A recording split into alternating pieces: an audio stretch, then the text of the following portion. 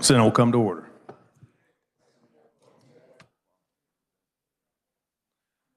Senators will be in their seats, and the clerk will call the roll.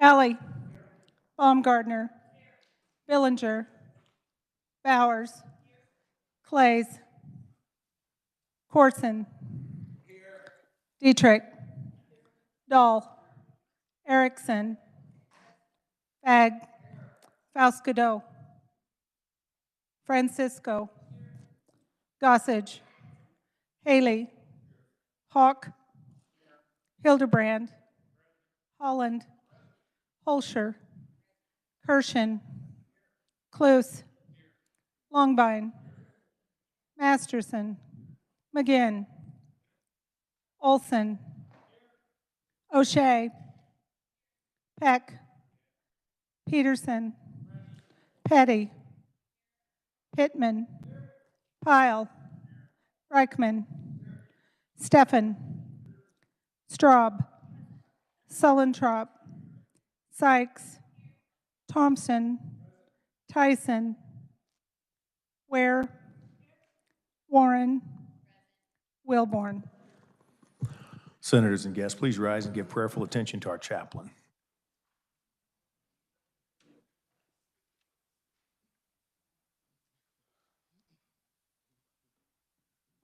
Please join me in prayer.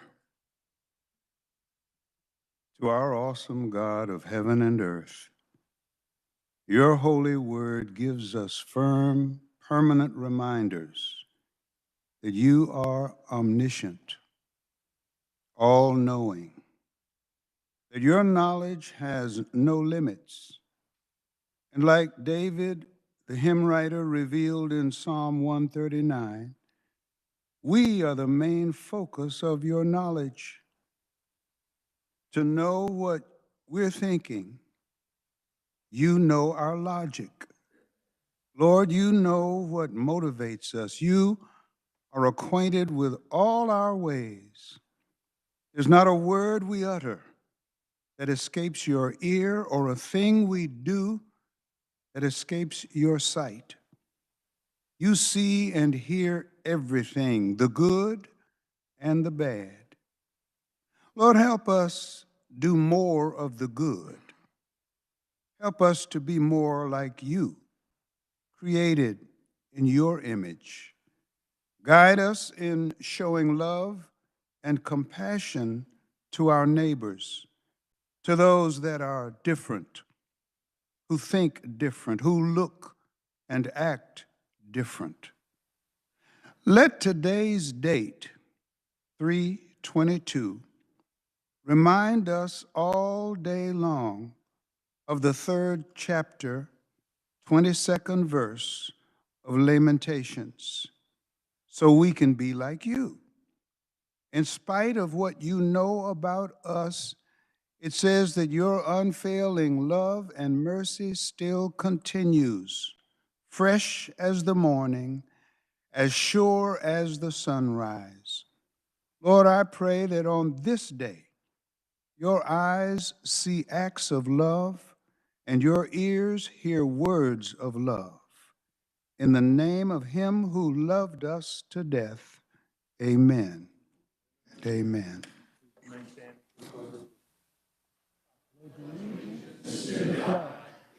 United States of America, and to the republic for which it stands, one nation, under God, indivisible, with liberty and justice.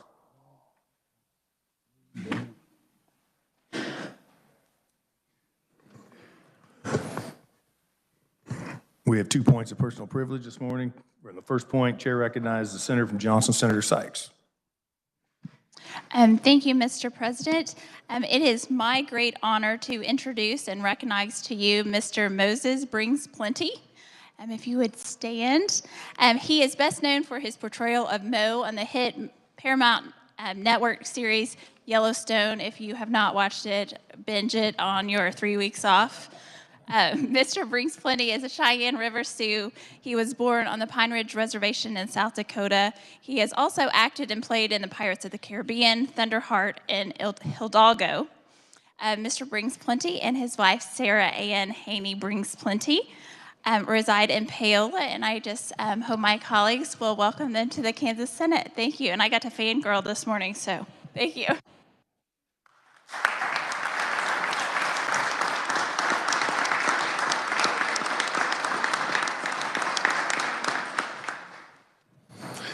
Welcome to the Kansas Senate. We're honored to have you here. Second point of personal privilege, Chair recognizes the Senator from Leavenworth, Senator Pittman. Thank you, Mr. President. It's my distinct honor today to bring the family or the individual that I've hosted this year as part of the International Officer Program in Fort Leavenworth. I'm going to go ahead and read the words. It's a little longish, about 5 paragraphs, a little longer than I usually speak, but it tells a good story here. So today we recognize Lieutenant Colonel Frank Obermeyer, active duty officer in the German Army with a history in armor, that's tanks. Having served in the Allied combat theaters of Afghanistan and Iraq as an ally, who has come to Fort Leavenworth after serving on assignment in NATO headquarters in Brussels, Belgium. He's here with his wife Ann and daughters Lena and Emma for the next year. They attend the American Command and General Staff College for 1 year, developing expertise and skill sets necessary for the effective management of German national forces in rapport with the U.S. military forces. Fort Leavenworth CGSC has operated since 1895.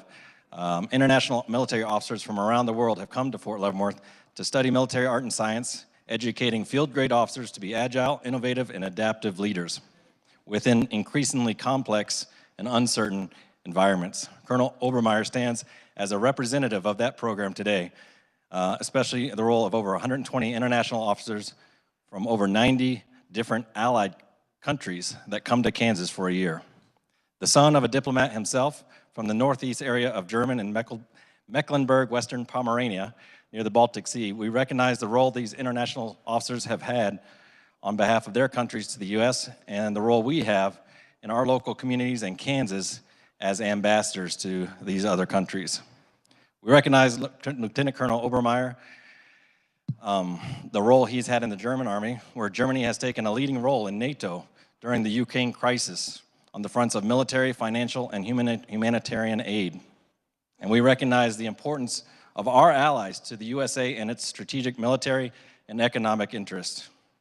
So today, as we stand symbolically together to recognize Colonel Obermeyer and the international officers in Fort Leavenworth CGSC 2022 class, we reaffirm here in Kansas our support of our international allies as we stand together as nations to promote freedom and build a better global future for all our kids. Can we please give a round of applause for my guest here?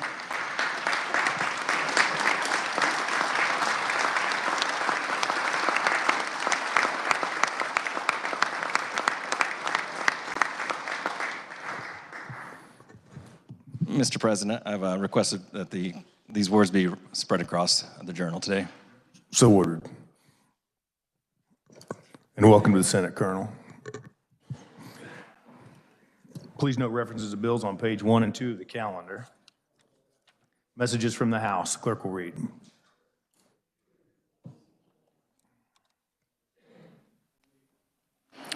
The House non-concurs in Senate amendments to S-Sub for HB 2361, request a conference, and has appointed Representatives Owens, E. Smith, and Heiberger as conferees on part of the House. The House non-concurs in the Senate amendments to S-Sub for HB 2057, request a conference, and has appointed Representatives Barker, Arnberger, and L. Ruiz as conferees on part of the House. The House non-concurs in Senate amendments to HB 2087, request a conference, and has appointed Representatives Barker, Arnberger, and El Ruiz as conferees on the House. The House non-concurs in the Senate amendments to HB 2005, request a conference, and has appointed Representatives Highland, Orr, and Vaughn as conferees on part of the House. The House non-concurs in Senate amendments to S-Sub for HB 2262, request a conference, and has appointed Representatives Landwehr, Epley, and Esrez as conferees on part of the House. The House non-concurs in the Senate amendments to HB 2109, request a conference, and has appointed Representatives Patton, Ralph, and Carmichael as conferees on part of the House. The House non-concurs in Senate amendments to HB 2387, request a conference, and has appointed Representatives Patton, Ralph, and Carmichael as conferees on part of the House. The House non-concurs in Senate amendments to HB 2508, request a conference, and has appointed Representatives Patton, Ralph, and Carmichael as conferees on part of the House. The House non-concurs in Senate amendments to HB 2075, request a conference, and has appointed Representatives Patton, Ralph, and Carmichael as conferees on part of the House. The House non-concurs in Senate amendments to HB 2478, request a conference, and has appointed Representatives Prowl, Delperdang, and Helgerson as conferees on part of the House. The House non-concurs in Senate amendments to HB 2540, request a conference, and has appointed Representatives Clark, Ellis, and Weigel as conferees on part of the House. The House non-concurs in Senate amendments to HB 2136, request a conference, and has appointed Representatives Johnson, Croft, and Neighbor as conferees on part of the House. On a motion to accede, the chair recognizes Senator from Johnson, Senator Olson. Thank you, Mr. President. I move the Senate accede to the request of the House for conference on House Bill 2005. You've heard the motion. All those in favor say aye. Opposed, no. This conferees on part of the Senate. Chair appoints Senator from Johnson, Senator Olson, Senator from Cherokee, Senator Hildebrand, Senator from Sedgwick, Senator Fauskido. We'll continue on a motion to accede. Chair recognizes again Senator from Johnson, Senator Olson. Thank you, Mr. President. I move the Senate accede to the request of the House for a conference on House Bill 2057. You heard the motion. All those in favor say aye. Opposed, no. Motion passes. Conferees on part of the Senate. Chair appoints Senator from Johnson, Senator Olson, Senator from Cherokee, Senator Hildebrand, Senator from Sedgwick, Senator Fauskido. On a motion to accede, Chair recognizes Senator from Johnson again, Senator Olson. Thank you, Mr. President. I move the Senate accede to the request of the House for a conference committee on House Bill 2540. You've heard the motion. All those in favor say aye. Opposed, no. Motion carries. As conferees on part of the Senate, Chair appoints Senator from Johnson, Senator Olson, Senator from Cherokee, Senator Hildebrand, Senator from Sedgwick, Senator Fauskido. On a motion to accede, Chair recognizes Senator from Sherman, Senator Billinger, on 2087. Thank you, Mr. President. I move the Senate accede to the request of the House for a conference on House Bill 2087. You've heard the motion. All those in favor say aye. Opposed, no. Motion carries. As conferees on part of the Senate, Chair appoints Senator from Sherman, Senator Billinger, Senator from Saline, Senator Clays, Senator from Riley, Senator Hawk. On a motion to accede, Chair recognizes Senator from Cherokee, Senator Hildebrand, on 2262. Thank you, Mr. President. I move the Senate accede to the request of the House for a conference on House Bill 2262. You've heard the motion. All those in favor say aye. Opposed, no. Motion carries. Conferees on part of the Senate. Chair appoints Senator from Cherokee, Senator Hildebrand, Senator from Johnson, Senator Gossage, Senator from Wyandotte, Senator Petty. On 2136, on a motion to accede, Chair recognizes the Senator from Lyon, Senator Longbine. Thank you, Mr. President. I move the Senate accede to the request of the House for a conference on 2136. Heard the motion. All those in favor say aye. Opposed, no. Motion carries. On part of the Senate, Chair appoints Senator from Lyon, Senator Longbine, Senator from Butler, Senator Fagg, Senator from Johnson, Senator Holscher.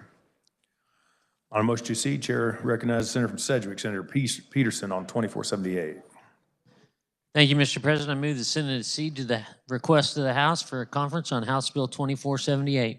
You've heard the motion. All those in favor say aye. Aye. Opposed, no. Motion carries. On the point of this, a part of the Senate, Chair appoints Senator from Sedgwick, Senator Peterson, Senator from Saline, Senator Clays, Senator from Riley, Senator Hawk. On a motion to accede, Chair recognizes Senator from Johnson, Senator Warren, on 2075. Thank you, Mr. President. I move the Senate accede to the request of the House for a conference on House Bill 2075. You heard the motion. All those in favor say aye. Opposed, no. Motion carries. As conferees on part of the Senate, Chair appoints Senator from Johnson, Senator Warren, Senator from McPherson, Senator Wilburn, Senator from Wyandotte, Senator Haley. On a motion to accede, Chair recognizes again Senator from Johnson, Senator Warren. Thank you, Mr. President. I move the Senate accede to the request of the House for a conference committee on House Bill 2109. You've heard the motion. All those in favor say aye. Opposed, no. Motion carries. Conferees on part of the Senate. Chair appoints Senator from Johnson, Senator Warren, Senator from McPherson, Senator Wilborn, Senator from Wyandotte, Senator Haley. Again, on a motion to accede, Chair recognizes Senator from Johnson, Senator Warren. Thank you, Mr. President. I move the Senate accede to the request of the House for a conference committee on House Bill 2361. You've heard the motion. All those in favor say aye. Opposed, no. Motion carries. Ms. Comfrey's on part of the Senate. Chair appoints Senator from Johnson, Senator Warren, Senator from McPherson, Senator Wilburn, Senator from Wyandotte, Senator Haley. Again, on motion to cede, Chair recognizes Senator from Johnson, Senator Warren. Thank you, Mr. President. I move the Senate accede to the request of the House for a conference on House Bill 2387. You've heard the motion. All those in favor say aye. Opposed, no. Motion carries. Ms. Comfrey's on part of the Senate. Chair appoints Senator from Johnson, Senator Warren, Senator McPherson, Senator Wilburn, Senator from Wyandotte, Senator Haley. And one more time, Chair recognizes the Senator from Johnson, Senator Warren, on a motion to accede. Thank you, Mr. President. I move the Senate accede to the request of the House for a conference on House Bill 2508. You've heard the motion. All those in favor say aye. Opposed, no. Motion carries. Part of the Senate, Ms. Comfrey's Chair appoints Senator from Johnson, Senator Warren, Senator from McPherson, Senator Wilburn, Senator from Wyandotte, Senator Haley. We're now ready for final action. On this roll call, we will take the following.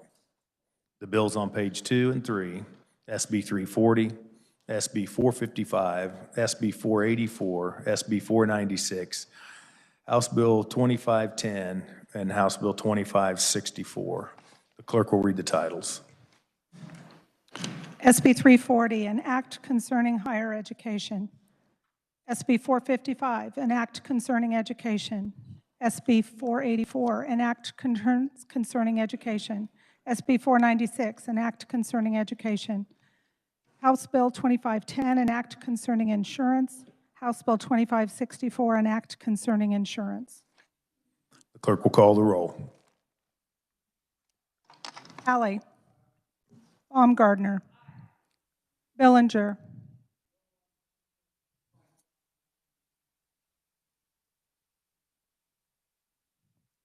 Bowers.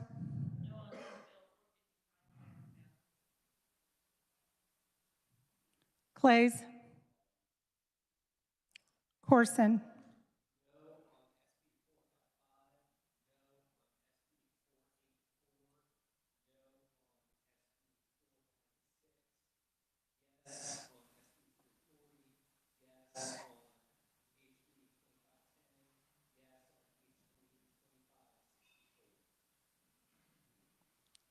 Dietrich.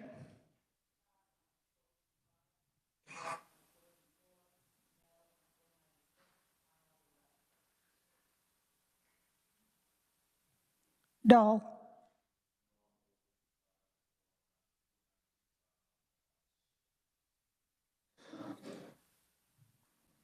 Erickson. Bag. Faust-Godot. No on Senate Bill 455, no on Senate Bill 496, no on Senate Bill 484, and aye on the balance. Francisco.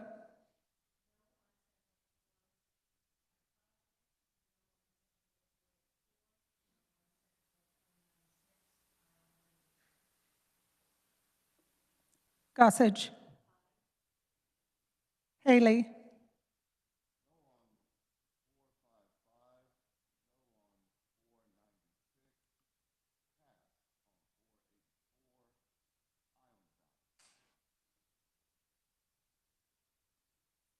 Hawk.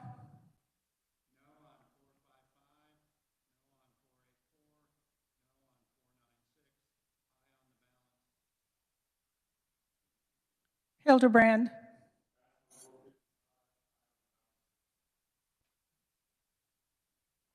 Holland.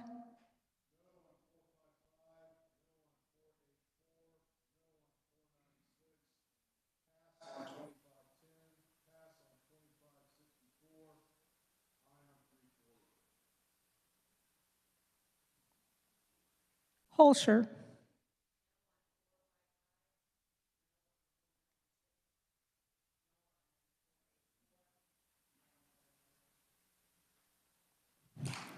Kirshen.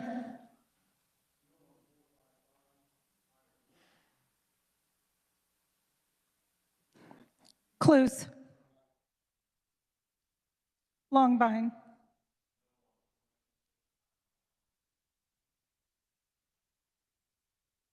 Masterson. McGinn, Olson, O'Shea,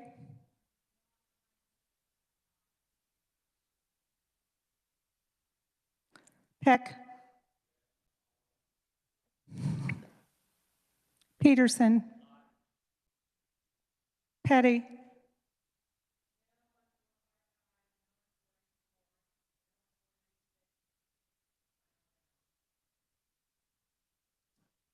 Pittman,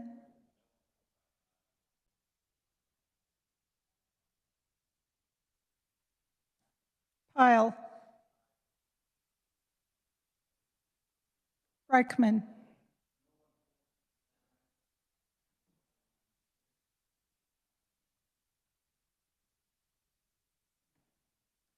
Steffen,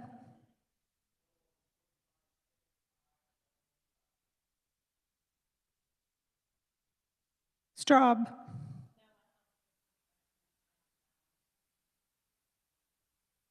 Sullentrop,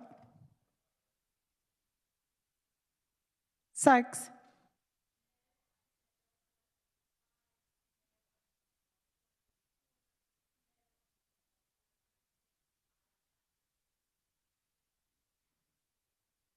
Thompson,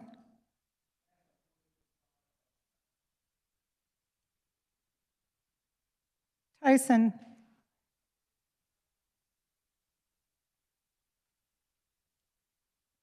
Ware,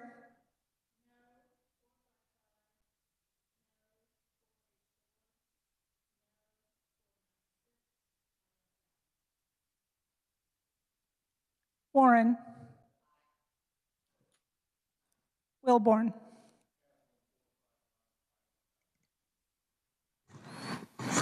Has every senator had an opportunity to vote? Does any senator wish to explain their vote? Senator from Johnson, Senator Sykes. Thank you, Mr. President. I would like to explain my vote on Senate Bill 496, and I will just submit written comments on 484 and 455. The Parents' Bill of Rights capitalizes on national figures' successful manipulation of parents' anxieties around learning and growing by suggesting that our public schools, which are subject to strict oversight by the state, are hiding nefarious materials used to brainwash our children. Really, this is a list of demands modeled after national legislation that co-opts civil rights language in order to undermine our public school teachers and districts that teach and care for Kansas kids. In the committee hearing on this bill, I asked for Kansas examples that this bill addresses, and Kansas public school parents that believe that this is an urgent problem facing our schools. I have not received a single response to that request.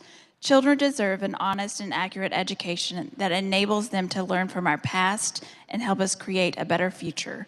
And politically motivated legislators have no business stoking fears that they will lead to further legislation undermining that goal. I would like my comments spread on the So journal. ordered. Senator from Leavenworth. Thank you, Mr. President. Competitive high school and college sports are already regulated by KSHA and the NCAA to address trans athletes in competition. And we should observe and evaluate their leadership as they develop rules that help keep women's sports competitive and fair, especially at these competitive levels. Senate Bill 484, however, has been constructed to divide voters. This bill unfairly targets elementary kids all the way down to kindergarten and originally contained genital inspections, which goes too far for me. It targets a population in broad strokes that is at higher risk of suicide. It has economic risks for Kansas with regard to factoring against us for NCAA, FIFA, and other tournaments. This bill on transgender athletes was a solution in search of a problem here in Kansas. We've not had a problem here, and we should look for better frameworks to deal with this issue. I'd like those words spread across the journal. So ordered. Senator from Douglas, Senator Holland. Mr. President, thank you. My explanation vote for Senate Bill 484. Mr. President, the Kansas legislature needs to stop bullying transgender kids. I vote no on SB 484. Senator from Douglas, Senator Francisco. Thank you, Mr. President. With their permission, I would like to join the comments from the other senator from Douglas and from the senator from Leavenworth on their comments on 484. So ordered. Senator from Johnson, Senator Holscher. Thank you, Mr. President. With his permission, I would like to join the remarks of the senator from Leavenworth on SB 484. And then I also have explanation of vote for SB 496. Ordered. I vote no on SB 496, known as the Parents' Bill of Rights. This bill was brought forward as a result of dark money groups working to undermine public schools and our teachers, and is not something actual parents of public school children have requested. Through discussions regarding this bill and others that are concerning, it has become apparent there's a huge disconnect between the reality of what happens in our public schools and the perspectives of our legislators. As the amendment I brought forward yesterday requiring a week of volunteer work in a public school was not added on, today I will issue a challenge. Can you do 2? In other words, can you volunteer for 2 days in a public school over our April break? Our break is a great time to get feedback from constituents and give back to the community. What better way to do that than by volunteering for 2 days in a public school? The only requirements are that 1 day has to be in an elementary school and not on a Friday because that's field trip day and that's just too easy. Bonus points for spending time with special needs children. I am happy to help you make connections with local public schools for your volunteer efforts. Do know you do have to pass a background check, so hopefully that's not an issue. Thank you. Senator from Sedgwick, Senator Erickson. Thank you, Mr. President. Can we get a preliminary vote count on 455, please?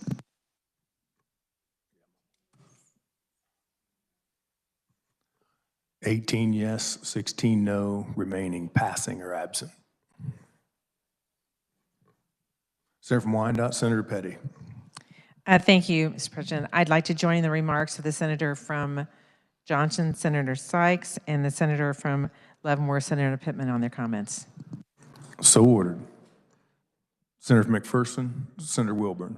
Thank you, Mr. President. If this is the appropriate time, I'd like to change my vote from pass to aye on 455. Very good. Are there further explanations? Senator from Wyandotte, Senator Haley. Thank you, Mr. President. I'd like to explain my vote on 484, my pass, if I could. Mr. President, I vote again to pass this year for the ban on transgender women in women's sports. You know, our great state of Kansas can ill afford the stigma which will be conferred on ours and other jurisdictions that are deemed so regressive, insensitive, and politically incorrect. Further, I predict that the future, when we look back on this vote and this time, those of us who instituted it will be deemed Neanderthal in our thinking and absolutely regressive in thought as society moves forward. And though I've always believed and fought for equality and inclusion for all people, I think that's my hallmark. I am at my heart an avowed feminist, despite some ingrained courtesies that I've afforded to women, biological or transgender, such as holding open the door or other things. I believe that most women, all women, are equal to me, if not better, and should not be subjected to any acknowledged superiority in our society through our gender-dominated society, through those customs or on fields of play. Also, Mr. President, my record for supporting the rights of the LGBTQ community is without equal in this chamber. During the debate on various issues, be it a bathroom bill, be it the marriage bill, there was no one who was more active in supporting the rights and inclusion for all people, again. But the first time that I see a women's boxing match that will be held and a transgendered woman hits a biological woman in the face, it's going to go against everything that I hold in my core soul and that I believe deep down. There are physical differences that maybe one day science will be able to help us discern, perhaps. But until that time, I'm neutral on this. I remain a pass, and I'd like my remarks to be spread on the journal. The first 200 words. So ordered. Senator from Lynn, Senator Tyson. Thank you, Mr. President. Pass to I on 455. Senator from Miami, Senator Baumgartner. Thank you, Mr. President. It's early in the day. I'd like a call of the Senate. Call of the Senate requires 5 hands. There are 5 hands for the call. Seeing 5 hands, calls in order. Sergeants will close the doors. Clerk will call the roll.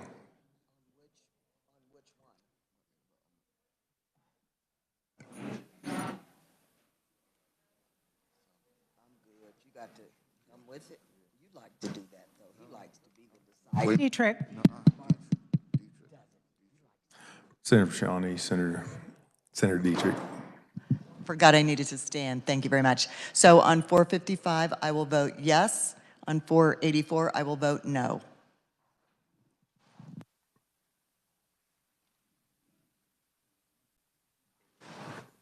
Haley. Senator from Wyandotte, Senator Haley. Could we have a preliminary count on 484, please? 27 in favor, 11 opposed.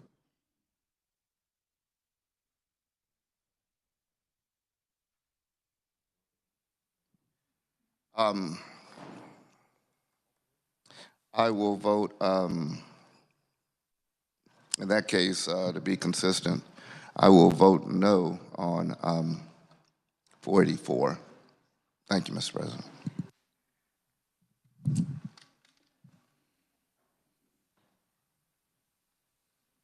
Hildebrand.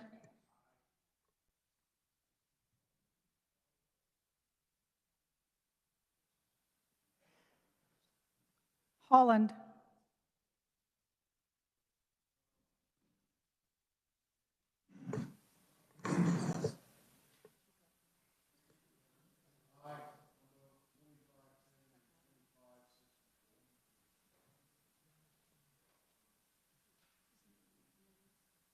McGinn. Reichman.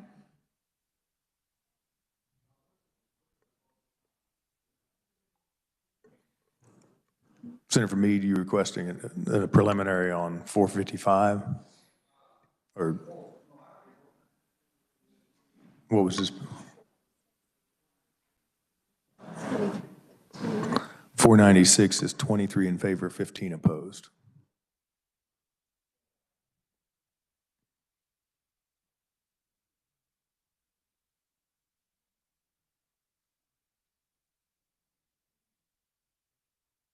Thompson.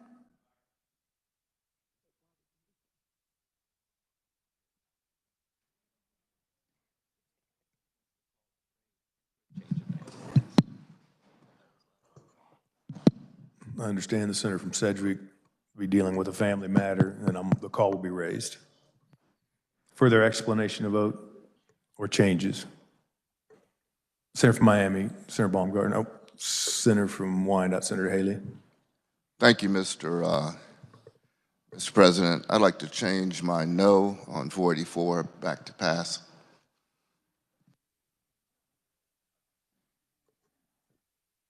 Afraid that's not allowable.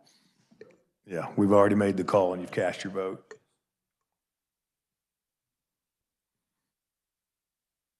Senator from Brown, Senator Pyle. Thank you, Mr. President. I'm not going to submit an explanation, but on 484, just a comment.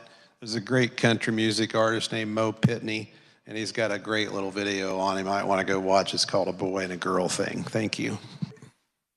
Senator from Miami, Senator Baumgartner.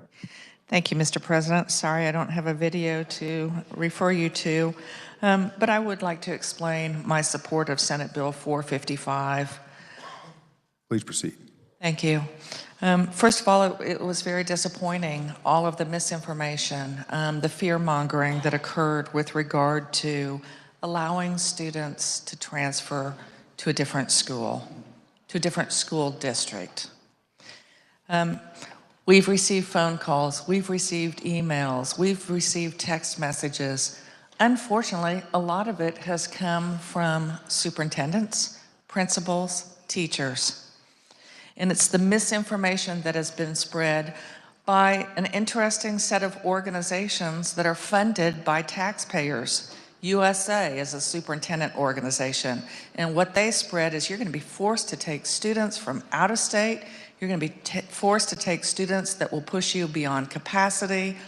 You're going to be forced to transport kids from out of your district into your district. None of those are true. You know, today in the state of Kansas, an out-of-state student can attend an in-state, one of our school districts, and the state of Kansas will fund that student as a 0.5. Already happening in our border states. We have established in this bill, we codified a practice that's being done by some of our school districts, allowing neighboring students to attend.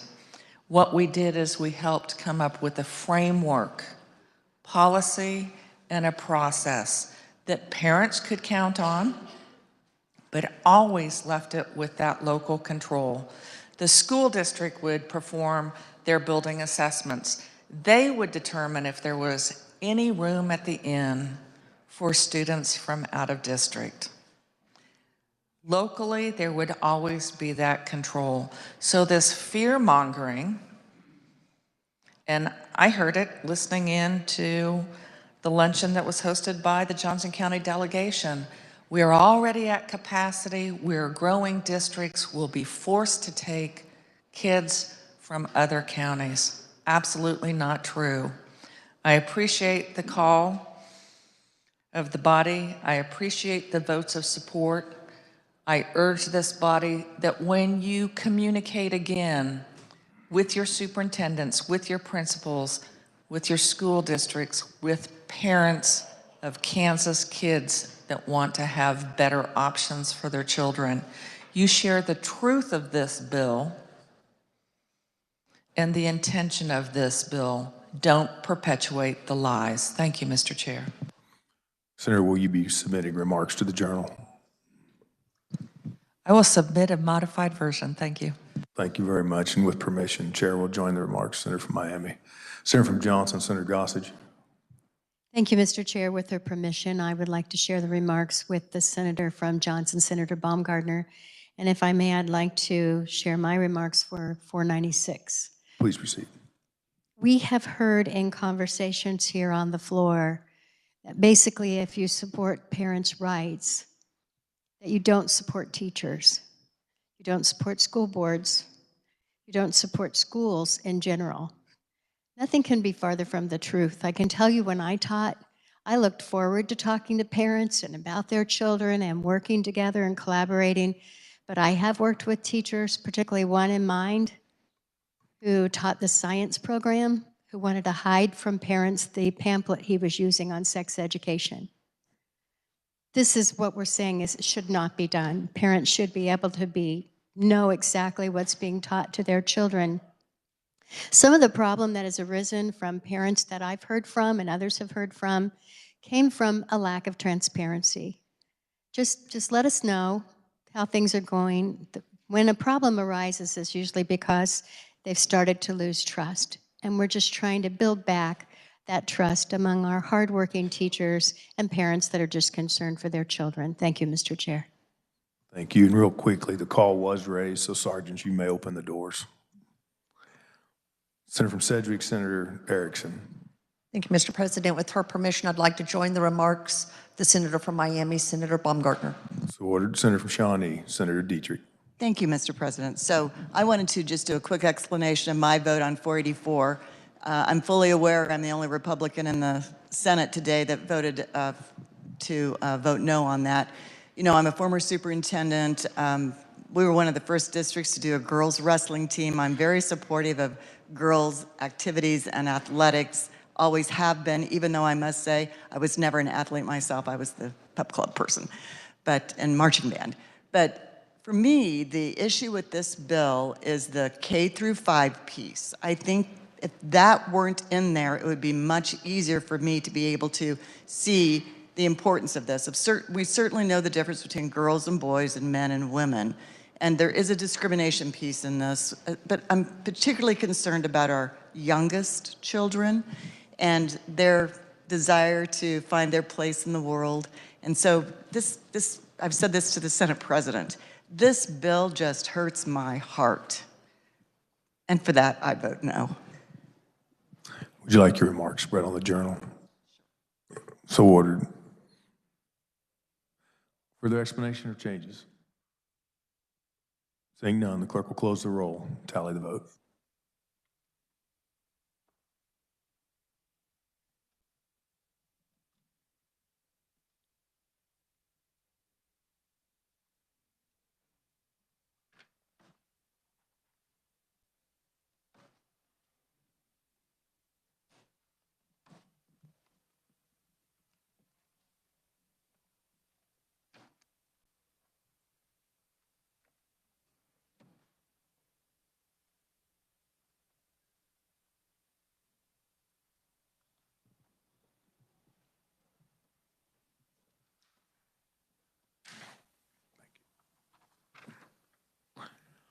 Thirty-nine having voted in favor and none against the passage of SB 340. 23 in favor and 16 against 455.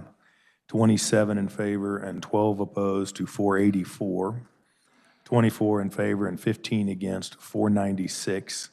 37 in favor and 2 against House Bill 2510. 39 in favor and 0 against House Bill 2564. These measures, having received the required constitutional majority, are hereby declared passed.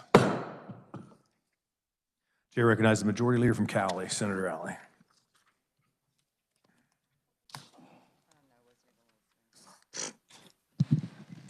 Thank you, Mr. President.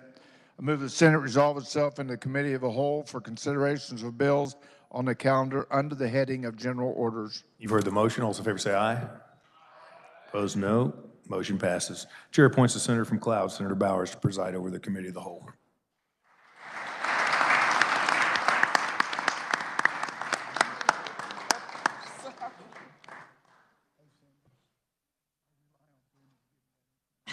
I wasn't even writing.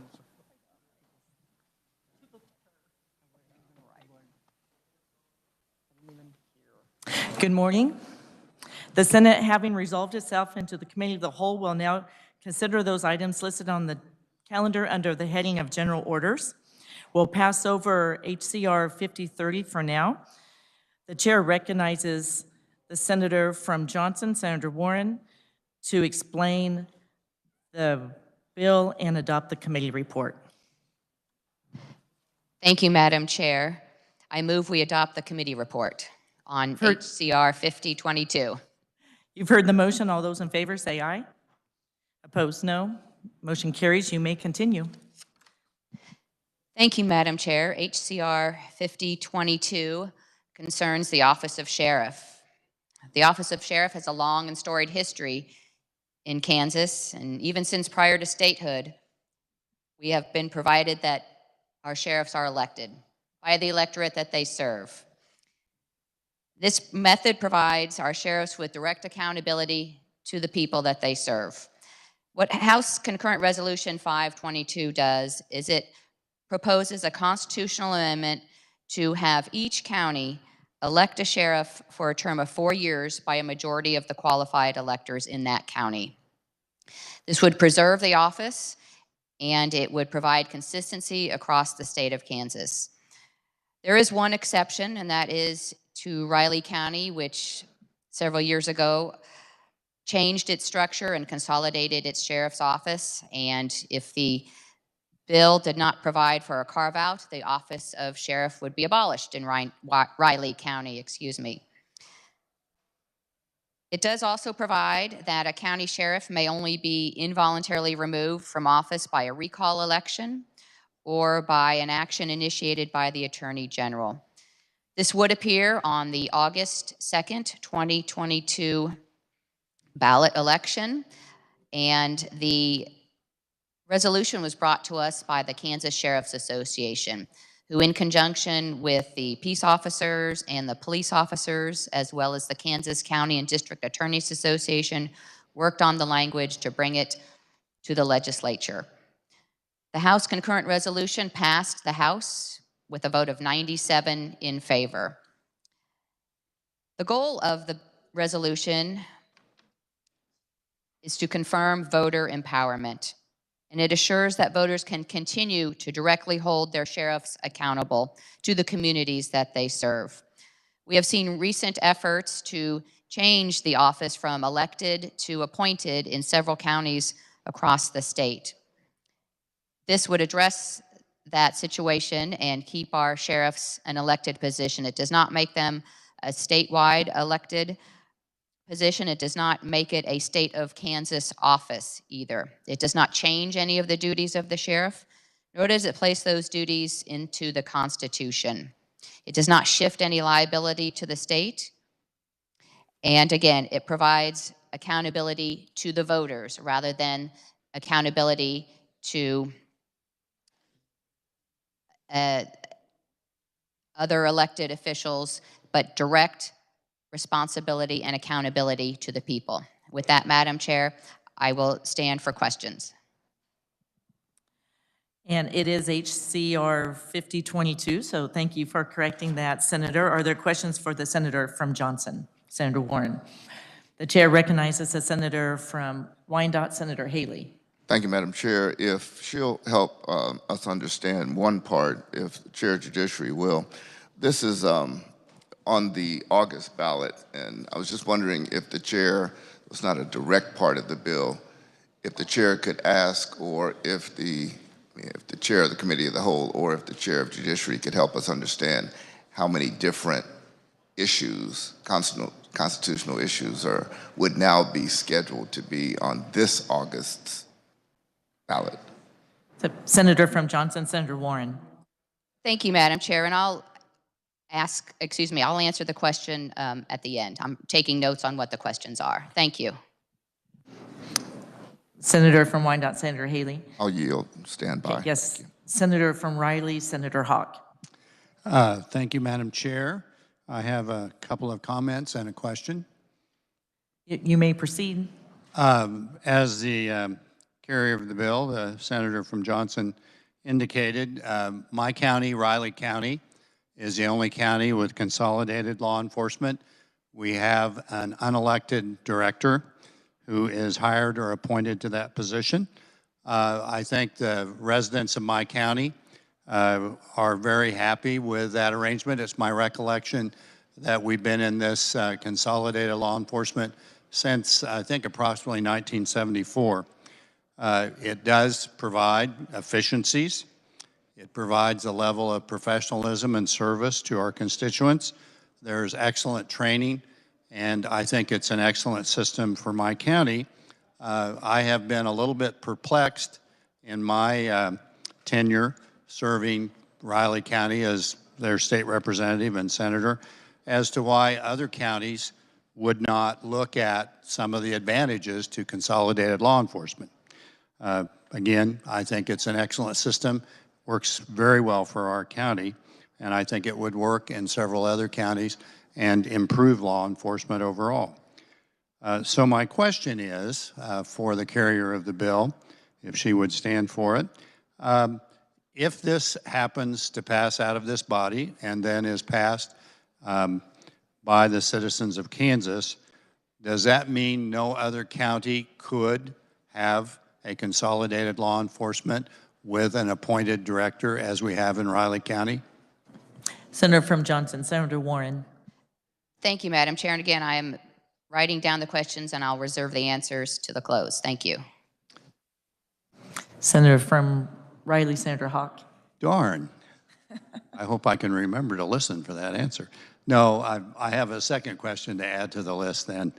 And that is, could another county who would see the wisdom of consolidation and want to follow in the excellent footsteps of Riley County, should this pass, and if the answer to other question is no, could they have a consolidated law enforcement with an elected sheriff heading up that consolidated law enforcement? So please put that on your list also. And depending on the answers to those questions, I don't think I will be able to vote for this resolution or constitutional amendment because I would challenge other counties to look at improving their law enforcement and following the model that has worked so well in Riley County. Thank you, Madam Chair. Senator from Douglas, Senator Francisco. Thank you, Madam Chair. I've appreciated the questions that have been asked, and but also would appreciate hearing those answers in case they trigger other concerns. So if they're not answered before the close, I would be concerned that we aren't having an open debate.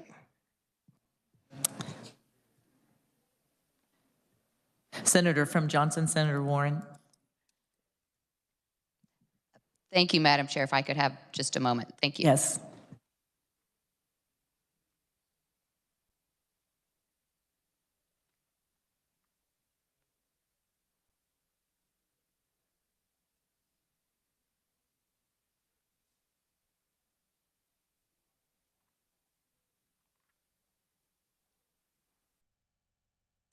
Senator from Johnson, Senator Warren. Thank you, Madam Chair. I don't think there was a question there, but I'm not sure if there was a question. Senator from Douglas, Senator Francisco. Thank you, Madam Chair. I will state that in the form of a question. Would the carrier of the bill be willing to answer the questions that have been asked before the close so that we can continue to have a thorough debate? Senator from Johnson, Senator Warren. Thank you, Madam Chair. The questions posed so far have been how many amendments would be on the ballot in August. Well, the session isn't concluded yet, so we have other amendments to debate. Right now, there is one amendment on the ballot in August, and only one. This, if it were to be adopted by the body, would be on the August 2nd, 2022 ballot. And counties could consolidate. They would have to keep the sheriff elected, however. And I think that would be the sum of the questions so far. Senator from Douglas, Senator Francisco. Thank you. I appreciate that very much. Is the date of August 2nd, 2022 different from what was adopted by the House? Senator from Johnson, Senator Warren. Thank you, Madam Chair. It is. Senator from Douglas, Senator Francisco. Thank you, Madam Chair. Then my guess would be that this might go to a conference committee and that date decided rather than have it established simply by the Senate position. Thank you very much. Senator from Riley, Senator Hawk. Thank you, Madam Chair. I did get another question triggered, and I appreciate the carrier of the bill providing that answer. So could I ask another question? You go ahead. Okay. I do appreciate the carve-out for Riley County. Again, to repeat several times, we really like our system of consolidated law enforcement. If Riley County might choose to go to an elected position at some time in the future, does that mean that Riley County would no longer be carved out and that we would then from there on forward have to elect our director? And then I'll have another follow-up question to that. Senator from Johnson, Senator Warren. Thank you, Madam Chair. If Riley County opts to change its structure and change it to the sheriff elected position, it would remain that. There would be no option to go back to what Riley County currently has. Senator from Riley, Senator Hawk. Thank you for that answer. I don't like that answer, but I understand. So if Riley County had an election and instead of electing a sheriff, elected the director, would that be going backwards Or would that be an exception, or would that be considered a sheriff even though we didn't call them a sheriff? Senator from Johnson, Senator Warren.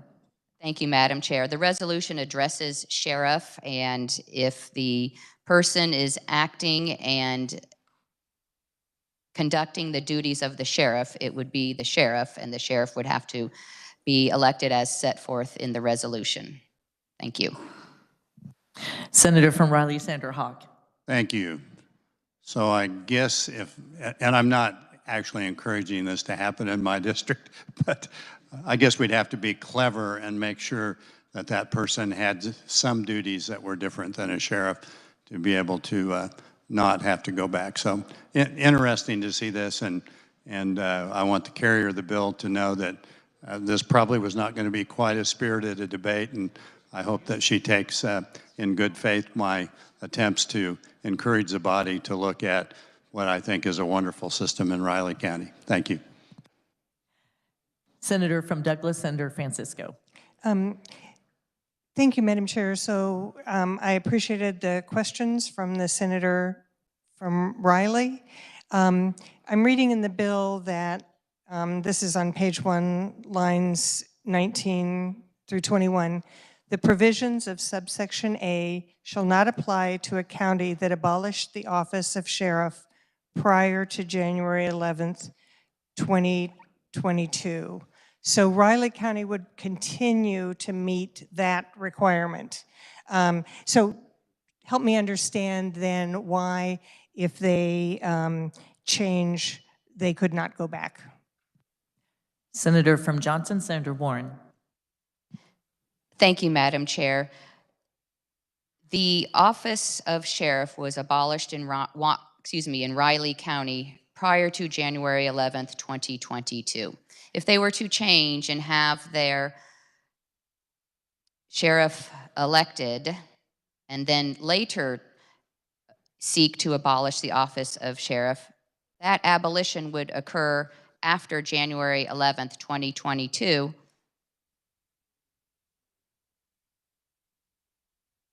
And would be prohibited.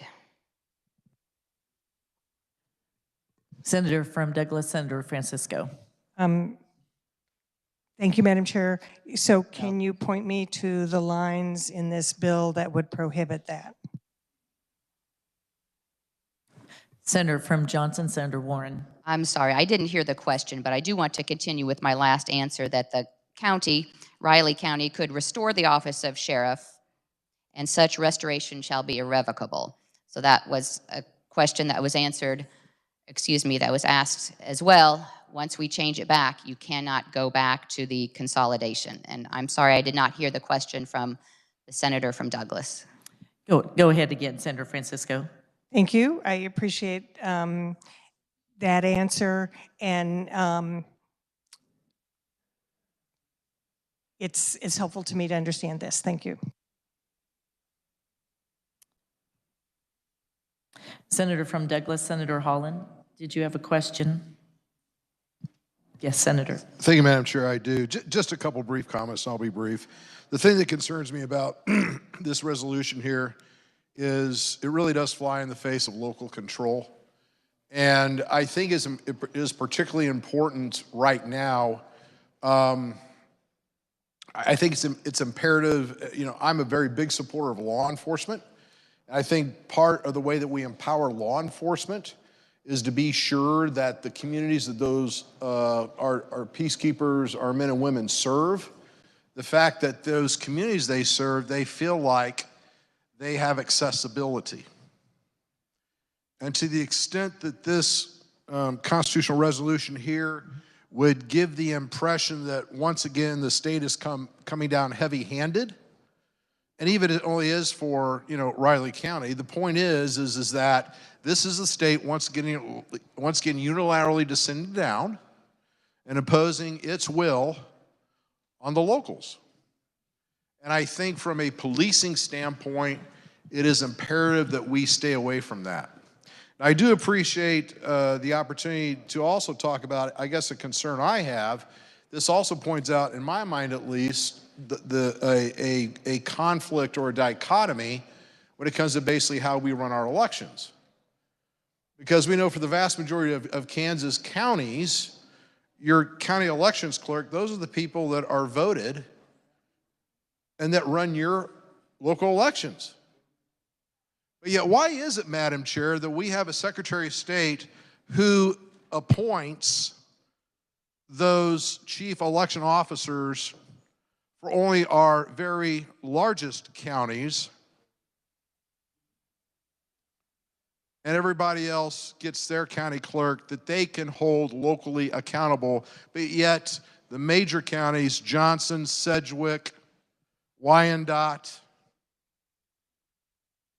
and others, those counties, they don't have a say in who runs their election. And quite honestly, Madam Chair, I get really concerned when I hear basically national news about, national political organizations calling into, Secretary of State's offices, trying to cajole, harass, whatever, to affect election, basically, determinations of outcomes.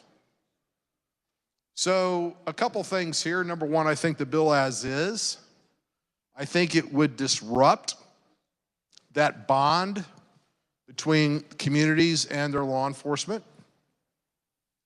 And number two, we need to be consistent and look at our election officials for all counties.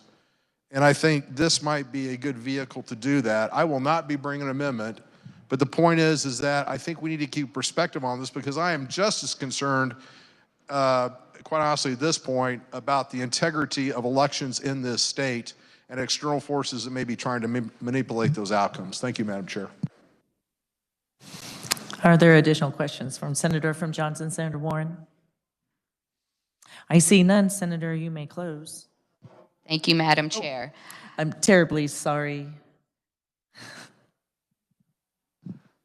Senator from Wyandotte, Senator Haley. Yes, I requested an amendment to this in lieu of the discussion, Madam Chair. Full disclosure, it's looking at the balance of the elections. So if possible, could we pass over? That would be offered later. It's per the discussion that we Point of had. order, Madam Chair. I was closing.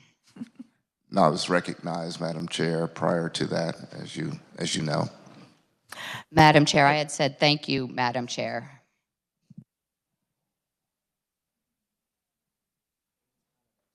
I was standing. Yes, sir. We're going to see right now, Jason. Sir?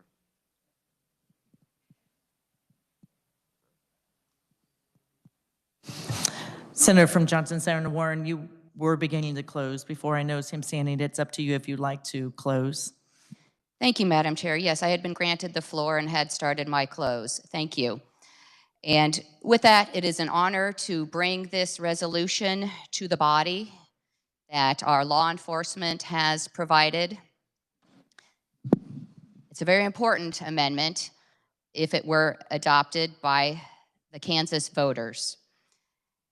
If it were to be adopted by this body, we are not voting to elect the sheriffs. We are simply voting to let the voters of Kansas have a say whether their sheriffs will be elected. We've heard questions about local control. I can't think of a better way to provide for local control than to let our local counties directly elect their sheriff. We've heard the goal is from our sheriffs, consistency throughout the state of Kansas, and confirm voter empowerment. This resolution had broad bipartisan support in the House by the duly elected legislators across the state of Kansas who have said, yes, give the voters of Kansas an opportunity to vote on this. Put this on their ballot and let them have a say. So with that, Madam Chair, I move that when the committee rises and it reports HCR 5022 favorably for adoption. You've heard the motion. All those in favor say aye. Aye. All those opposed, no. Motion carries. We'll now turn our attention to SCR 1621 and recognize the senator from Johnson, Senator Warren, to explain the bill.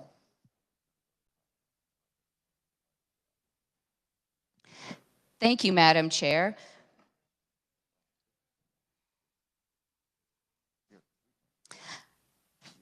SCR 1621 concerns a proposed constitutional amendment that would change the selection of our Supreme Court justices in Kansas.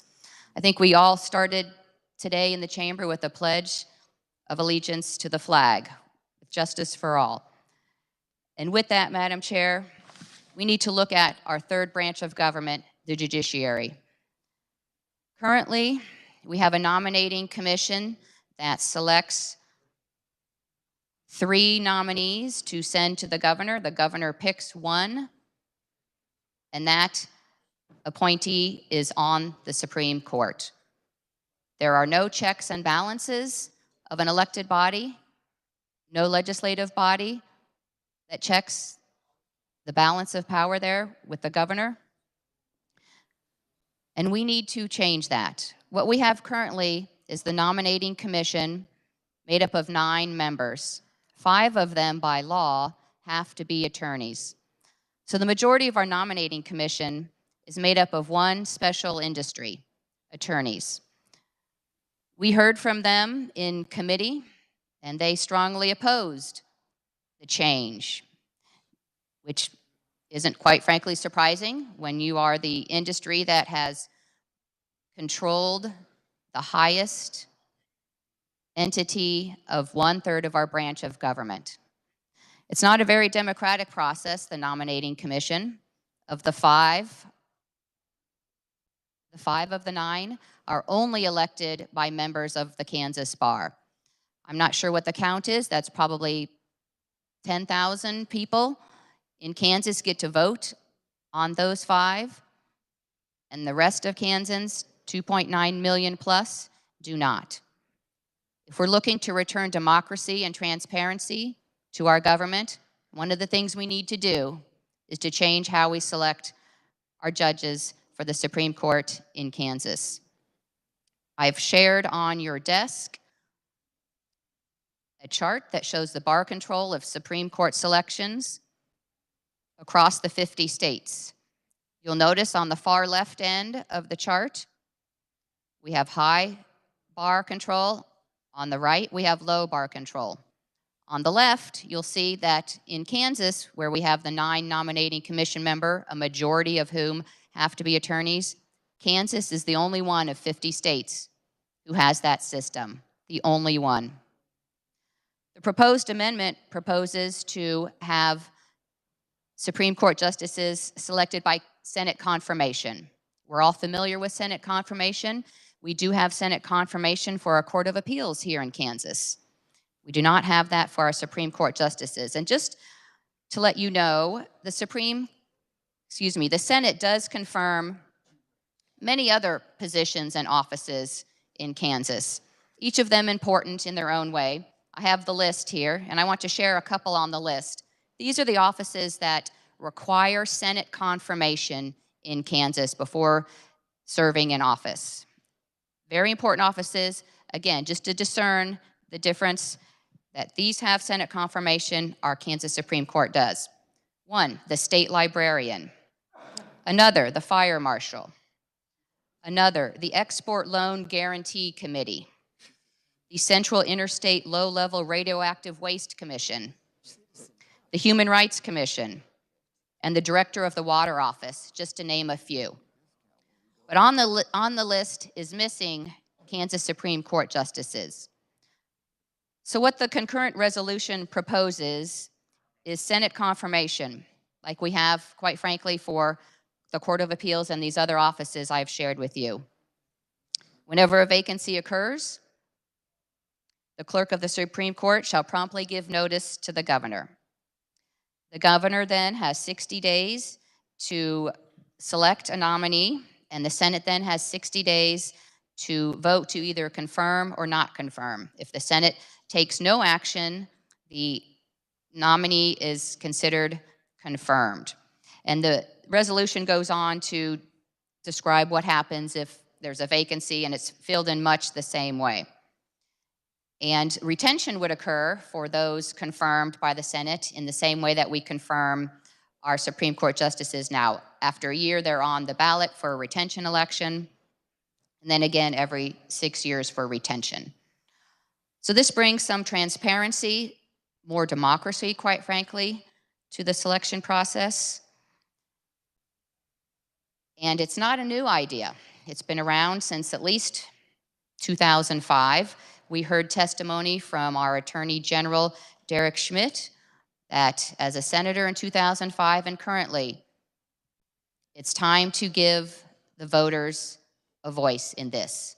Your vote yes in this body would be a vote yes to let the voters decide. You are not deciding what the system will be. You are simply letting the voters decide. Do they want the status quo or do they want something different? The something different would be Senate confirmation. That brings us to kind of the middle of the range of how the 50 states select their Supreme Court justices. You'll see on the chart we would be moving from the left side of the chart to the middle where we have the governor's nominee is confirmed. And let me tell you a little bit about the Senate confirmation process for our Court of Appeals. Since the Court of Appeals has had a Senate confirmation process since 2013, there have been 9 Senate confirmation hearings. Of those 9, I have presided and chaired over 5 of them. And of those 5, 1 was not confirmed, and the rest, we had a mix. We had a mix of which party they were from all across the board. And this, I think, is significant because if there were a model of how Senate confirmation should work, it is how your Kansas Senate has been operating. We have a governor of one party, a Senate of a majority different party, and yet the Senate has confirmed Court of Appeals justices from all different parties. That is how the system should work. It has been transparent. The questions have been in open committee for the public to see. We heard testimony that there were questions in the Nominating Commission. I'm going to read a few of them for you, such as,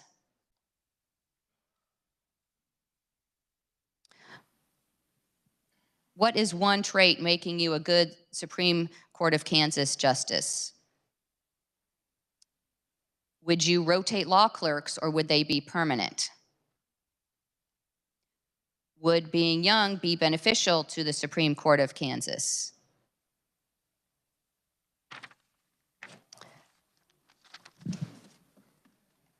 And one had ballet experience and was asked, will there be a Supreme Court of Kansas ballet show at some point?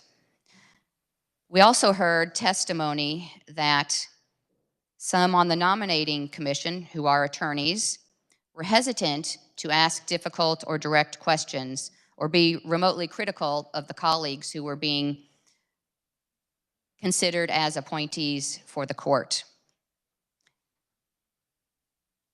We were told it was because the attorneys on the Nominating Commission might have to appear in front of that nominee if the nominee were appointed by the governor.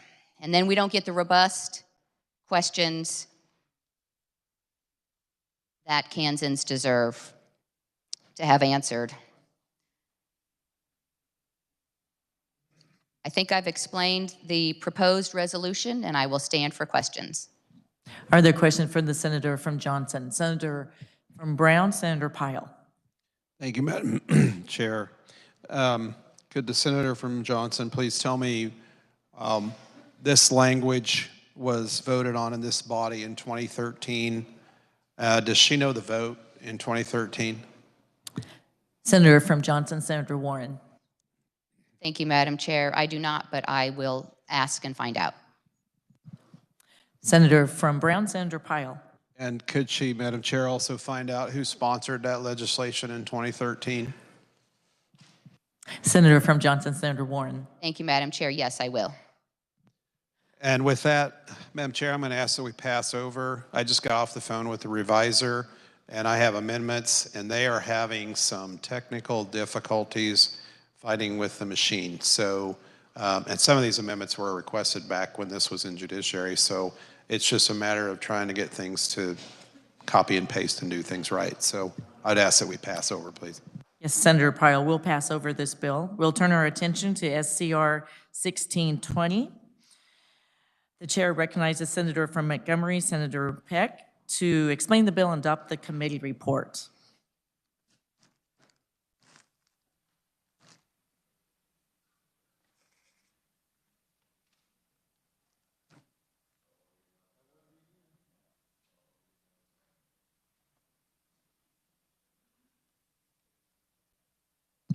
Thank you, Madam Chairman. I apologize. Senator Peck, if I may interrupt, we'll pass over this bill for the moment after you raced across the room.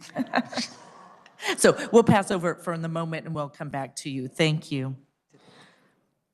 So we'll turn our attention to House Bill 2490. The chair recognizes the senator from Lyons, Senator Longbine, to explain the bill. Thank you, Madam Chair. Are you sure? I am absolutely positive. You go right ahead.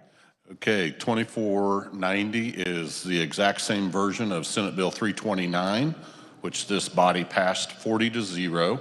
It deals with the ABLE Savings Program, and it makes it compliant with the federal Internal Revenue Code and mandatory federal regulations that were recently passed by the federal government. It deals with beneficiaries and account owners. As I said, this body considered it earlier, and we passed it 40-0. The House passed it 118-3, and there are no changes. I'll stand for questions. Are there questions for the senator from Lyons, Senator Longbine? Seeing none, you may close. Thank you, Madam Chair. I move that when the committee rises and reports, it reports House Bill 2490 favorable for passage. You've heard the motion. All those in favor say aye. Those opposed, no. Motion passes. We'll now turn our attention to House Bill 2559. The chair recognizes Senator from Sedgwick, Senator Christian, to explain the bill.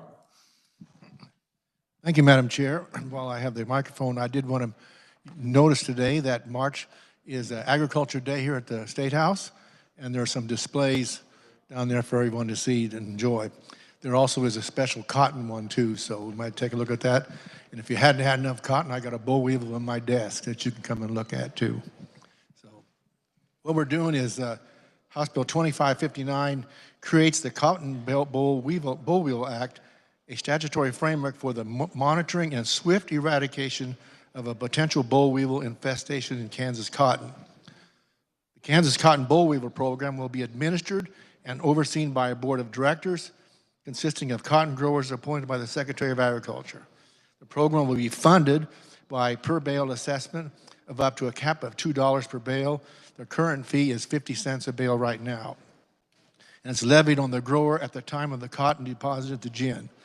The bill requires for prior notification before access to private property for the purpose of setting and monitoring traps and conducting inspections to identify any presence of boll weevils. In 2013, the state of Kansas had 27,000 acres of cotton planted. In 2020, there now is 195,000 acres of cotton, and it's continuing to increase. Because of that increase, we need to be proactive and be ready to fight off a boll weevil infestation before it gets out of our hand. Right now, we are in pretty good shape. In one other thing to matter, all of our surrounding states have a boll weevil monitoring program, and all of them are mandatory as far as their fees go.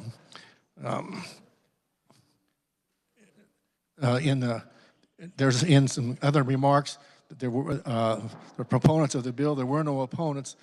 The Kansas Cotton Association, Kansas Cooperative Council, Kansas Farm Bureau, and the Department of Agriculture have jointly agreed on the policies found in House Bill 2559. With no state general fund dollars required or burdensome administration by a state agency, this bill is a proactive insurance measure for the industry to prevent boll weevil introduction into Kansas and protect cotton growers and cooperatives. With that, I'll stand for questions. Are there questions for the senator from Sedgwick, Senator Christian? The chair recognizes the senator from Douglas, Senator Francisco. Thank you, Madam Chair. And I was pleased to be able to be on the committee working this bill, and I also appreciate all the work from the chair. I think he explained this very well. It is a request from industry, but in fact, the committee got a lot of bills from the House, and I think it was 12:31 or 9:31 or a minute after even the committee was supposed to be dismissed when we were working this bill. So with that, I have an amendment. I've turned it in, and it's number 3676. Let's give a moment to pick it up, Senator Francisco. Would you like your amendment read, or can you explain it? I would like to explain it.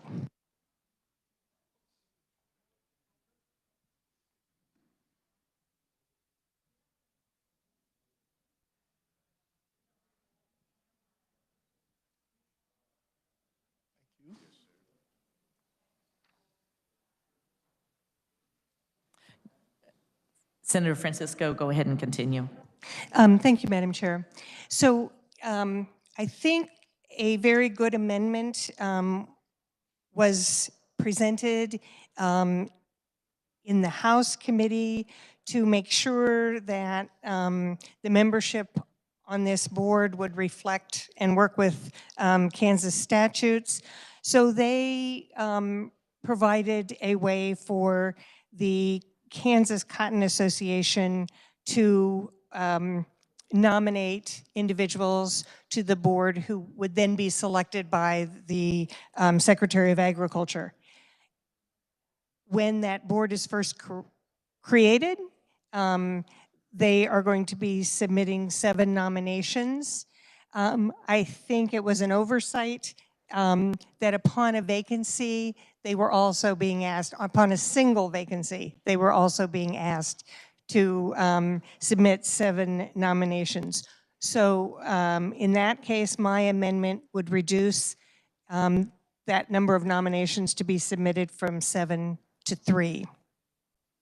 On page 3 of the bill, there's the requirement of notification for those individuals who may be going on the land to look for boll weevils or to set traps.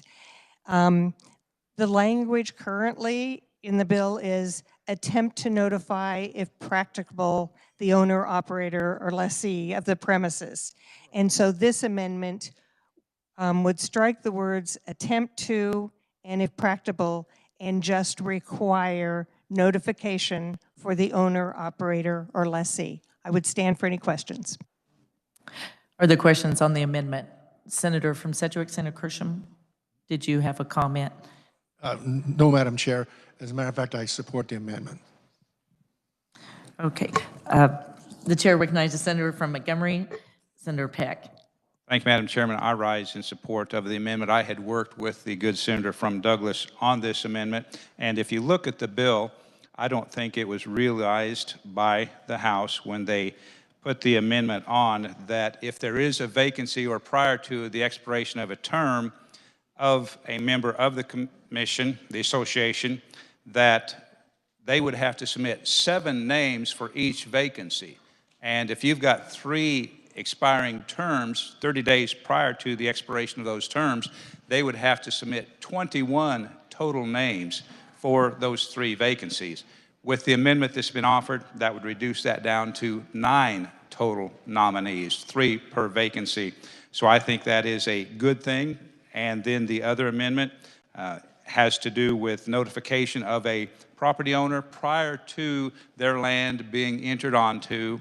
This would ensure that they are notified, not just that someone attempted to notify them, but they are fully aware prior to someone entering their land that they will have someone on their land. So again, I rise in support. I think these 2 changes are good changes, and I would ask support of the body. Thank you, Madam Chairman.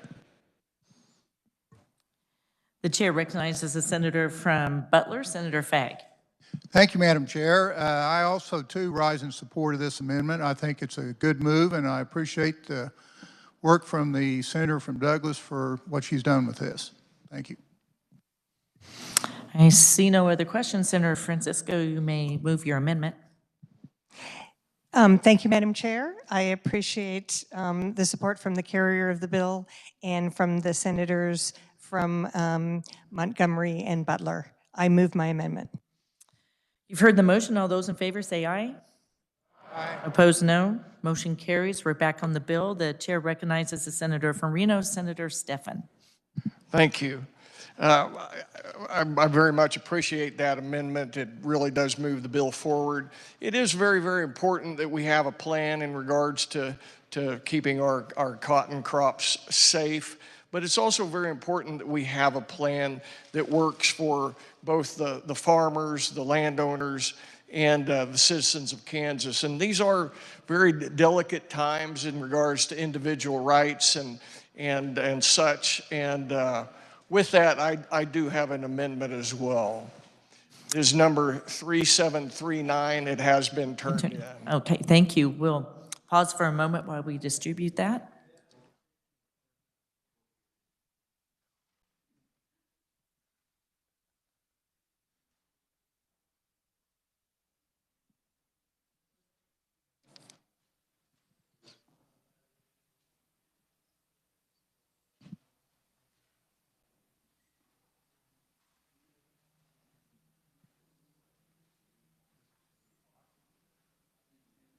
All right, you may continue, Senator Stephan. I would like to very briefly explain it, but then I'm gonna let it be read as well. Here, would you like your amendment read? Yes, but I'd like to give it a brief explanation first, if I could. Okay, yes, go ahead. Okay. Basically, what I'm trying to do here is create a refundable component to this.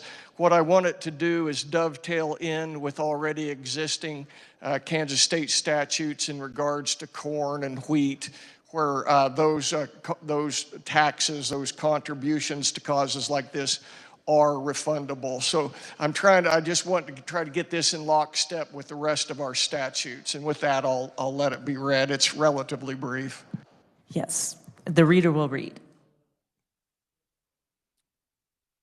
I move to amend House Bill 2559 as amended by House Committee on page 4 in line 3 after C by inserting, the board shall furnish to every first purchaser receipt forms that shall be issued by such first purchaser to the grower upon payment of such assessment. The form shall indicate the procedure by which the grower may obtain a refund of any such assessment, except a refund shall not be issued unless the amount of the refund is $5 or more. Within 1 year after any and all sales during such period, the grower may, upon submission of a request therefore to the board, obtain a refund in the amount of the assessments deducted by the first purchaser. Such request shall be accompanied by evidence of the payment of the assessments, and such evidence need not be verified. The board shall keep complete records of all refunds made under the provisions of this section. Records of refunds may be destroyed 2 years after the refund is made.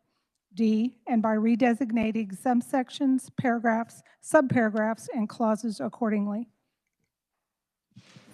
Senator from Reno, Senator Stephan. Thank you. It's very straightforward. This is existing language that's currently in KSA 2-3007 that farmers across the state use to get refunds on wheat and corn. So again, there's really nothing new here. It's important from a philosophy standpoint. Some farmers won't want to participate in this. It's important from a profitability standpoint. Sometimes, a lot of the time, in fact, the preponderance of the time, farmers will lose money on crops. And if that's the case and a farmer needs this money to stay viable, I think it's important that they have the opportunity to have it refunded. So with that, I would encourage people to support this amendment and pass it favorably. Senator Kirshen, did you like to respond, or I can move to Senator from Douglas? Thank you. I just want to say that this is an attempt to, it complicates the process a little bit, but I'll just wait till someone else has time to comment. So, Senator from Douglas, Senator Francisco. Thank you, Madam Chair. I do have a few questions for the carrier of the amendment. Yes, continue. So how does this assessment differ from the other checkoffs that we have for corn and wheat, sorghum, sunflowers? Senator from Reno, Senator Stephan. I don't think it does. I think it's basically the exact same. The process to complete the refund is, the corn and the wheat may not be used for insect eradication. It may be used more for promoting use of the crop, but I don't think that's a material difference. Senator from Douglas, Senator Francisco. Thank you. And another question is, are all the checkoffs that we have right now, I actually should say, I think this differs because it's not a promotional checkoff. There is not as large a board in place, to monitor this. It would be adding cost to the program for to have this in place. But are all the checkoffs voluntary, or are some of the ones that we have right now in place mandatory? Senator from Reno, Senator Stephan. Wheat and the corn are voluntary, and they've been that way for decades. I don't think the expense in this situation is important. I think what's important is for the farmer who is actually paying the tax to have the opportunity to have it refunded like is done in other circumstances. Senator from Douglas, Senator Francisco. Thank you, Madam Chair. In fact, there is an option to get a return for corn, wheat, and sunflower checkoffs, but the soybean and sorghum checkoffs are mandatory. There is an exception to the checkoff if it's or 100% organic for one of those, but otherwise those two are mandatory. So we already have different requirements. So I do not think this is necessary. I agree with the comments from the carrier of the bill that this does add complexity. Senator from Finney, Senator Dahl. Thank you, Madam Chair. I don't think this is a checkoff program in any sense of the word.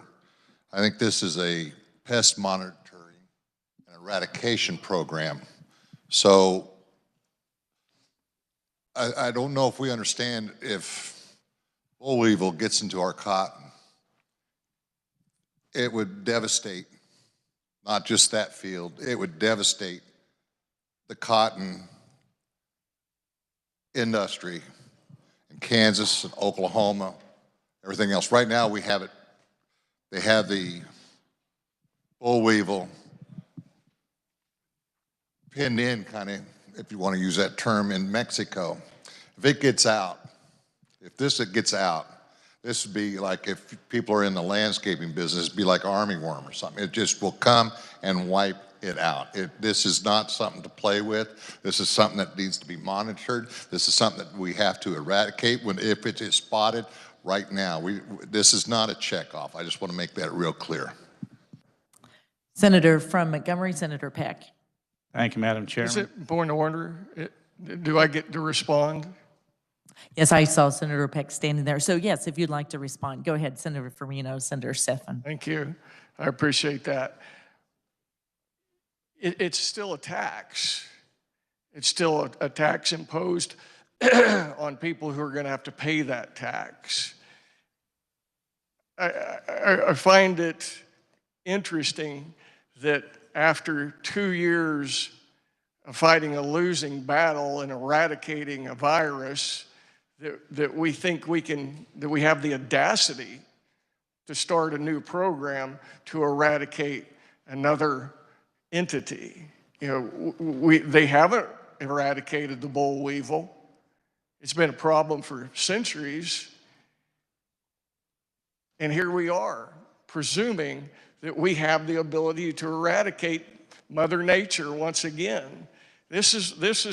That concept is just blatant government overreach that the farmers of my area don't appreciate. They don't appreciate being told that what they're going to do, who's going to come onto their ground, who's going to tax them without input. You know, this is just continued government overreach that brings nothing to the table. You know, I support their efforts completely, but government has an obligation to educate and recommend and create buy-in. This bill doesn't create any buy-in. It's heavy-handed garbage being shoved down people's throat, which is what we've escalated our governance to. And it's time to stop.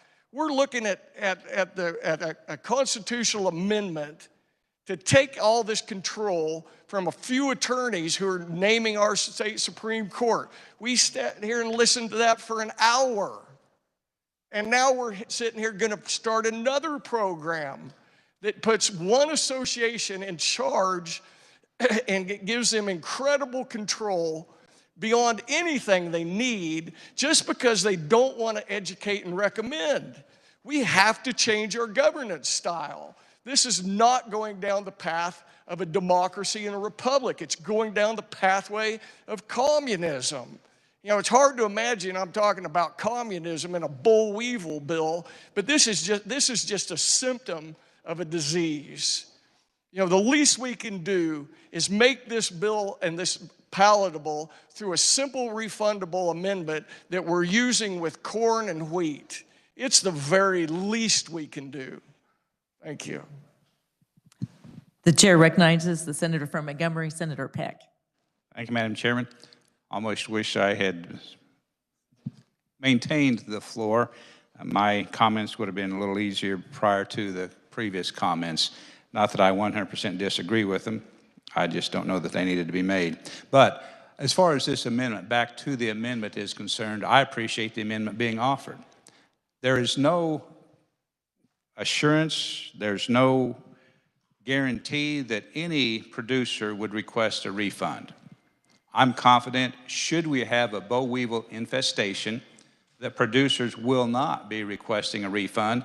But if we go a long period of time, which we all hope in the agriculture industry that would be the case, that there would be no infestation, then rather than the money remaining with this board or commission, that money could be refunded to the producer. Now, I realize there is a time frame in the amendment that they must request the refund, but another reason that I like this amendment is for the uniformity with the corn and the wheat has already been discussed. I'm not going to go down that road much longer, but I would urge this body to support the amendment, and because of the fact it's not going to ensure that there will not be funds. As a matter of fact, I'm confident ag producers are going to leave the money there if they need it. It's not that they're going to request money and cause the commission to be short of funds to fight an infestation, because no producer in the agriculture industry is going to want an infestation of some type of an insect or some type of a blight or disease. They're going to leave the funds there. So again, I would just ask for support of this amendment. I think it's the right thing to do, create some uniformity in the agriculture industry. Thank you, Madam Chairman. The chair recognizes Senator from Meade, Senator Reichman. Thank you very much, Madam Chair. I have a little bit of problem with this amendment, but I just want to share a little information. This is worth noting that Virginia and North Carolina, once crippled by the presence of the boll weevil, have been free of the boll weevil longer than Kansas has had cotton production. Yet, the states maintain a minimum standard monitoring system and authority to access and treat the the boll weevil gets in there. Oklahoma has come through and said, you know, that the idea, we don't want this to get, this is a prevention. And so I just think we're losing the focus of what this bill is. And so I will not be supporting this amendment. Thank you. Senator from Reno, Senator Stephan. Thank you.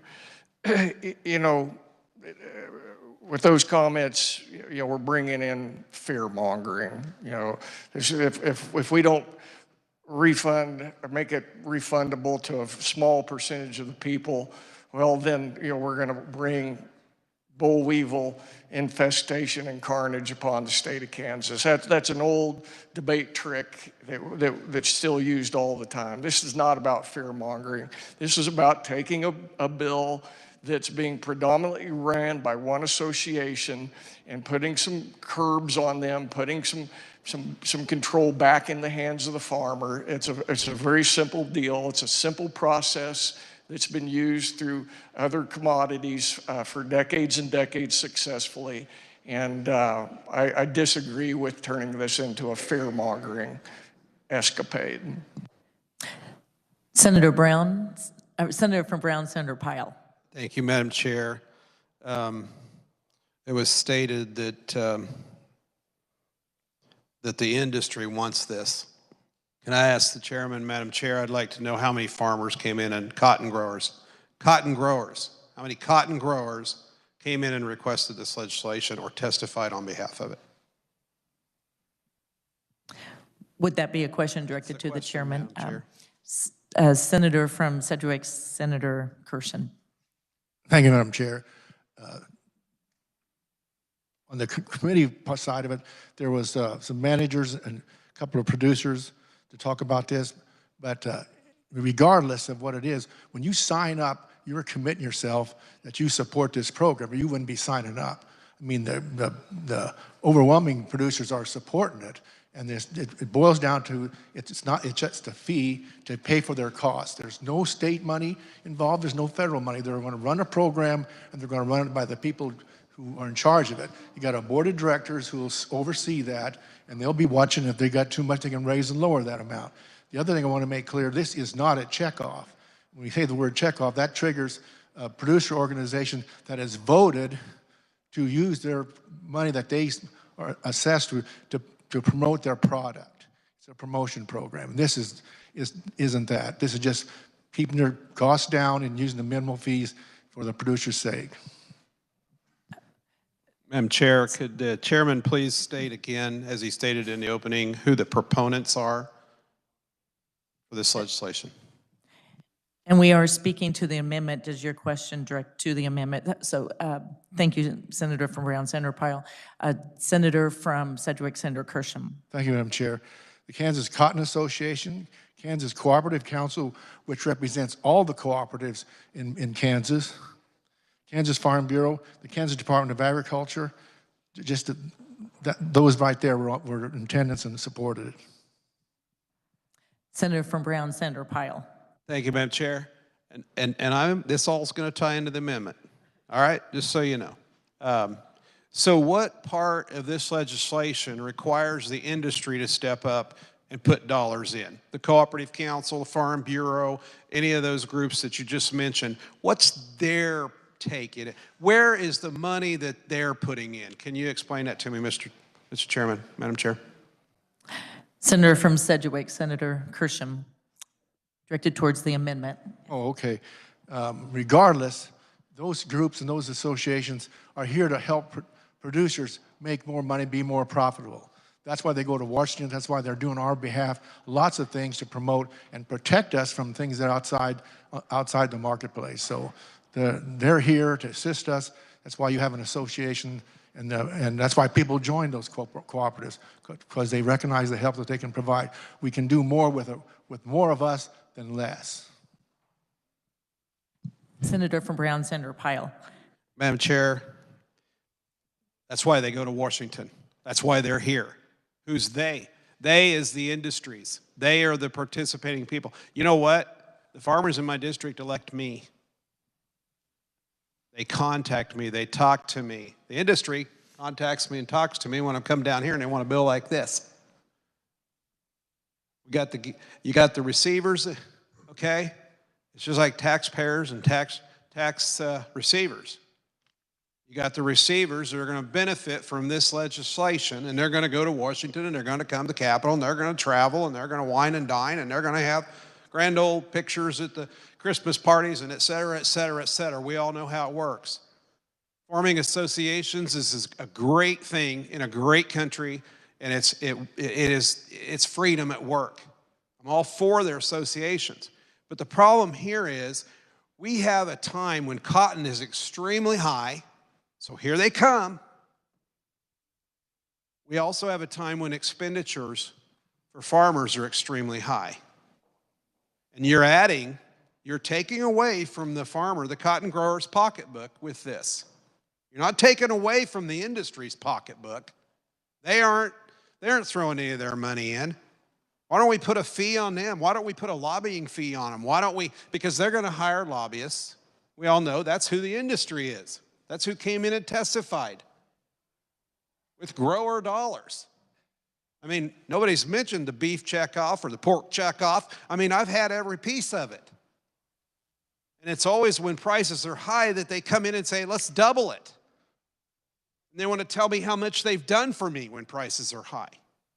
And then when prices go in the tank, and in 1999 you see $6 hogs, you couldn't give away a 300-pound hog. And if you did, you were only getting $18. Well, they're real quiet then about their checkoff, but they still got it. They got their per head checkoff. And I don't care whether you call it a fee or whatever. That's what this is designed to do. You're going to give them the authority that they can instigate all of that, because the board's going to be sitting there salivating at the money. The amendment before us, Madam Chair, says that poor little producer farmer out there, cotton grower, has the opportunity to say, you know what? In a dry year, and I need that $100 bill, and I want it back. But you know what? The industry understands we're going to come in and go for the gold. We're going to go for the gold. We want it all. No. We want what the Soybean Association has. No refund at all. No opportunity for a refund. Why? Because that's the gold standard. They don't want a refundable because then, oh, by the way, at the end of the year, we might have to send back some cash. And Madam Chair, this amendment is about the freedom to do so. The freedom to the farmer to have some more control over his expenditures, to have some more control over whether he wants to comply. What do you do with the situation when the farmer does not agree with the position the association has taken? And that happens all the time. That's why we now have a cattlemen's association to compete with the Kansas Livestock Association. Because there were many in that association that did not agree with the way they were operating, so they went out and started another association. That's great. All for it. The amendment before us is pretty simple.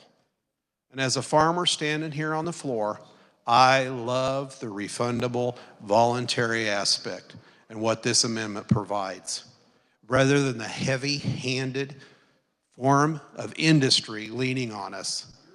You know, those that are in the industry, those that are on the farm, and if they want to cooperate and work and do this, fine, I love it. But to those startup farmers out there that are growing cotton in their first year, and they need every penny they can make, they got that loan out there, they're needing every dollar they get, I don't want to make them.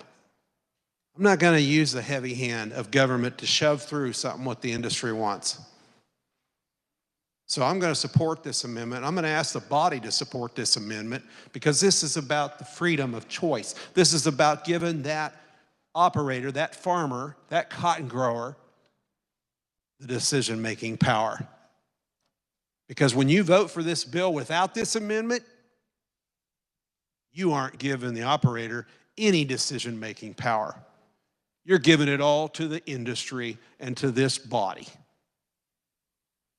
I like the words pest monitoring, extradition? How was that? What's that word you used, Senator from out west? Senator Dahl, you called it something. Eradication. Can't even read my own writing. eradication. He called it a pest monitoring eradication system.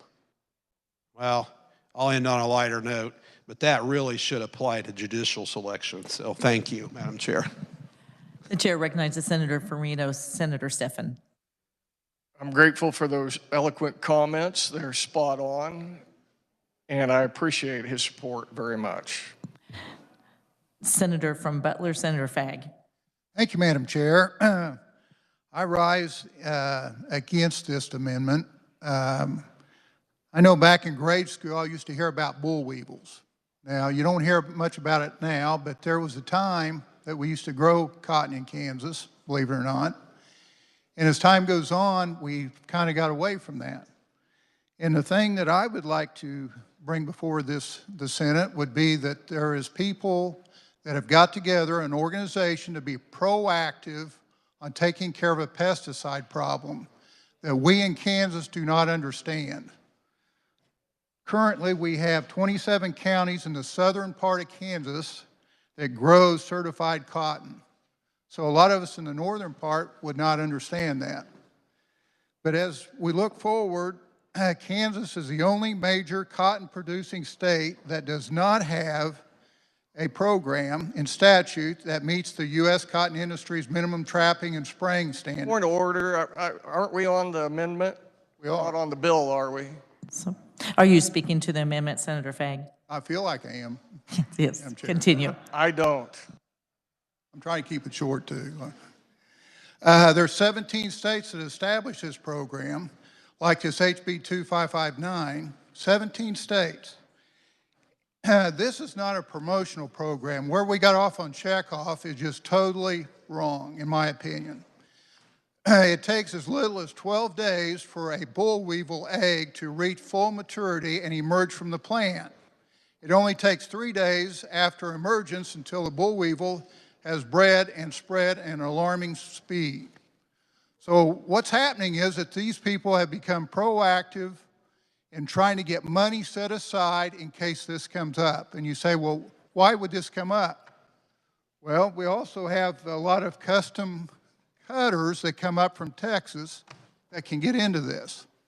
So to me, that's where we're trying to get this money here ahead of time. That money is earmarked for pesticides. Thank you. Senator Farino, Senator Stephan. And I agree with the good senator. I support a boll weevil control program as well. That's not what the amendment is about. Now, as to the checkoffs, we've now heard two people define what the checkoffs uses are, and it's been deemed that it's solely for marketing. That is not correct. You know, the wheat checkoff, the wheat money goes to genetic research, research into what funguses are causing problems with wheat production. It's very much used exactly like this money is going to be used with the boll weevil extermination. So I think that's a completely erroneous presentation of the reality of what a checkoff is used for. It's used for a gamut of things. So again, I appreciate the senator's comments, but those are also comments from a gentleman who is not going to ever raise cotton and is not going to ever pay the tax on the cotton as well. The chair recognizes Senator from Finney, Senator Dahl, on the amendment. Thank you, Madam Chair. This isn't a checkoff. Let's make that very clear. Secondly, this weekend I had coffees, forums throughout my district. And my district is, part of my district is very heavy in raising cotton.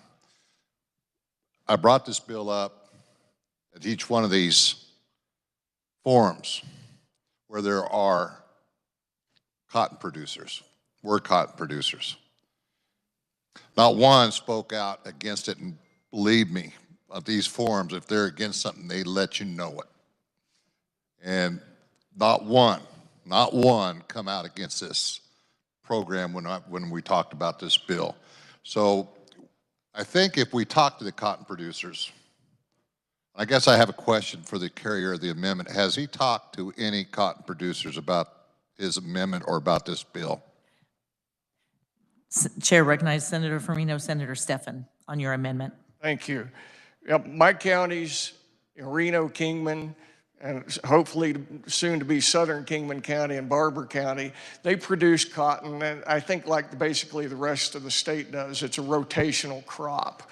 We're not hardcore cotton producers. I don't, to my knowledge, anywhere in the state. It's very much a rotational crop that's grown based on its price. And right now, the price, it really isn't competing with soybeans and corn and such. And so in my areas, cotton production has decreased dramatically over the past year. But yeah, I talk with farmers all the time through those counties. And, frankly, nobody wants, none of these farmers are eager to be told what they're going to do. None of them support people coming on their ground without permission, and none of them are interested in a big tax increase. Now, they are interested in good, solid programs that are helpful, but again, this is a problem where we're empowering an association, much like we've done through the years, much like we did with the state Supreme Court, to tax our farmers basically without representation. This isn't about killing a program. It's not about anything but freedom of choice for the farmer. And again, the statutes in this amendment is exactly the statutes for corn and wheat. So, the whole term checkoff has kind of come out of nowhere. The term checkoff, it doesn't exist in KSA 2-3007. So we are talking about the exact same thing. We're not talking about an amendment that's going to meaningful affect this proposed program. We're talking about giving farmers the option to request a refund if they deem it necessary, either philosophically or financially. It's very, very simple. Senator from Finney, Senator Dahl.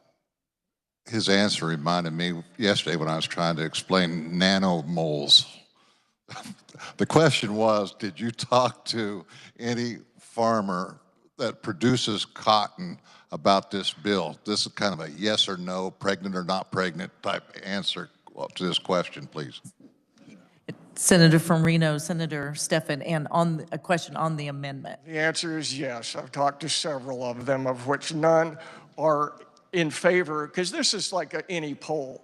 It's how you present the question as to how it's digested. Now, I would be happy to give names, addresses, and cell numbers later in the day if he would like them. Okay. Senator from Finney, Senator Dahl. I'd like those names and addresses, please. Thank you. The chair recognizes Senator from Douglas, Senator Francisco. Thank you, Madam Chair. Just wanted to make a quick comment that this is a program that's being established under the Kansas Cotton Association, but it is not it's not the money for the association, it's money for the boll weevil program. And because of that, I would say none of these dollars are going to be spent sending people to Washington, D.C., or sending them on trade shows. These are dollars for the program, and I think I appreciate that it's being split that way. Thank you. Senator from Reno, Senator Stephan. Again, this is a simple amendment that does what we've done in other programs. It just gives the farmer the individual right to make a decision on their own rather than being mandated by the government. Senator from Brown, Senator Pyle. Just in response to the comments that none of these dollars are used for travel to Washington, D.C., can you prove that the department does not travel to D.C. and that none of those monies come from any of those? Because I'd like to see that. I find that very hard to believe. Thank you, Madam Chair. Senator from Douglas, Senator Francisco. Point of order on an amendment. Can you only speak twice? The answer is no. I've been told by the secretary. Thank you. So Senator from Douglas, Senator Francisco, and then we'll have Senator Fagg. Thank you, Madam Chair. The program is not established, so at this point, none of those dollars would be used for travel. The other thing that I want to mention, and that might take some work, this amendment talks about the board shall furnish to every first purchaser. And that may not work for cotton gins because it's not like a grain elevator where you can either store the wheat or you may be purchasing the wheat. So we have to be clear that cotton gins, in my understanding, just process it. They are not the first purchasers. The chair recognizes the senator from Butler, Senator Fagg. Thank you, Madam Chair. A couple points that I'd like to bring to the deal. This, number one, is that this money is needed because if we have a problem, it needs to be taken care of as effectively and quickly as possible.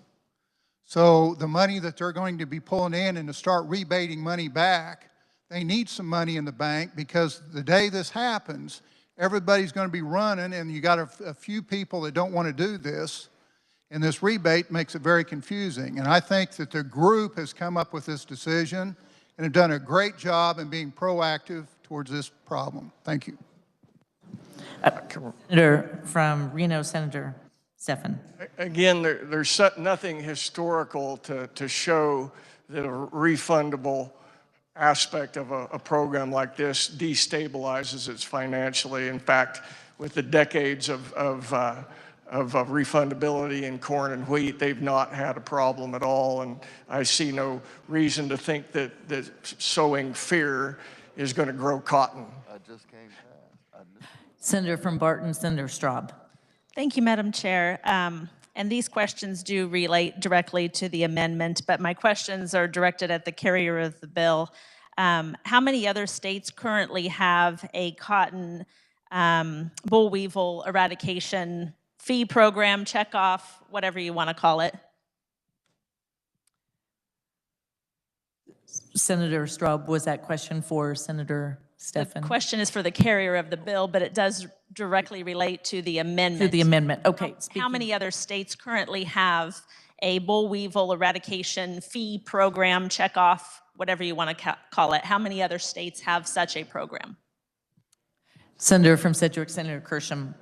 Thank you, Madam Chair. Right now, we got recorded 17 states, and every single one of them has a mandatory fee for their program. Senator from Barton, Senator Straub. Thank you, Madam Chair. And how many of those states have refundable programs? Senator Kersham, or Senator from Sedgwick, Senator Kersham. They don't have a refundable program like this. There's some ways you can get your money in case of a death or something like that. You can get a rebate back, but there's nothing like that. They're not associated with this refund here. Senator from Barton, Senator Straub. Thank you, Madam Chair. I don't know if that actually answers my question. I really would like to know how many of those 17 states that have such programs have a program that has a refundable fee.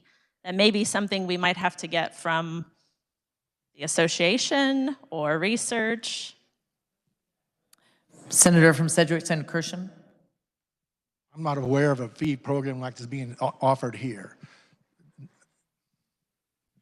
Senator from Barton, Senator Straub. Thank you, Madam Chair. Well, according to the carrier of the bill, if there are 17 states that have programs as such, Kansas ranks 14th nationwide in production of cotton, which accounts for less than 1% of the nation's cash receipt value of this crop. And this is coming directly from the Kansas agriculture website, agriculture.ks.gov. And I think that information is actually a little bit dated. It's from 2019. But if Kansas ranks 14th in cotton production, and this bill was drafted or asked for by other cotton-producing states, neighboring cotton-producing states, I'm not sure why we wouldn't support and trust our Kansas farmers to voluntarily participate in such a program, because ultimately, who does it really benefit?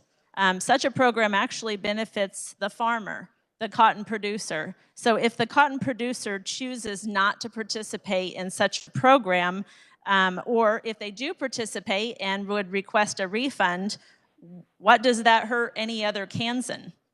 This is directly related to the producer themselves, and I would wholeheartedly support the cotton producer and their freedom of choice whether or not to participate in this program or even request a refund in such a program. So I wholeheartedly support the amendment. Thank you. Are there additional questions for the carrier of the amendment? Senator Firmino, Senator Stephan. I see none. You may move your amendment. Well, I certainly think at this point we have beat a dead boll weevil. And with that being said, there's multiple facets to this. This could be a good program. I hope it is. I'm skeptical that it will be because it's controlled so dramatically by an association. Again, don't let it be lost on you that this very day we're trying to break up the control of an association, i.e. the attorneys controlling our state Supreme Court. Don't let that be lost on you. In no way, shape, or form does this amendment put this program at financial risk. We know that historically through the wheat and the corn refundability. Keep it simple. Do something kind for the farmer. Trust the farmer. Again, I heard the carrier of the bill say something about being here to help. The only thing scarier than the government being here to help is, hi, I'm a lobbyist and I'm here to help. So let's try to be helpful to the farmer. Let's preserve some individual rights. Let's let a guy who works hard for his money have the opportunity to get a rebate, because we all know this does not affect the viability of the program. So with that, I strongly recommend that this amendment be adopted favorably by the body of the Senate. Thank you. You've heard the motion. All those in favor say aye. Aye. Opposed, no. No. The noes have it. Motion fails. We're back on the bill, and we are going to pause on this bill, pass over, and the chair recognizes the Majority Leader, Senator Alley. Thank you, Madam Chair. I move the committee rise and report progress. You've heard the motion. All those in favor say aye. Opposed, no. Motion passes.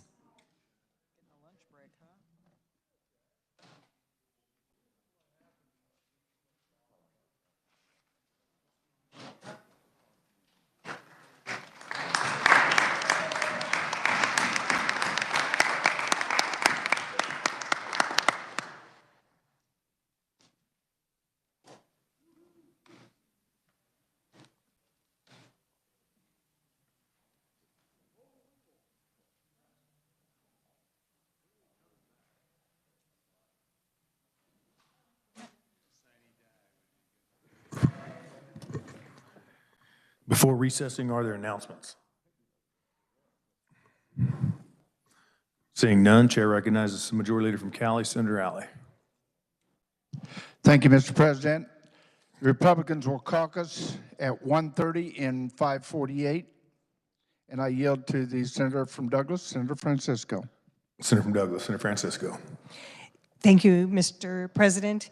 The Senate Democrats will caucus in room 287 at 1:30 p.m. I yield back to the Senator from Cali. Senator from Cali, Senator Alley. Thank you, Mr. President. I move the Senate recess till 2:30 p.m. You've heard the motion. All those in favor say aye. Opposed, no. Senate is recessed.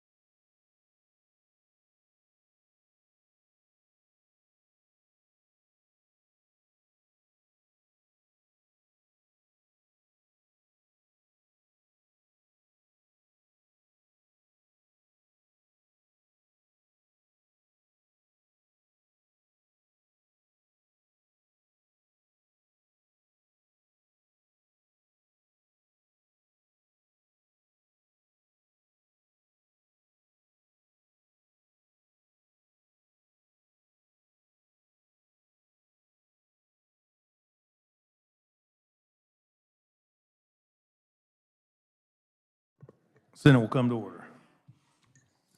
Messages from the House, the clerk will read.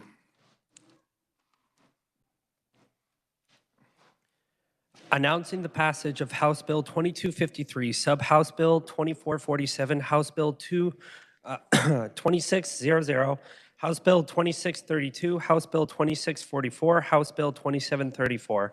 Announcing passage of Senate Bill 141, Senate Bill 300, Senate Bill 330, Senate Bill 336, Senate Bill 417, Senate Bill 419, Senate Bill 440, Senate Bill 448, Senate Bill 483. Announcing passage of Senate Bill 34 as amended, Senate Bill 200 as amended, Senate Bill 215 as amended, Senate Bill 313 as amended, Senate Bill 331 as amended, Senate Bill 343 as amended, Senate Bill 346 as amended, Senate Bill 446 as amended, Senate Bill 451 as amended, Senate Bill 453 as amended, Senate Bill 479 as amended.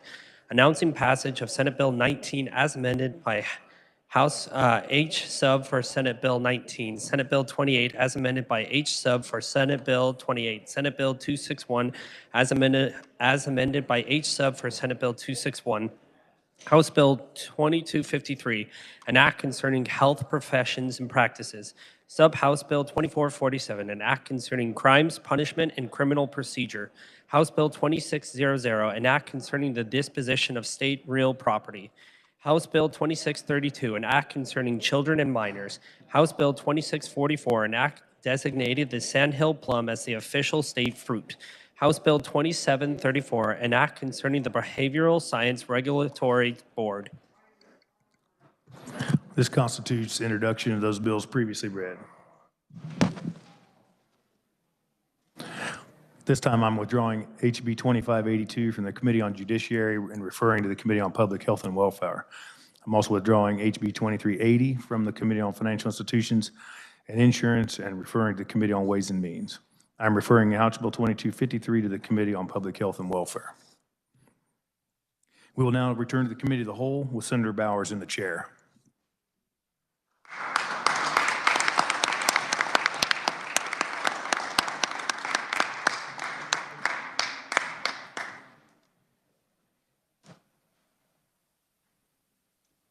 Good afternoon.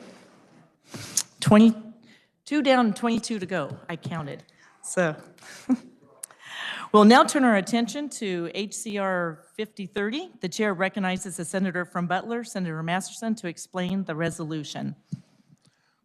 Thank you, Madam Chairman. And the reason we put this in this order is we have an honored guest with us today for this. So before I actually get to explaining, in our VIP section, which is one downside of being in this seat, I can't even see them right now. But we have a few honored guests. Israel via Miami, right? So the Israeli Consul General is with us, Mayor Albez Starinsky, and the Deputy is also with us, Mike, and then further down is Adam Barron, who was one of the co-founders of Combat Anti-Semitism. And so, yeah, please welcome them here first before we get to business. So, 5030 is an anti-Semitism resolution. So I'm going to go ahead and have the reader please read.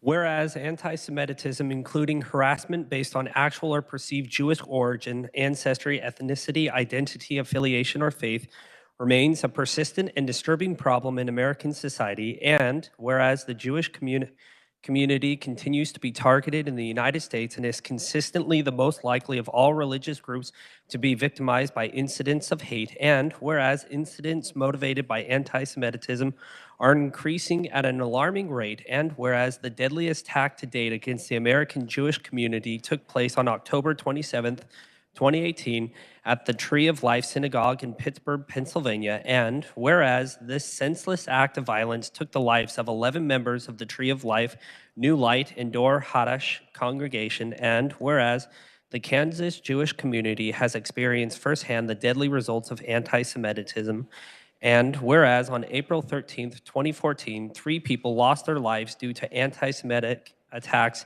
at the Jewish Community Center of Greater Kansas City in the Village Shalom, both located in Overland Park, Kansas, and whereas state officials and institutions have a responsibility to protect citizens from acts of hate and bigotry, including anti-Semitism, and must adopt the tools to do so, and whereas valid monitoring, informed analysis, investigation, and effective policy making benefit from accurate and uniform definitions, and whereas in May 2016, the International Holocaust Remembrance Alliance, by a consensus vote of its member states, adopted a working definition of anti-Semitism, and whereas the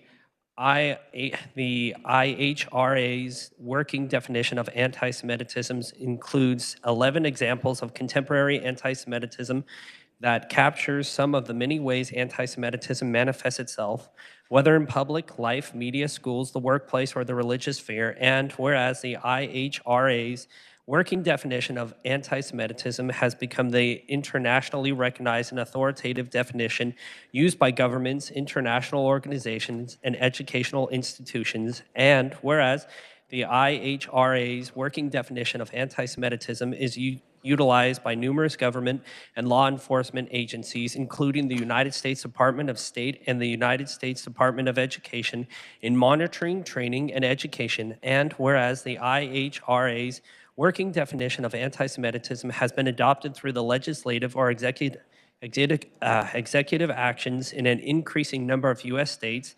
Now, therefore, be it resolved by the House of Representatives of the state of Kansas, the Senate concurring therein, the state of Kansas adopts the non-legally binding International Holocaust Remembrance Alliance working definition of anti-Semitism, including the 11 contemporary examples, and be it further resolved, the Kansas Department of Administration shall ensure that the IHRA's working definition of anti-Semitism is made available as an educational resource for all state agencies. And be it further resolved, nothing in this resolution shall be construed to diminish or infringe upon the right protected under the First Amendment to the Constitution of the United States or the Constitution of the state of Kansas. Would you like to continue? Yeah, thank you, Madam Chairman. Thank you to the reader for that read. Clearly, I don't know if you caught it, the key is the definition, which is the gold standard that's been developed by the IHRA. And the whole point, in order to defeat something, you must first define it.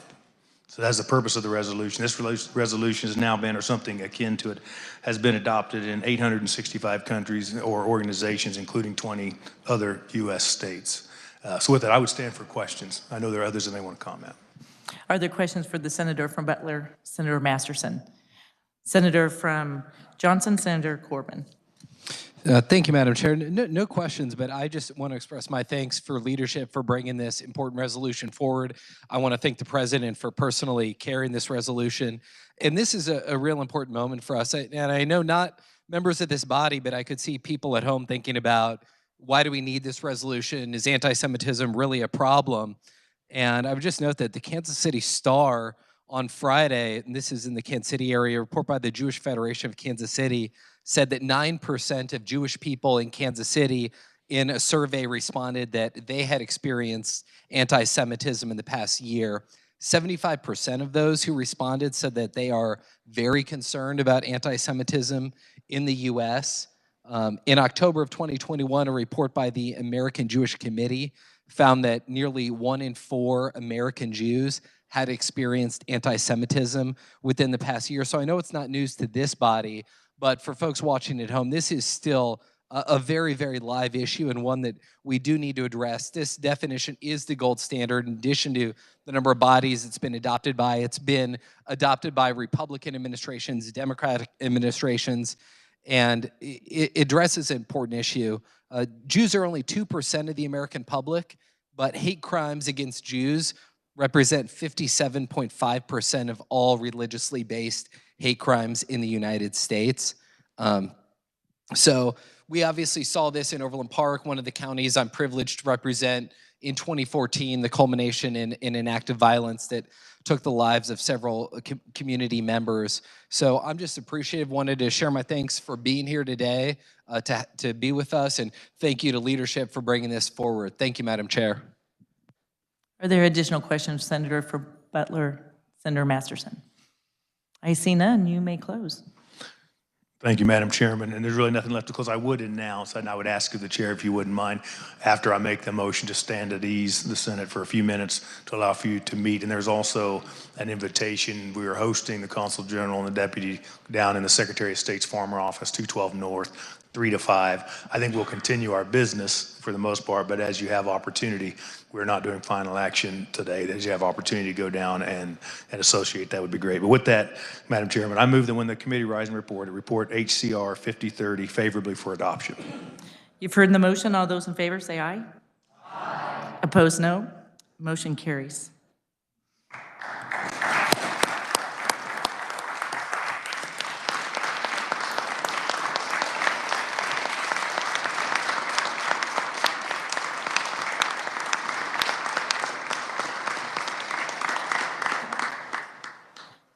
So if the body will stand at ease for a few minutes, if you'd like to say hello to our guests.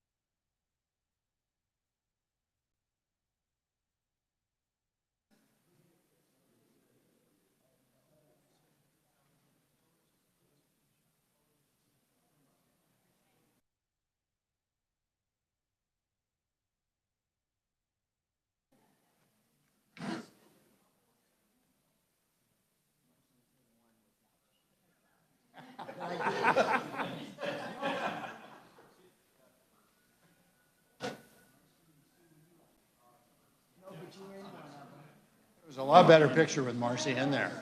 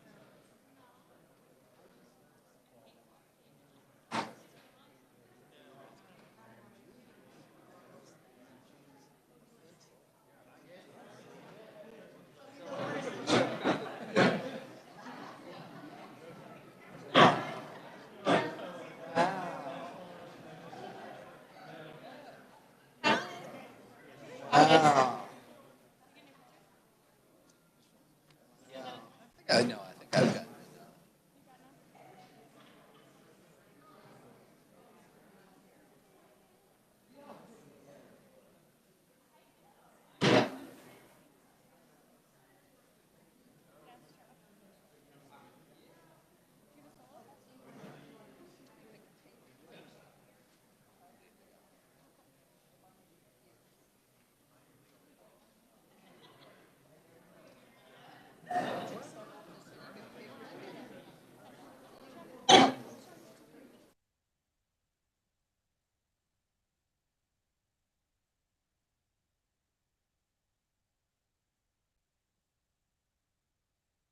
To order. Pardon me a moment.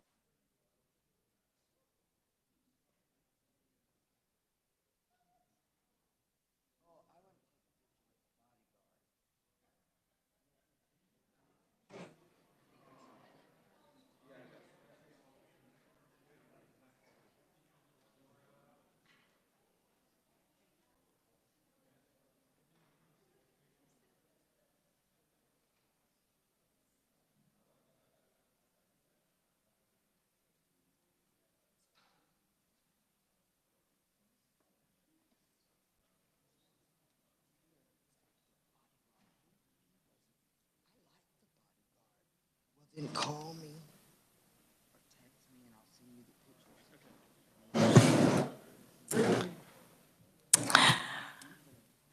We will now turn our attention back to SCR 1621 with the Senator from Johnson, Senator Warren, explaining the bill and answering questions.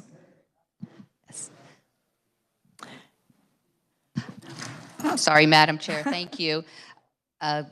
Looking again at SCR 1621, which is a proposed constitutional amendment to amend the Constitution to change how we select our justices for the Kansas Supreme Court from a nominating commission who then sends 3 choices to the governor to select one, and that selection will then automatically be on the Supreme Court.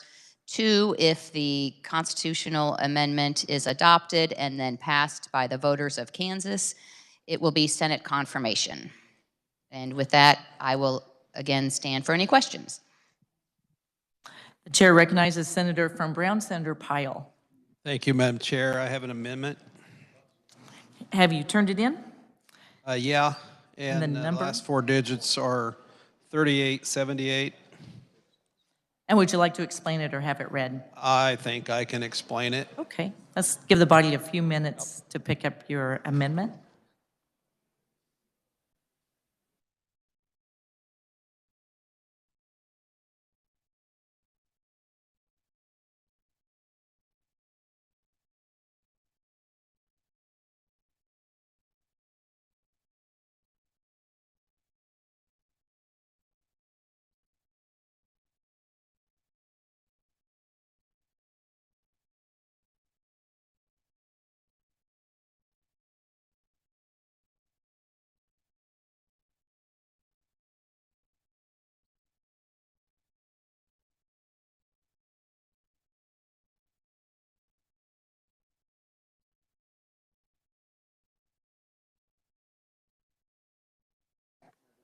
Thank you, Madam Chair. After taking a break for lunch, and I see how much we have, how much work's ahead of us today, I will try to expedite this as quickly and painlessly as possible. I have a lot of folks in my district that just tell me a lot. We need to elect our judges. And my district judges, for the most part in my district, are elected. I haven't ever seen much difficulty with it. The district that I live in is comprised of 4 counties, which are run across the top of the state. Marshall, Nemaha, and Brown and Donovan comprise the 1. But the judges that run there are elected. And they've been in there quite some time. One of the current judges, one of my district judges, ran when I first ran for the Senate, and he's been reelected every time that I've been reelected. So he's currently in his 5th term, and the other justice that serves there in Brown across that district has been there even longer, and I can't tell you whether it's 2 terms, 3 terms longer, but he's been there quite a while. The people send them back to office regularly, and I think the people like that they have the option to elect them. They're not retention elections. These are elections where they can stand opposed. I don't know that in that instance that I'm using for illustration, that either one of them judges, either one of them has been opposed, because they do a great job. And it's a lot more, I don't know, the selection process to me is the people. And these guys get out, and when one of them gets out, there will be many attorneys jump up to run for a district judge position in that district, as there are in most. And they get to go out and campaign just like the rest of us. But if they do their job, they pretty much run unopposed. So what my amendment does, Madam Chair, is goes back to what we had prior to the current system. It goes back to the direct election of our Supreme Court justices. This language, I mean, what it's supposed to do, according to what I asked the reviser, is what 1622, which is further down on the calendar, does. And so that's all I'm simply trying to do with this, Madam Chair. I know there are people that support election of judges in this chamber. So with that, I'll stand for questions. Are there questions from the senator from Brown, Senator Pyle? Chair recognizes Senator from Johnson, Senator Warren. Thank you, Madam Ready to Chair. speak? I'm not sure if I have any questions. Having just gotten this rather lengthy amendment, I don't have any questions at this time. Thank you. Senator from Johnson, Senator Corson. Thank you, Madam Chair. A couple of questions for the carry of their amendment, if he would stand for them. Yes, continue. So if we had elections for judges, it says election laws applicable to other state officers elected from the state as a whole shall apply. So does that mean that these folks who would be then running for our state Supreme Court would be just like candidates for a statewide office would be accepting campaign contributions from businesses, from lobbyists, from political action committees, from other special interest organizations? Senator from Brown, Senator Pyle. I would assume so, if that's how they have done it in the past, and if that's how the other operations. There are certain restrictions on judicial elections, and I don't know whether the revisers could tell me. I'll ask Jason to come over if he could help me with that. I know that they are. I know from my district, judges in my district, that they have restrictions on some of the things they cannot do. Jason, can you?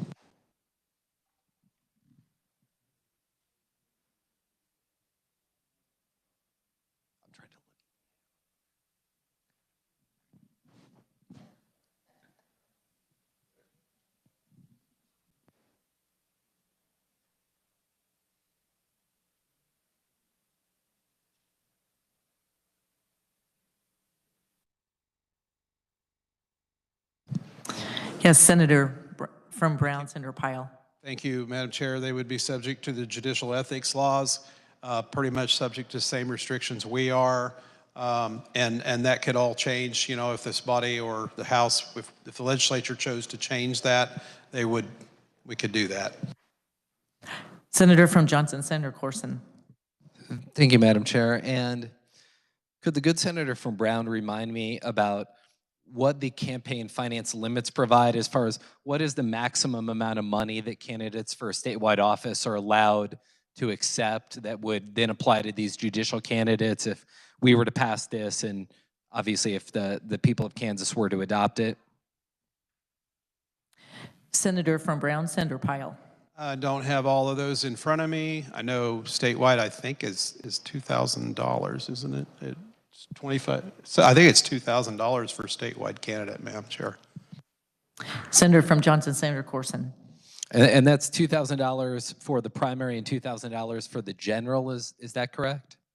Senator from Brown, Senator Pyle. Thank you, Madam Chair. Yes, I believe so. Senator from Johnson, Senator Corson. Does the good senator, carrier of the amendment, have any idea of what the average amount raised for successful statewide campaigns for statewide offices has been over the past decade or so? Senator from Brown, Senator Pyle. Well, that would depend upon the office, of course. I mean, Secretary of State, State Treasurer, Governor would be in the millions. So it would vary. But yeah, a lot of the offices, it's less than it's $500,000. But it is the way that it works. So anyway, I don't know whether that answers the senator's question or not. Senator from Johnson, Senator Corson. Thank you, Madam Chair. I may have some other questions later on, but I think the point that I want to make is the reason that I would be opposed to this amendment is I don't think that we want to put our judicial candidates in the position of behaving like politicians, where they are going around to different interest groups, to donors, making certain promises about how they would rule in certain cases, accepting contributions from organizations, entities, interests, that they would then be in the position of ruling and making decisions on matters involving those particular interests. I don't think that, I think that that is something that is more appropriate for legislators and for statewide politicians, but I don't think it's befitting of the role of a judge to have to go around to special interest organizations to be able to have to fill out, I know that I filled out, as I'm sure we all did, a lot of questionnaires stating my positions on certain issues, and then having to raise at a minimum for what we've seen for some of the down ballot statewide offices is hundreds of thousands of dollars. For the successful campaigns for some of the higher profile state offices like governor in the millions of dollars. I, again, don't think Kansans would be served well, and I don't think it would give folks who have matters before the Supreme Court a real sense that their cases are being decided squarely on the merits by judges whose only obligation is to the law. I think that there would be too much concern about campaign contributions and promises made when they were out on the campaign trail. So I don't think that we'd be well served by this amendment, Madam Chair. I would urge the body not to vote for it, to vote it down. Thank you. Senator from Brown, Senator Pyle, would you like to Thank you, respond? Madam Chair. I would just comment that the Chair of Judiciary stated earlier that it's time to give the voters a voice, and whether they're getting a voice in the on the original language of this or getting a voice at the ballot box, I think they do deserve a voice, and I think they should have the opportunity to vote and pick their Supreme Court justices. They could, any one of them, end up before that court, and so having a selection. I think it's also important that today we had a resolution from the House where we elect our sheriffs. You know, I don't see them trying to change that to a retention election or creating a nominating commission for every county to have a sheriff. We allow the people to have a voice. We allow them to vote to elect their sheriff. We should, at the statewide, we have all these other offices that are statewide. We don't have nominating commissions for them, and yet we do for the Supreme Court. And anybody that studies the history and reads about how that came into play, I mean, I want to offer this today because I think it's a good way of getting our Supreme Court justices. I think it's the way to let the people have a voice and have their voice heard, and that is by electing their judges. So, yeah, I'll stand for further questions, Madam Chair. Additional questions? Senator from Johnson, Senator Warren, did you have a question? Thank you, Madam Chair. Regarding the amendment, on page 1, it says election at the next general election, and it says such election shall be partisan. Does that, by definition, require a primary and then a general for each time a vacancy is being filled? Senator from Brown, Senator Pyle. Well, I would believe so. I mean, the language is supposed to be the same language as 1622, and I believe that's how it is. I would assume, yeah, they run partisan. They would run and have to have a primary. What's wrong with that, Madam Chair? I want to know my judges, Madam Chair. I'd like to know their opinions. I want to know what their stances are. I don't want to find out when they're over here already appointed and put in office, and then they rule in a way that's contrary to what the people believe, which I think people know. We have things already on the ballots this year where the people have strongly said we disagree with those rulings, and so we want opportunity to change that. And I believe that voting for them and having them run is openness and transparency in judicial selection. Additional questions? Senator from Douglas, Senator Francisco. Thank you, Madam Chair. I think my question may have been answered because it was how would this language or how does this language differ from SCR 1622? I did sit in on the hearings for both SCR 1621 and 1622. So my understanding is this is language that the Judiciary Committee heard testimony on and made a choice to bring forward 1621. And I appreciate that. I think I would go, although I don't wholly support 1621, I think this is a better product than if we adopted 1622. Thank you. Are there additional questions from Senator for Brown? Senator from Johnson, Senator Warren. Thank you, Madam Chair. Senate Judiciary Committee looked at SCR 1621 as well as SCR 1622. SCR 1622 was the direct elections of Supreme Court justices. Both resolutions passed out of committee.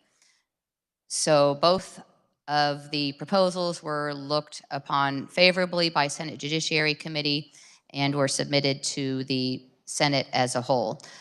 I will note that regarding the handout that is on your desk regarding Supreme Court selection throughout the states, there are a plurality of states that currently have election of their Supreme Court justices. I think there are, if I counted correctly, 22 that either have nonpartisan elections or partisan elections for their Supreme Court. So would leave it to the will of the body regarding the amendment. Thank you. Additional questions, Senator from Butler, Senator Masterson. Thank you, Madam Chairman. And this is a difficult one for me, and I'm going to push back on those that push against elected judges. However, I'm not going to support the amendment because we introduced both bills, right, the elections and federal model, to really take the pulse. Personally, I agree with Senator from Brown. I'd actually prefer personally elected judges, and to insinuate that somehow elections equal corruption, that certainly is a different experience I've had with my election, right? That is not the same thing. 22 states elect their Supreme Court justices. So it's not, and we do not have a problem in this country. More states do that or have a governor appointment that's different. We stand alone. We stand alone in this undemocratic way we do it, so it needs to be changed. And so my conflict is, I personally agree with Senator from Brown, but I stand against the amendment because I also know, because we took the pulse of the caucus, there are not enough votes to get past this body with elected judges. And the most important thing we can do is put that in front of the people. It's their decision, and they need a change. And that's the only reason I stand against. But with that, Madam Chairman, I stand against the amendment. Additional questions from Senator from Brown. Senator Brown, or Senator from Brown, Senator Pyle, I see no more questions. You may close. Thank you, Madam Chair. We did hear both these in committee. We heard a lot of talk about merit selection. And, you know, that is such an interesting thing to talk about. With the Nominating Commission is somehow choosing these judges based on their merit, but the people of Kansas are not qualified to choose them by merit. And yet then we have a resolution in front of us today that says that the governor can choose them. So he's going to determine, or she, the merits of each of one he nominates. And then we as a Senate are going to confirm, and we're going to determine what those merits might be, what their qualifications are. So merits could change. You might think something's a good merit. I might think it's a bad merit. So, you know, it's just interesting that when they hear that kind of testimony. But I believe the people of Kansas, you know, we supposedly had a poll among us, but it'd be interesting to have a poll that would ask the people of Kansas how they would like to prefer to pick and choose their justices. Put this on the ballot in this fashion and we'll find out. You know, but right now, this is an opportunity for you and I to decide whether we would like this option. And maybe the poll numbers are rising in here. I don't know. Maybe they're going down. So, Madam Chair, I'd like to ask, I'm going to move my amendment. I'd like to ask for a roll call vote just so I could have a vote recorded on this amendment and where I stand. So I'm asking for some help here. So if we could have a roll call vote, Madam Chair, I'll move the amendment. A roll call's been offered. I do see 5 hands. So roll call is in order.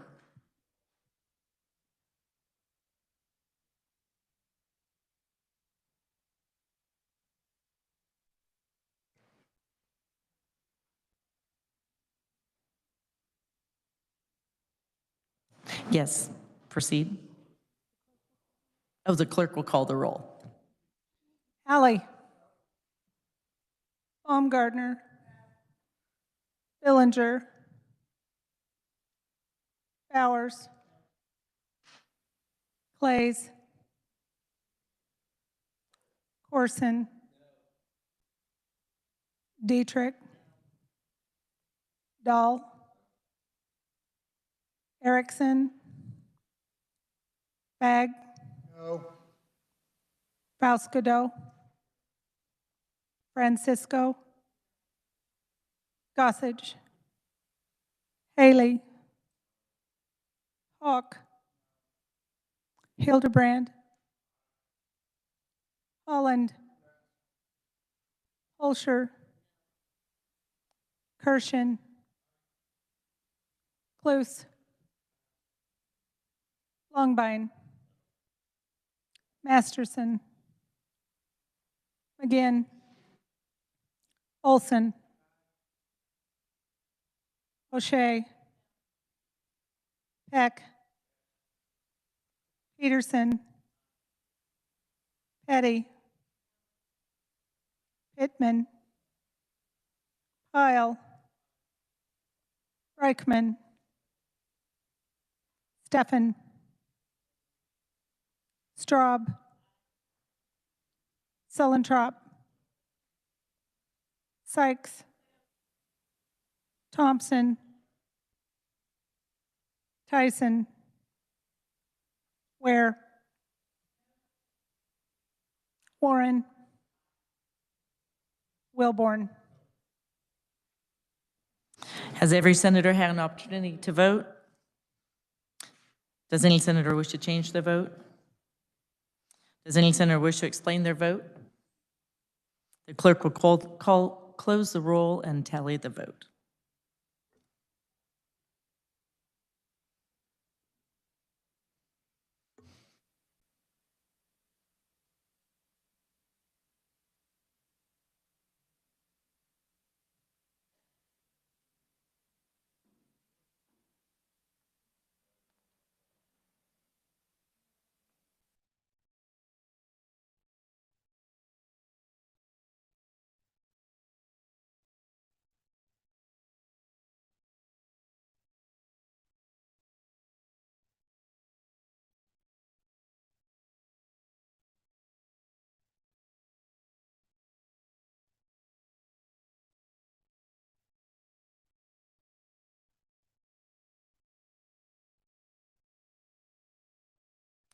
Ten having voted in favor and 24 against, motion fails. We're back on the bill. Are there additional questions for the senator from Johnson, Senator Warren? Senator from Brown, Senator Pyle. Thank you, Madam Chair. I have another amendment. I have introduced it, and the number is 3881. Okay, we'll give a moment for folks to pick up the amendment.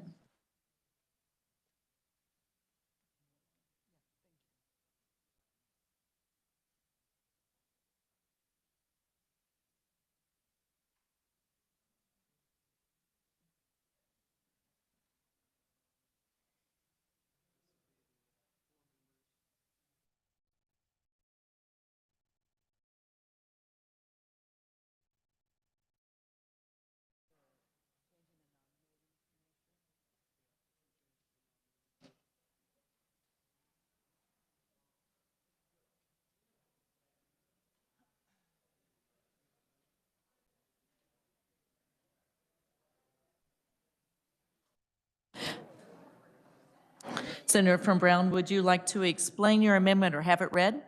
I think I can explain it. Okay, you continue. Okay. All right. So in committee, when we heard the other two bills, I offered an amendment to do away with retention elections on this resolution and replace it with confirmation every 6 years. I felt like confirmation was a better process, and I also wanted to make sure that by putting this confirmation process in place every 6 years, that Supreme Court justices wouldn't not be just selecting their time of retirement based upon maybe who a gubernatorial whoever the governor is, whoever's holding office at the time.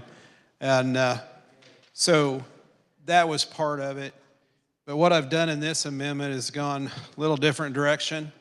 I've heard members talk about how they really like the Supreme Court Nominating Commission.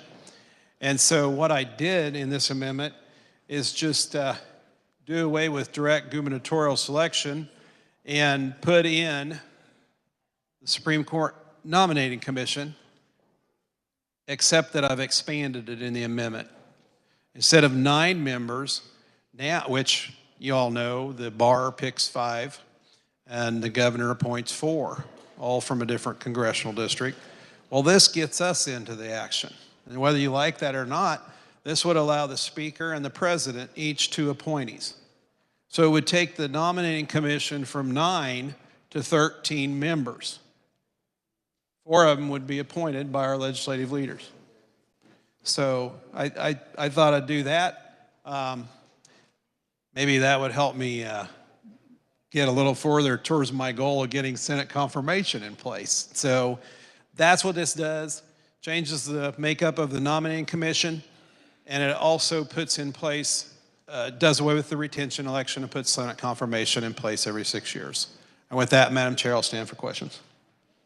Are there questions for the senator from Brown, Senator Pyle?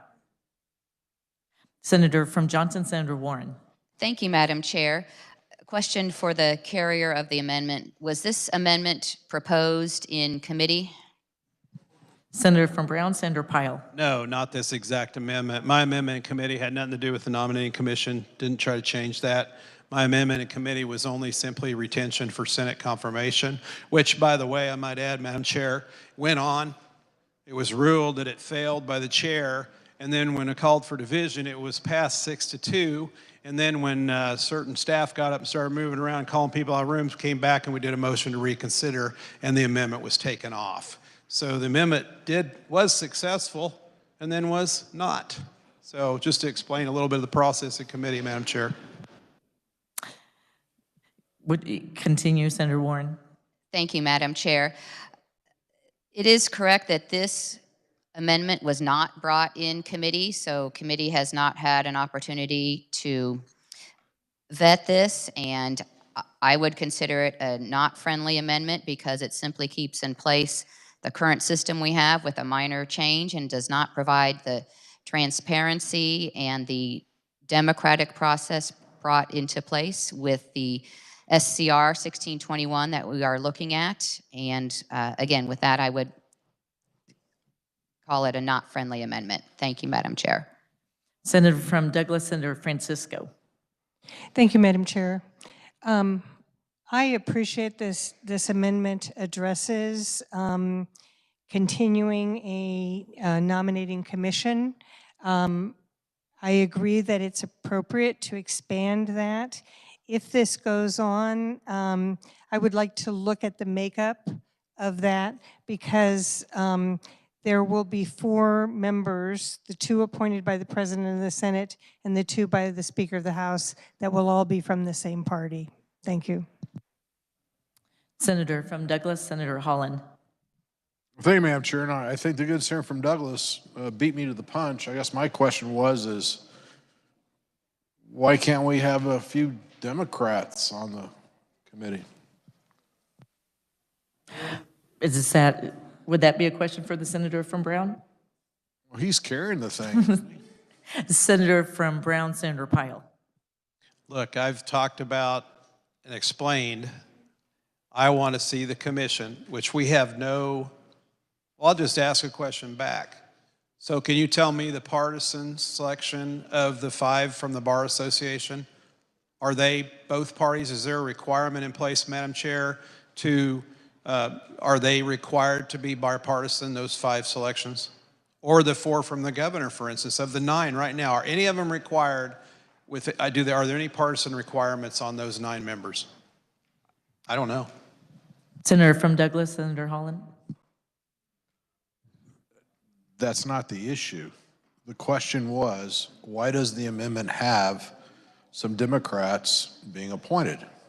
Why is there no voice for the Senate Minority Leader or the House Minority Leader? That's the question. Thank you, Madam Chair. Senator from Brown, Senator Pyle. Madam Chair, it's obvious. I mean, it's pretty simple. The President of the Senate is elected by this full body. The Speaker of the House is elected by the full body of the House. We do our majority leaders and our minority leaders. I did not include either one of them. So I don't like the allegation that this is partisan, because the President is a constitutional officer, so is the Speaker. They are elected by all of the body, all of this chamber.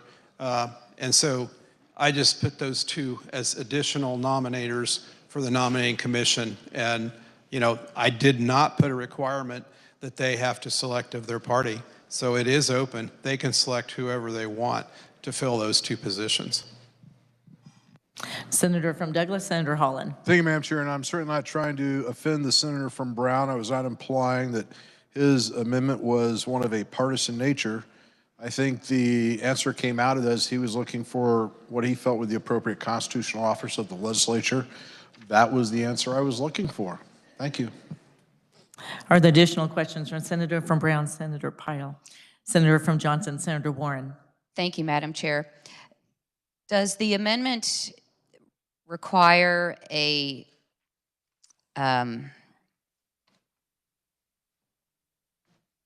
does it require a reconfirmation process for each justice on the Supreme Court?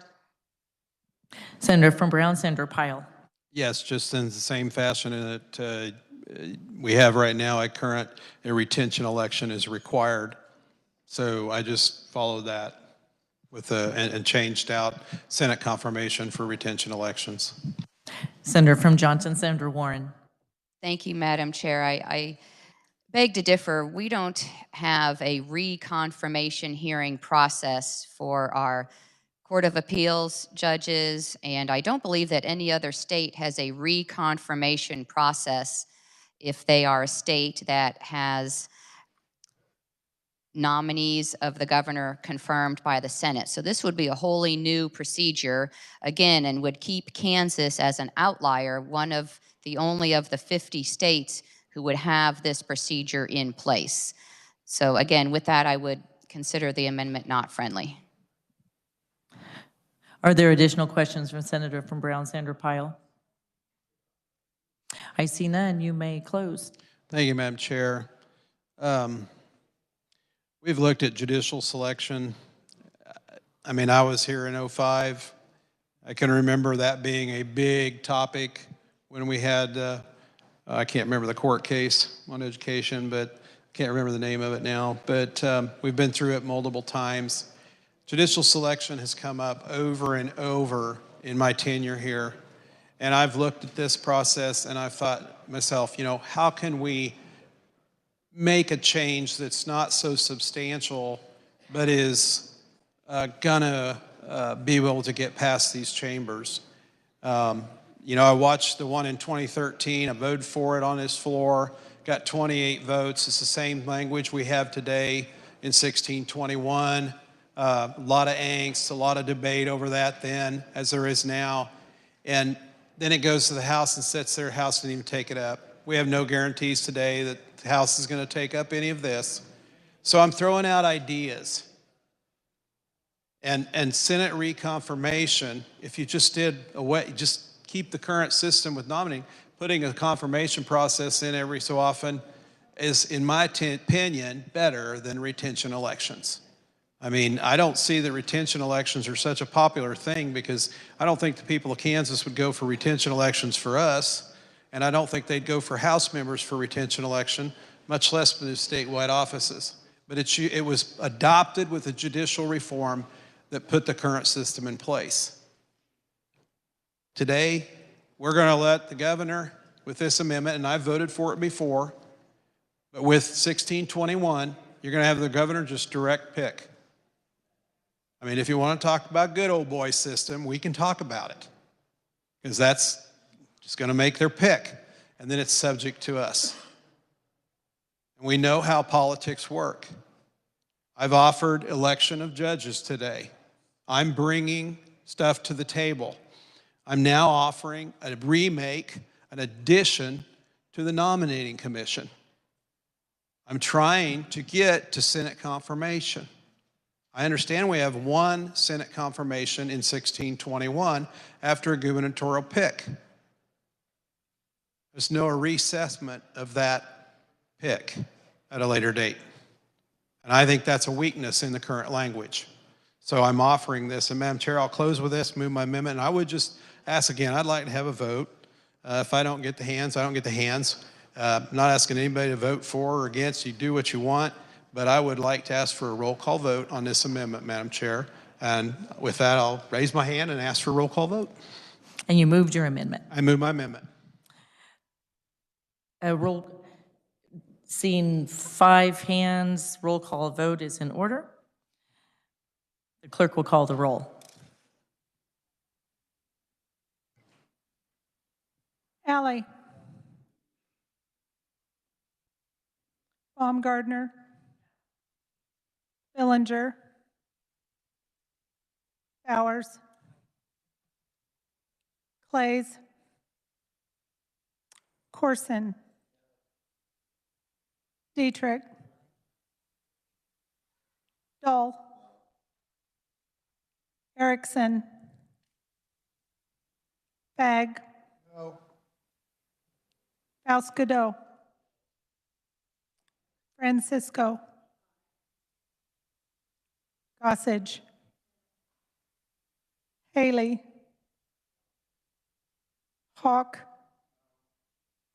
Hildebrand. Holland. Holscher. Kirshen. Cluse. Longbine. Masterson. McGinn. Olson. O'Shea. Peck. Peterson. Petty.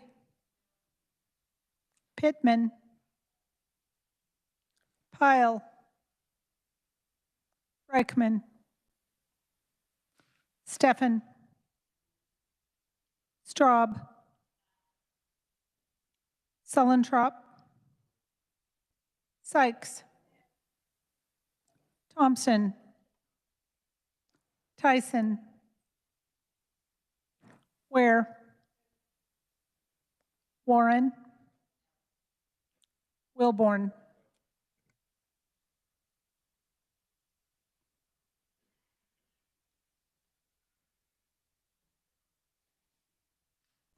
Has every senator had an opportunity to vote? Does any senator wish to change their vote? The chair recognizes Senator from Saline, Senator Clays. No. Additional changes of votes? Does any senator wish to change their vote or explain their vote? The clerk will close the roll and tally the vote.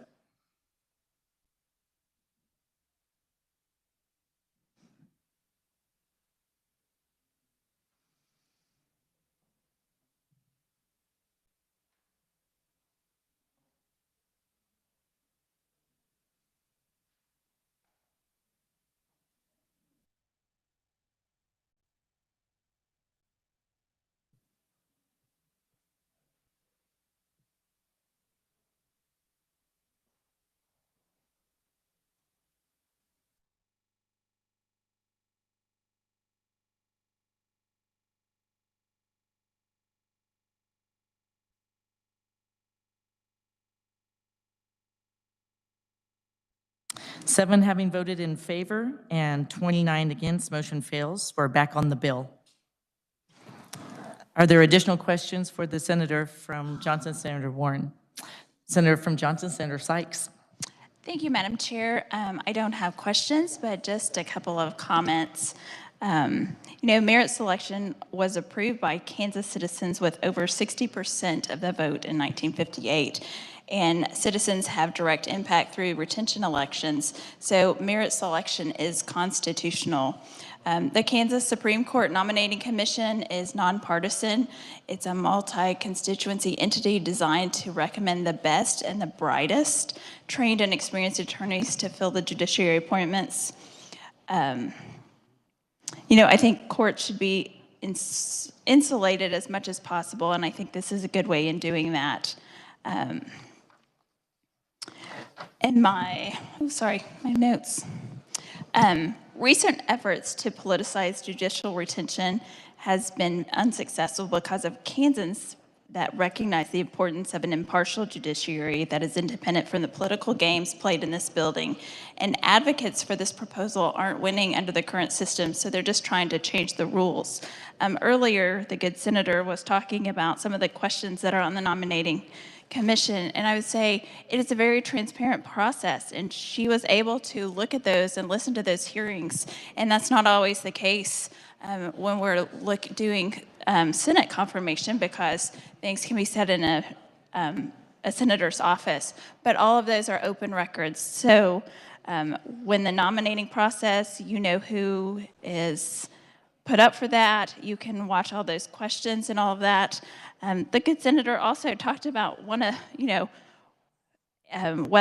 a new Supreme Court or an appellate court was going to do ballet. Well, just a couple of weeks ago, one of our senators asked the Secretary of Health what their favorite color is. I don't know exactly what that has to do with being a good Secretary of Health. So I think we could point fingers to ourselves, but we're letting the experienced attorneys and one member from each congressional district have authority. So, they also, that merit-based selection, if someone doesn't quite pass muster with their attorney friends, they can see the areas that they need to work on to build and grow and identify the professional growth for a future consideration. So I stand opposed to this constitutional amendment. I think the Nominating Commission has served us well, and it's a very transparent process. And any Kansan who wants to know more about those candidates, it's open and available,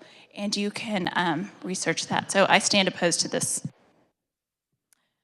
Senator Johnson, Senator from Johnson, Senator Corson. Thank you, Madam Chair. I appreciate that we've had a good discussion today in this body on this very important issue. I'll be brief. I just wanted to add maybe the opposite side of the coin of some of the issues that have been raised today. I'm going to be voting no on 1621, and here's why. I think that our current merit-based system, it's not perfect. No selection system is infallible, but I do think it has served us really well for 64 years. I know that we take every decision that we make as a body seriously, but when it comes to constitutional changes, this is not something that we can go back and fix with a piece of legislation. This is not something that we can have a trailer bill for. This would be changing what's been in the Kansas Constitution for 64 years, Madam Chair. And I think we've been served well by it because we have a tradition here in Kansas where we've had highly qualified Supreme Court justices. We've had folks who were elevated to this position based on their legal credentials, their ability to do their job, not because that they were politically connected, not because that they were able to pass a litmus test that the Senate set out for them. And I want to be clear about my next point. That's the feedback I've received from attorneys, but when attorneys have shared that with me, it's not been that the attorneys appreciate the nonpartisan, highly qualified nature of our justices, it's that their clients do. It's that the Kansans who appear before them to have their important matters decided, these attorneys like going to their clients and saying, we may win, we may lose, you may agree with the outcome, you may not agree with the outcome, but what you can rest assured is that your case was fairly heard and it was decided by justices who were there because they are the most qualified people to decide that matter. They're not there because they were the friend of the governor. They're not there because of some other reason. And I think that gives confidence to the Kansans who appear before the court.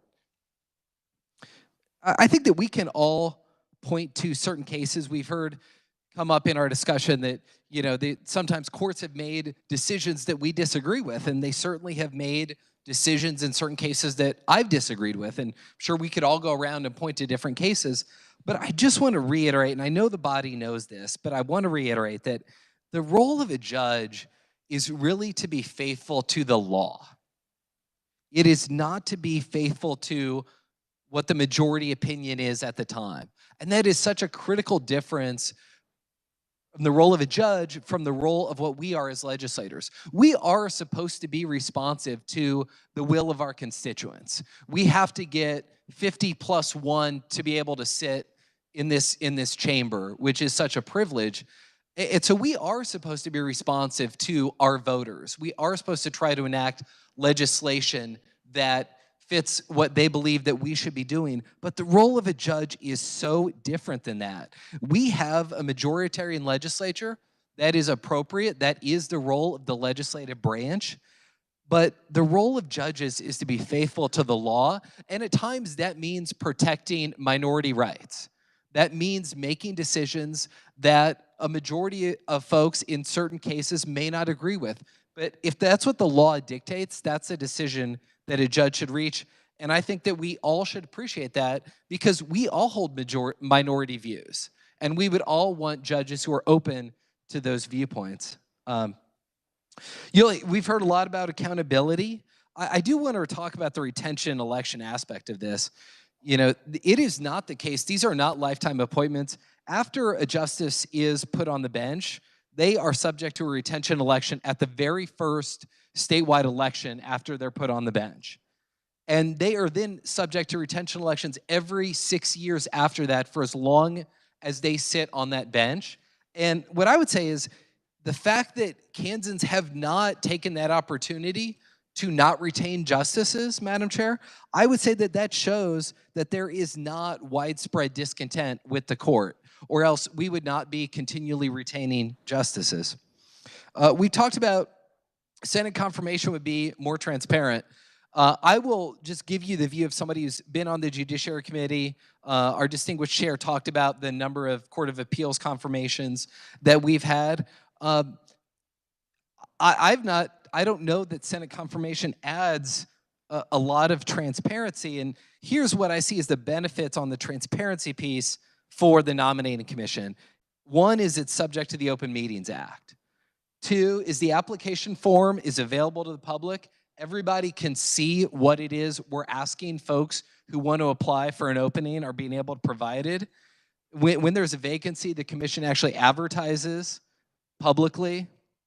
So any member of the bar who's qualified can know that there's a vacancy. We publish the names of everyone who applies. We publicly release portions of the person's application. So we know, we can look and the public can say versus who was selected versus who applied, and they can make a determination in their mind of whether the most qualified person was selected. It even publishes the guidelines they're using for the interviews, the yardsticks they're using to measure it. They deliberate in public. Their votes on which 3 people should be put forward by the Nominating Commission, those votes are public. Obviously, the 3 names that go to the governor are public.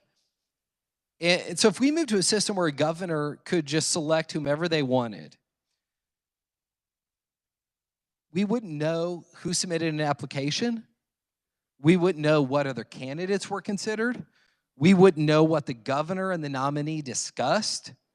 We wouldn't know how the governor arrived at the decision to nominate this particular person. So by really every measure moving to the federal model, we would be moving to a less transparent system. And then we say, well, the Senate's going to have this important role, but I don't know that the Senate process adds that much in terms of transparency. We just confirmed soon-to-be Judge Angie Coble, and I'll just talk about my experience. I met with soon-to-be Judge Coble. I met with her in private. There's no record of what she and I discussed. We met in my office.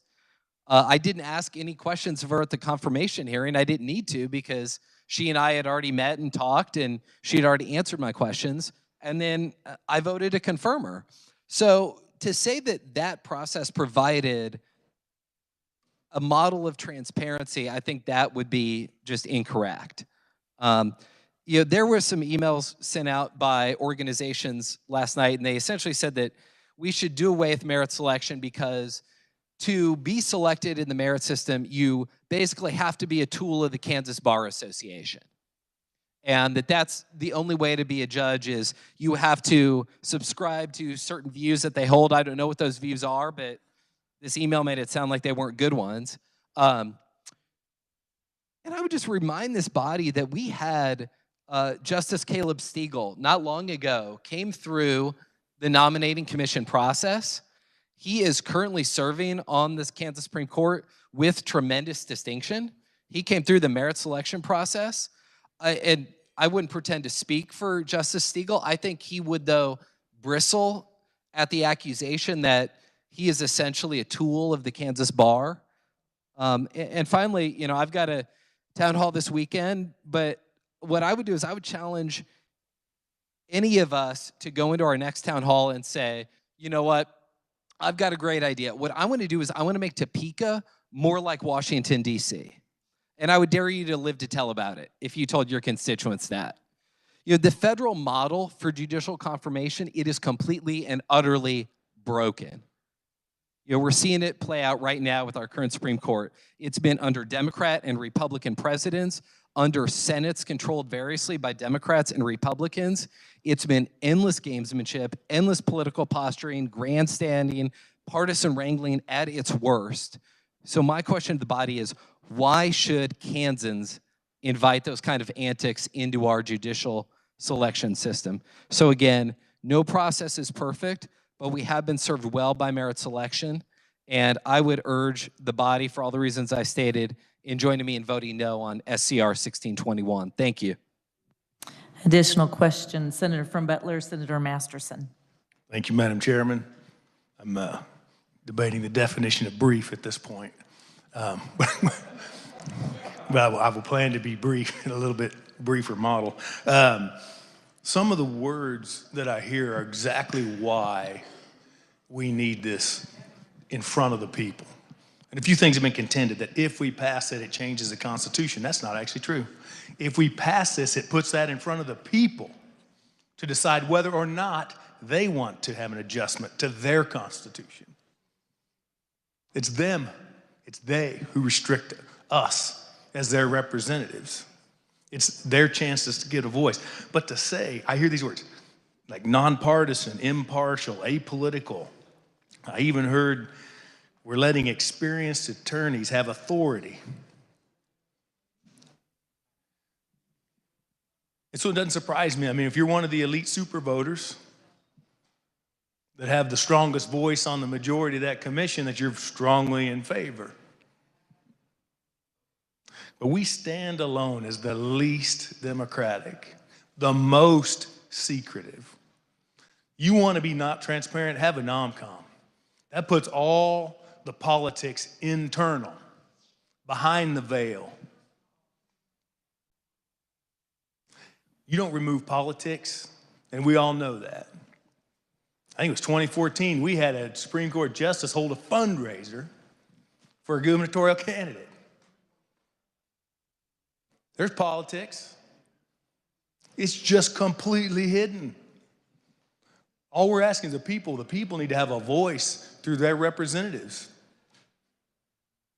To have a confirmation. I think we have proven we are not Washington, and please don't bring that here. We've showed dignified conversations, just tough ones sometimes, about certain appointments. But I would contend the bulk of that was due to the quality of the appointment. Not that the process was somehow flawed. We had a nomination for the appellate court. If we didn't have Senate confirmation, would be seated.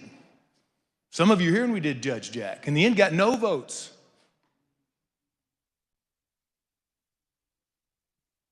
If that would have been a nomination for the Supreme Court, he'd be on it.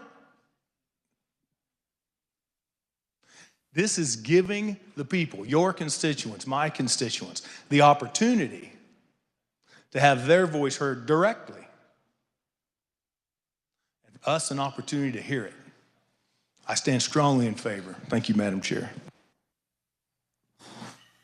Additional questions, Senator from Douglas, Senator Holland. Thank you, Madam Chair. I'll be very brief. There was myself and I believe a few other Democrats in this chamber, Madam Chair, introduced SCR 1605, constitutional amendment reserving the powers of initiative referendum to the people. That bill never got a hearing. So I am just somewhat amused by this talk about let's put it before the people, because SCR 1605, that is the ultimate tool of having the voice of the people, having their voices heard. And obviously that body had no interest in this. I stand in opposition to this constitutional amendment. Thank you. Are there additional questions for the carrier of the bill? Senator from Johnson, Senator Gossage. Thank you, Madam Chair. I stand in support of this bill. We had lots of conversations in committee, and I think it's a wonderful hybrid for representation of the people. As was mentioned, we do this process already with the Court of Appeals. We had an appointment that was presented to us from our governor. We had opportunity within our offices to meet with the appointee. Lots of discussions with her. She came before the committee. She was voted in committee, and she was voted in by this body. I heard in testimony in committee that if we did that with the Supreme Court process, it would be a circus. There was no circus. And I think having the retention after 1 year where the people can vote to retain that judge, but to take this away from this elite body who is picking at 3 people, and then the governor has to pick from their 3 people, we get no say, the people get no say, and this person automatically becomes a Supreme Court justice. When I mentioned this to my constituents recently, they were just as in shock, quite frankly, as I was. I don't believe Kansans have any idea. I thought it was done like the Court of Appeals. And so did they. And it's like, oh my goodness, I had no idea. So we don't even get any say? You guys don't even get to confirm? Oh my word. So we need to take this to the people. Let them decide. Should we amend our Constitution and do this to where we, as their elected officials or their elected representatives, have an opportunity to confirm this appointee by the governor, and then they can vote after 1 year if they decide they want to retain them. So it gets everybody involved in the process. I strongly support this. Thank you, Madam Chair. Senator from Johnson, Senator Sykes. Thank you, Madam Chair. A couple of questions, if the carrier would stand for them. Yes, she will. When is this going to be on the ballot? Senator from Johnson, Senator Warren. Thank you, Madam Chair. August 2nd, 2022. So the primary ballot? Senator from Johnson, Senator Sykes. So the primary ballot? Senator from Johnson, Senator Warren. Thank you, Madam Chair. Yes. And what is the turnout of the primary? Senator Sykes. Senator from Johnson, Senator Sykes. Thank you, Madam Chair. Sorry, I'm getting ahead of myself. And what is the turnout for the primary ballot based on the primary election based or versus the general election? Senator from Johnson, Senator Warren. Thank you, Madam Chair. Well, the primary election of August 2nd, 2022 and the November 2022 elections haven't occurred, so I can't answer that. Okay, look. Senator from Johnson, Senator Sykes. Thank you. Okay, historically, do we have a larger turnout in general elections or in primary elections? Senator from Johnson, Senator Warren. Thank you, Madam Chair. I don't have that information, but I can check. Thank you. Senator from Johnson, Senator Sykes. I'll wait for an answer. Senator from Johnson, Senator Warren, would you like to check with the revisor? Yes, I was going to ask the research department, but if the revisor has the answer, that would be fine. We'll pause a moment.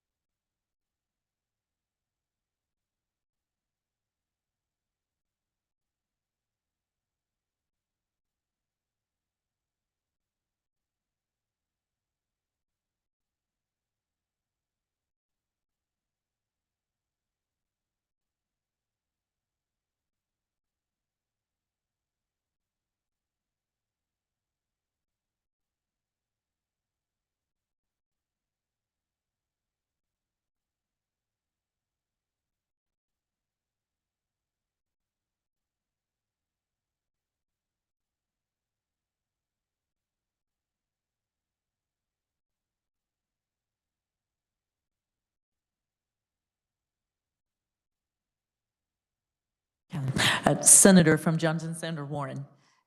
Thank you, Madam Chair. Looking at the last 3 election cycles, 2020, 2018, and 2016, the turnout in the primaries were respectively 34, 27, and 35%, and in the generals, 70, 56, and 67%. And that's as far back as we looked was 2016. Senator from Johnson, Senator Sykes. Okay, thank you. So if the senator would answer my question, was there a higher turnout in November or in August? Senator from Johnson, Senator Warren. Thank you, Madam Chair. In November, the percentages were higher. Senator from Johnson, Senator Sykes. Thank you for that answer. And I just almost find it comical that we're talking about making sure all Kansans have a vote. And yes, everyone can go out and vote in August, but as we see historically, not everyone has an election or something on the primary. So if we truly wanted all Kansans to be able to address this, this would be on the November ballot. So again, I stand in strong opposition. Senator from Johnson, Senator Warren. Thank you, Madam Chair.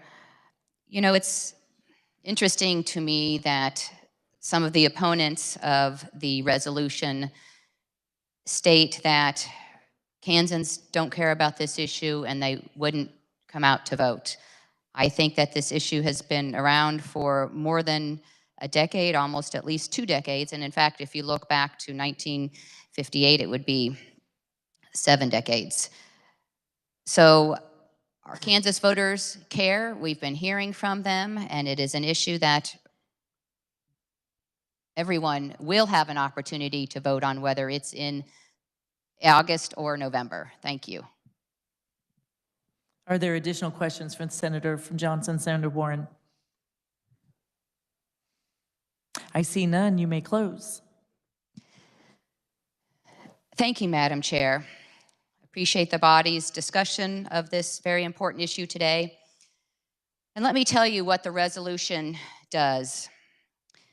In a democracy, a lawyer's vote by selecting or electing who is on the nominating commission should not be worth more than any other citizen's vote. And this resolution would address that. In a democracy, an industry association that is the check on the governor and not a legislative body, that's an absurd proposition. This resolution would address that. This resolution would also address how, for decades, we have allowed one industry group to control an entire branch of government. The resolution would also address that we have an elite, undemocratic system currently, one that is not impartial or reflective of Kansans. It is reflective of one particular industry in Kansas. We also see that Kansas is an outlier among the 50 states. Kansas has the highest control of one particular industry over the selection of Supreme Court justices than any other state in the nation. This resolution would address that. It would bring Kansas into the middle of the range, if you will, of highest control by one industry to least control by one industry. That's a move towards democracy.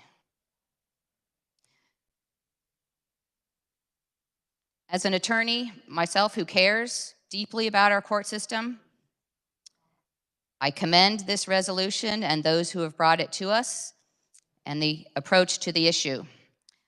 Let me also share with the body the testimony from our chief legal advocate of the state, the Attorney General. He provided testimony that now, as in 2005, I am advocating this amendment out of a sincere belief that this reform will result in a stronger and better respected judiciary. He went on to say, first, it is time for the people to vote.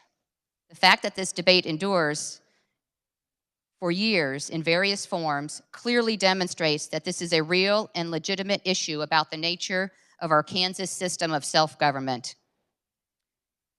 We as thoughtful Kansans can disagree, but this is precisely the kind of constitutional question that should be decided by the people themselves. How is 1/3 of your branch of government going to be selected?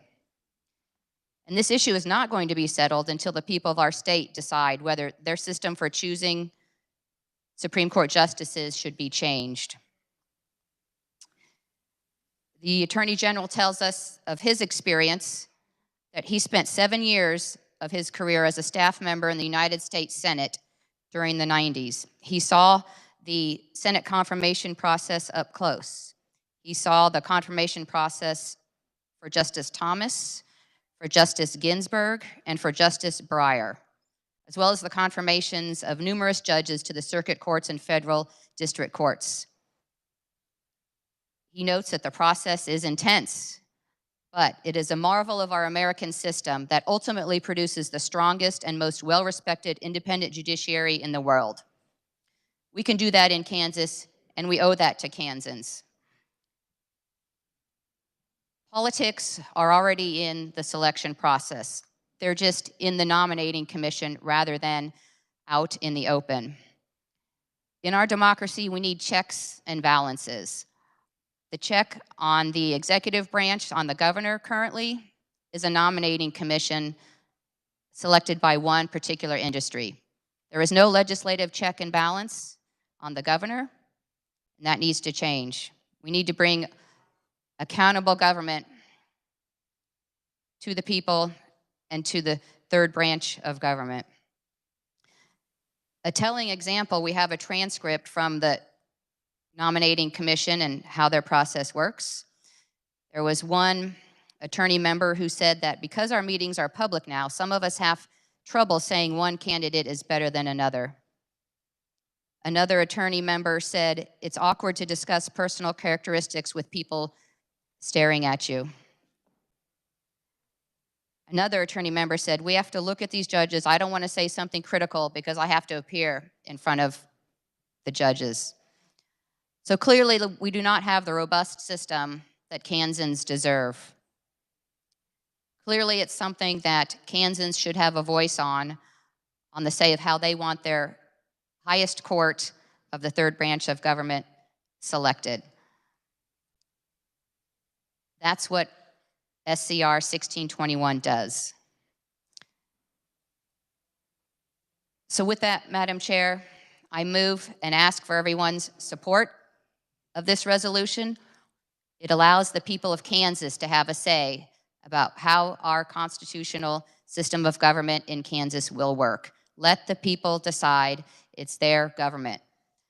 And with that, then, I move that when the committee rises and reports, it report SCR 1621 favorably for adoption. You've heard the motion. All those in favor say aye. Aye. Those opposed, no. Motion carries. We'll turn our attention back to SCR 1620. Oh, pardon me. That's recognized Senator Billinger from Sherman County for an announcement.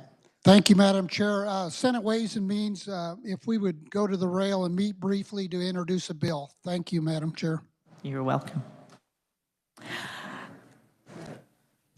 So we'll turn our attention to SCR 1620.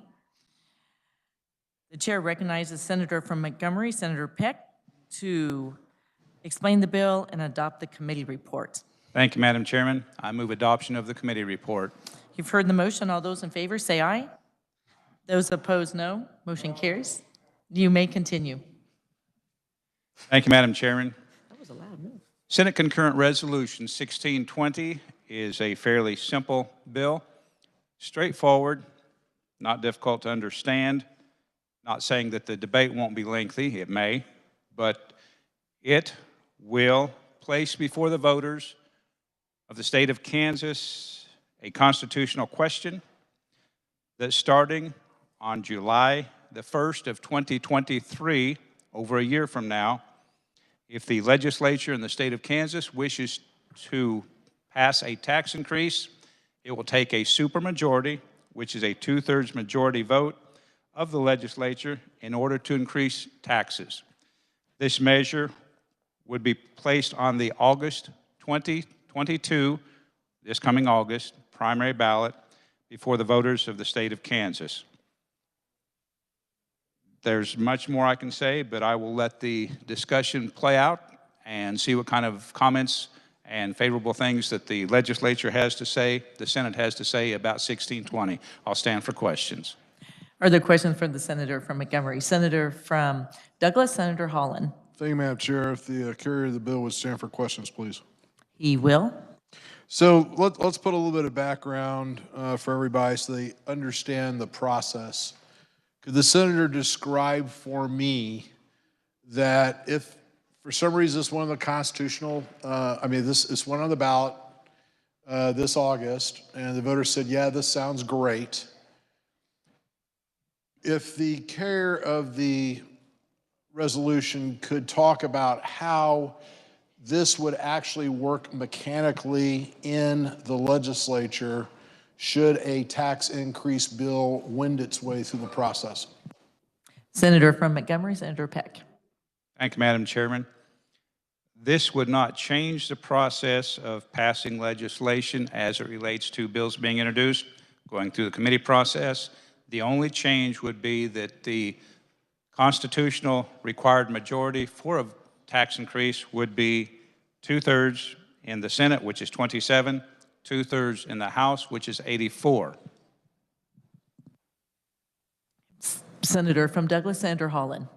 And so just to clarify, Madam Chair, does this mean that, does the governor still get involved? Say if we had a tax increase and it received the required 2/3 majority of votes in both chamber, does this actually go before the governor across her desk, or how does that work? Senator from Montgomery, Senator Peck. Thank you, Madam Chairman. There would be no change from current law. A piece of legislation, a tax increase that passes the legislature with a 2/3 majority vote would then go to the governor's desk. The governor would have the opportunity to sign, veto, or let the legislation become law without their signature. Senator from Douglas, Senator Holland. And just to complete that line of thinking, Madam Chair, does this mean that should the governor veto that tax increase bill, does it still require then the legislature to muster up 2/3 votes to override in both chambers? Senator from Montgomery, Senator Peck. Thank you, Madam Chairman. The answer is yes. Senator from Douglas, Senator Holland. Thank you, Madam Chair. So I appreciate the basic groundwork. Hopefully everybody has understand how this mechanism will work. Let's start putting some meat on the bone here. Could the carrier of the bill, the resolution, tell me, Madam Chair, what level of government of taxes are we talking about that this would impact? Senator from Montgomery, Senator Peck. Thank you, Madam Chairman. We are talking about taxes at this state level that the state legislature would deal with. This would not impact or affect or change local units of government taxing ability or taxing authority. Senator from Holland, or Senator from Douglas, Senator Holland. I kind of like that. I'll have to think about that one. So, Madam Chair, my question would be to that is that, you know, I am no attorney nor constitutional scholar, but my understanding is that basically counties act as the agent representative for the state of Kansas. What about those county taxes? If there were to be some sort of a tax increase, either directly implemented by the county independent of the state, or in the case, say, if it was like maybe a county sales tax initiative or something like that, where the county would have to come back to the state, is there any sort of, would that qualify as a quote-unquote tax increase under this bill? Senator from Montgomery, Senator Peck. Thank you, Madam Chairman. Again, this would not change anything as it relates to how counties and cities may or may not pass tax increases currently, and we have this come through the legislature on a regular basis. As a matter of fact, we had a bill earlier this session for Wilson County. They wanted to vote on a tax increase. They couldn't do that without asking for a vote of the citizens, so the legislature is in the process of passing legislation to allow them to hold that vote of the people regarding the tax increase. So again, this does not change anything as it relates to how local units of government handle their own sales or property taxes. Senator from Douglas, Senator Holland. I'm not quite sure I follow. I guess let me be a little more specific here. And those basically, those county tax issues where the legislature has to basically approve, quote unquote, does the legislature now have to basically provide a 2/3 supermajority in both chambers and go through that process to allow the county sales tax initiative to go into effect? Senator from Montgomery, Senator Peck. Thank you, Madam Chairman. No, it would not. The legislature would not be voting for a tax increase.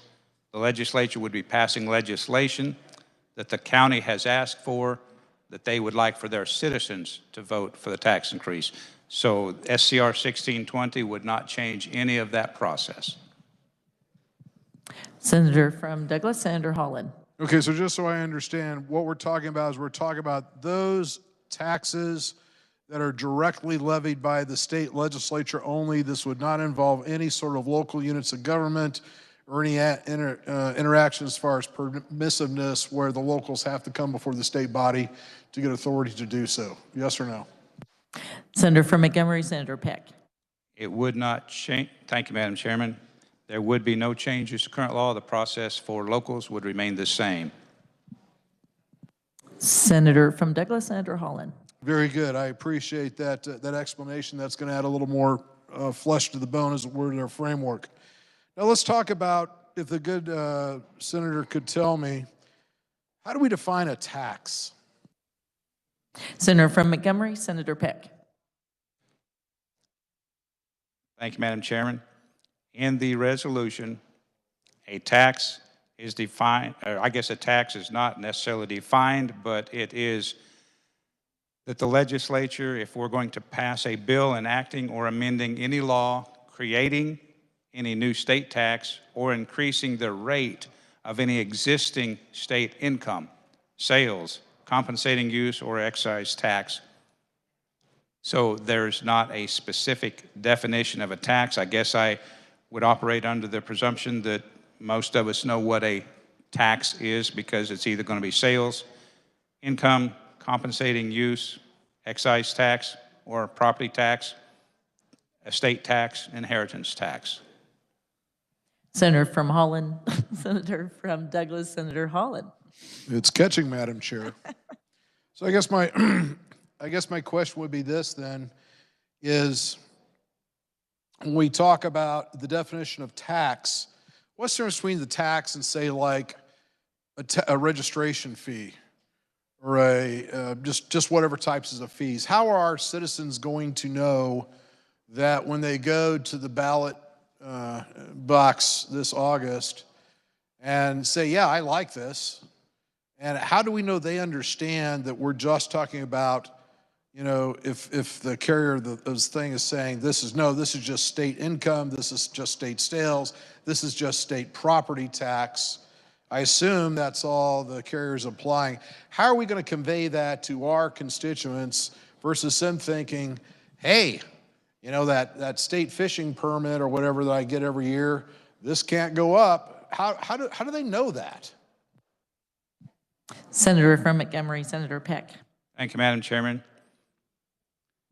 The same way that our voters understand or know anything about a candidate or any other issue, there will be no doubt a campaign for and against. There is an explanatory statement on the ballot. They will understand that this would require a supermajority of the Kansas legislature to increase the taxes that are spelled out in the proposed constitutional amendment. Senator from Douglas, Senator Holland. Thank you, Madam Chair, and I very much appreciate the carrier of the bill's response. This is where, to quote Alice in Wonderland, we start going down the rabbit hole, because now this doesn't start to make sense. You've got something, a constitution meant for people, where there's not a crisp, clear definition of what a tax is. And so let's start expanding this, Madam Chair, to some very simple examples.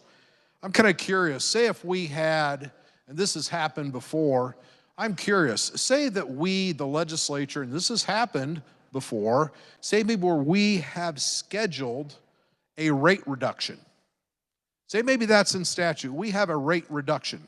And all of a sudden, the legislature, by its infinite wisdom, it suspends that rate reduction. Madam Chair, could the carrier of the bill tell me, is that a tax increase? Senator from Montgomery, Senator Peck. Thank you, Madam Chairman. If the legislature increases the rate of the tax in statute, that would be considered a tax increase. Senator from Douglas, Senator Holland. I don't think he answered the question. Is that a tax increase? Senator from Montgomery, Senator Peck. Thank you, Madam Chairman. If the legislature passes legislation that increases the rate in statute of a tax, that would be considered a tax increase. Senator from Douglas, Senator Holland. Well, thank you, Madam Chair. And I'm not trying to come down too hard on the carrier of the bill, but this is where the answers start becoming evasive, at least from my understanding of what this would do. I have a question, another question for an example. Say we have a temporary tax exemption expiring. Was that a rate increase? Senator from Montgomery, Senator Peck. Thank you, Madam Chairman. I apologize. I'm not certain I heard the question correctly. So before I try to answer, I would ask if he does not mind restating the question, please. Senator from Douglas. Senator Holland, could you repeat your question? Thank you, Madam Chair. So the question is, say, and we have boodles of these across the books. We have sunsets on various tax exemptions. What happens if that tax exemption expires? Is that considered a rate increase that would have to be voted on by the legislature to continue on 2/3 supermajority of both chambers? Senator from Montgomery, Senator Peck. Thank you, Madam Chairman. Any change in statute that the legislature votes on would fall under these guidelines. If it's already in statute, for a future rate increase that does not take a vote, another vote of the legislature, would not fall, my understanding, under these guidelines. Senator from Douglas, Senator Holland. Well, thank you, Madam Chairman. And I do appreciate the responses from the senator, but once again, can you imagine the confusion this is going to unleash on our constituents? Just from their standpoint, we're trying to say, well, if it's a tax increase. Let's try another example. Say the legislature, and we're great at doing this up here, Madam Chair, basically we start pitting one class of taxpayer against another. Say we have a tax bill, Madam Chair, where one set of taxpayers, say they get taxed at a higher rate, and yet say we have another ratepayer classification, and say they have better lobbyists. And so they're getting the bigger tax cut. So overall, that tax bill is reducing revenues. But yet you got one class of taxpayers that are, to quote the country western song, they got the gold mine, I got the shaft. Would that be considered a tax increase to those particular ratepayers, though the overall bill was a tax revenue decrease? Would that be considered a tax increase to those constituents? Senator from Montgomery, Senator Peck. Thank you, Madam Chairman.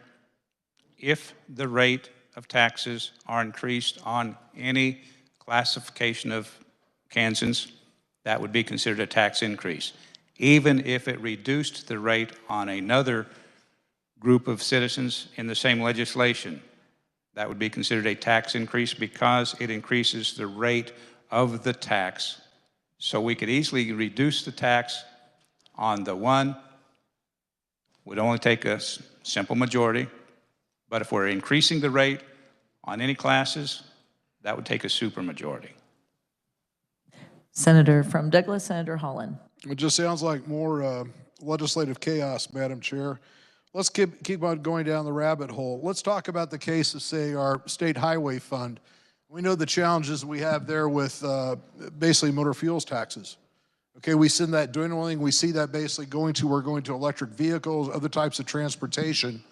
Okay, as those fuel taxes, as those dwindle, okay, now say we open up a new tax to somehow tax those car owners of the say their electric vehicles. We've got the motor fuels coming down. We've got to replenish that from a budgeting perspective. We need to raise a new tax. With that new tax on that vehicle itself, say even though the motor fuels overall is dropping, would that be considered a tax, and would that fall under this scheme? Senator from Montgomery, Senator Peck. Thank you, Madam Chairman. Any law creating a new state tax or increasing the rate of any state tax would fall under the supermajority guidelines. Senator from Douglas, Senator Holland. Thank you, Madam Chair. And so I've tried to give some examples of the body as far as confusion that reigns based upon the quote-unquote simple language before us. Unfortunately, it's very complex, it's very intricate, and your constituents aren't going to have any idea what you unleashed on them if this goes before the ballot and it passes. So let's move on about some practical approaches here. My concern about this legislation is, number one, I'm not sure how as a legislature we're going to quite understand, let alone our constituents, as far as what's in or out as far as this deal. The second thing I want to talk about, Madam Chair, is let's talk about some real life situations of budgetary potential problems we could have. Does everybody remember the Brownback tax cuts? Do you remember that, Madam Chair? Yeah, I do too. And can we talk about, let's think about the significant revenue shortfalls that caused.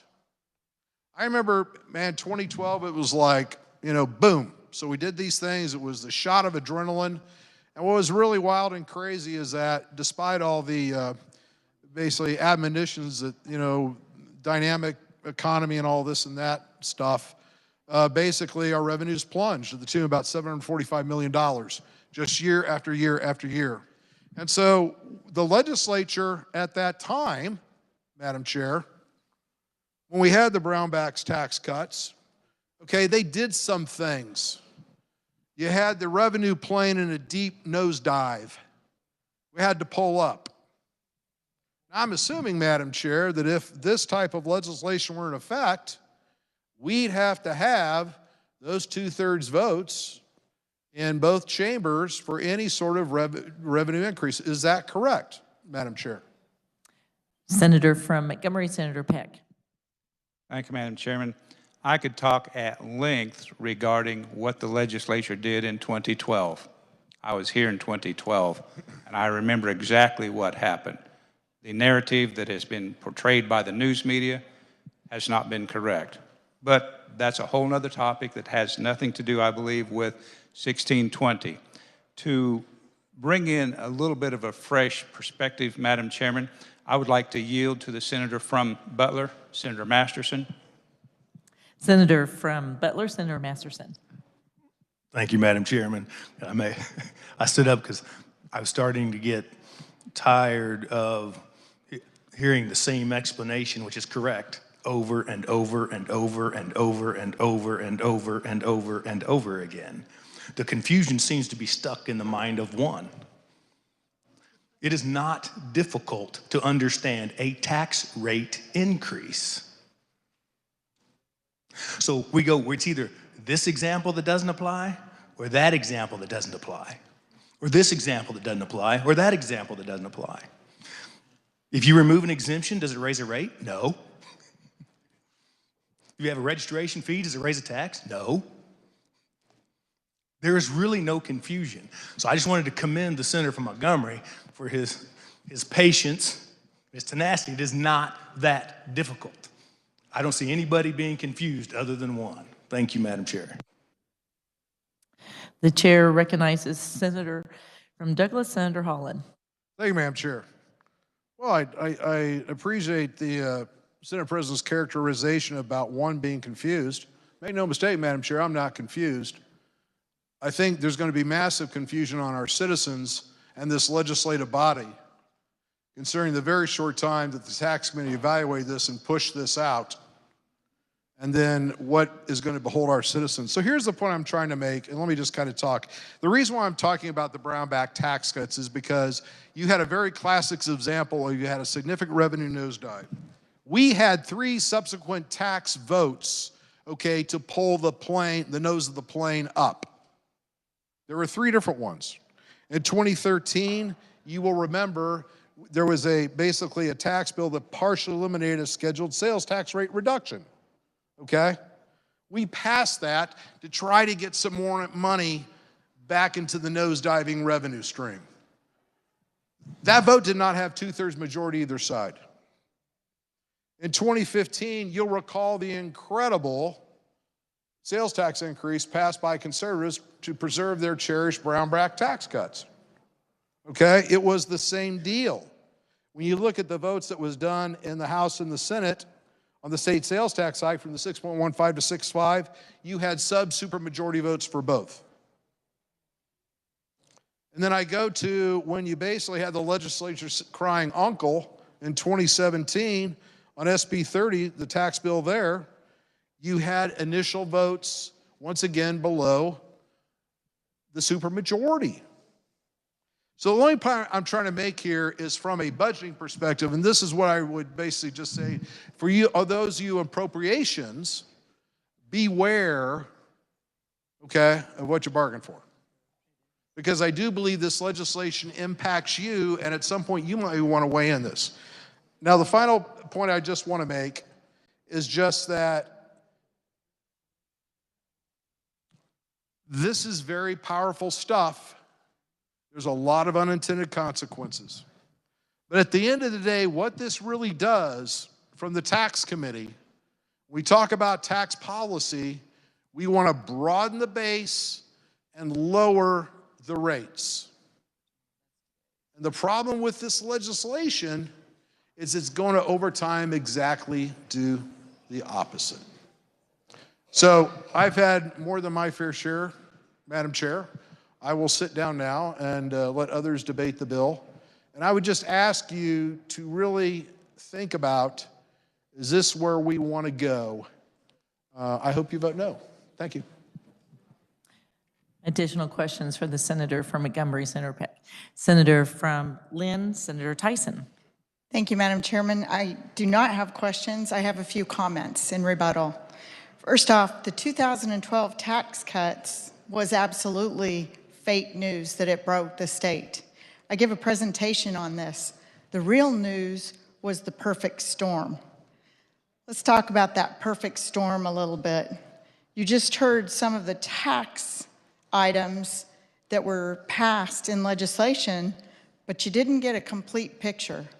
In 2012, yes, there were tax cuts. It went to 0 income tax for those small businesses that were making a profit. However, small businesses that were taking a loss had to pay income tax on it. In 2013, it was another reduction in income tax. It went from it was another reduction. I'll just go over the years real quick.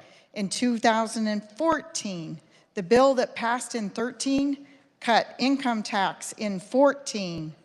It cut income and sales tax in 16 and in 18. Automatic built-in cuts that were continued. Wasn't just the tax cuts in 2012. We need to talk about all those tax cuts. And then it was the continued increased spending. I've got the numbers, I've got the years where we actually spent more than what the state was taking in. You can't do that. Again, the perfect storm, third step in the perfect storm was the economy. So you had the tax cuts, you had increased spending, and you had the biggest hits in the Kansas economy in agriculture, in aviation, and oil and gas. Our 3 biggest industries in the state. That's what was the perfect storm for Kansas. I applaud the good senator from Montgomery. He is doing exactly what you're taught. The same question over and over, very patiently, very quietly the same response. It's called the broken record methodology, and it's a great one. And I would also say that Kansas is not inventing a new wheel. We have other states that we looked at for model legislation for this constitutional amendment. It works in other states. It can work in Kansas. We must protect the taxpayer. I stand strong for this constitutional amendment, and I thank the good senator from Montgomery. Are there additional questions from Senator from Montgomery? Senator Peck. I see none. Senator, you may close. Thank you, Madam Chairman.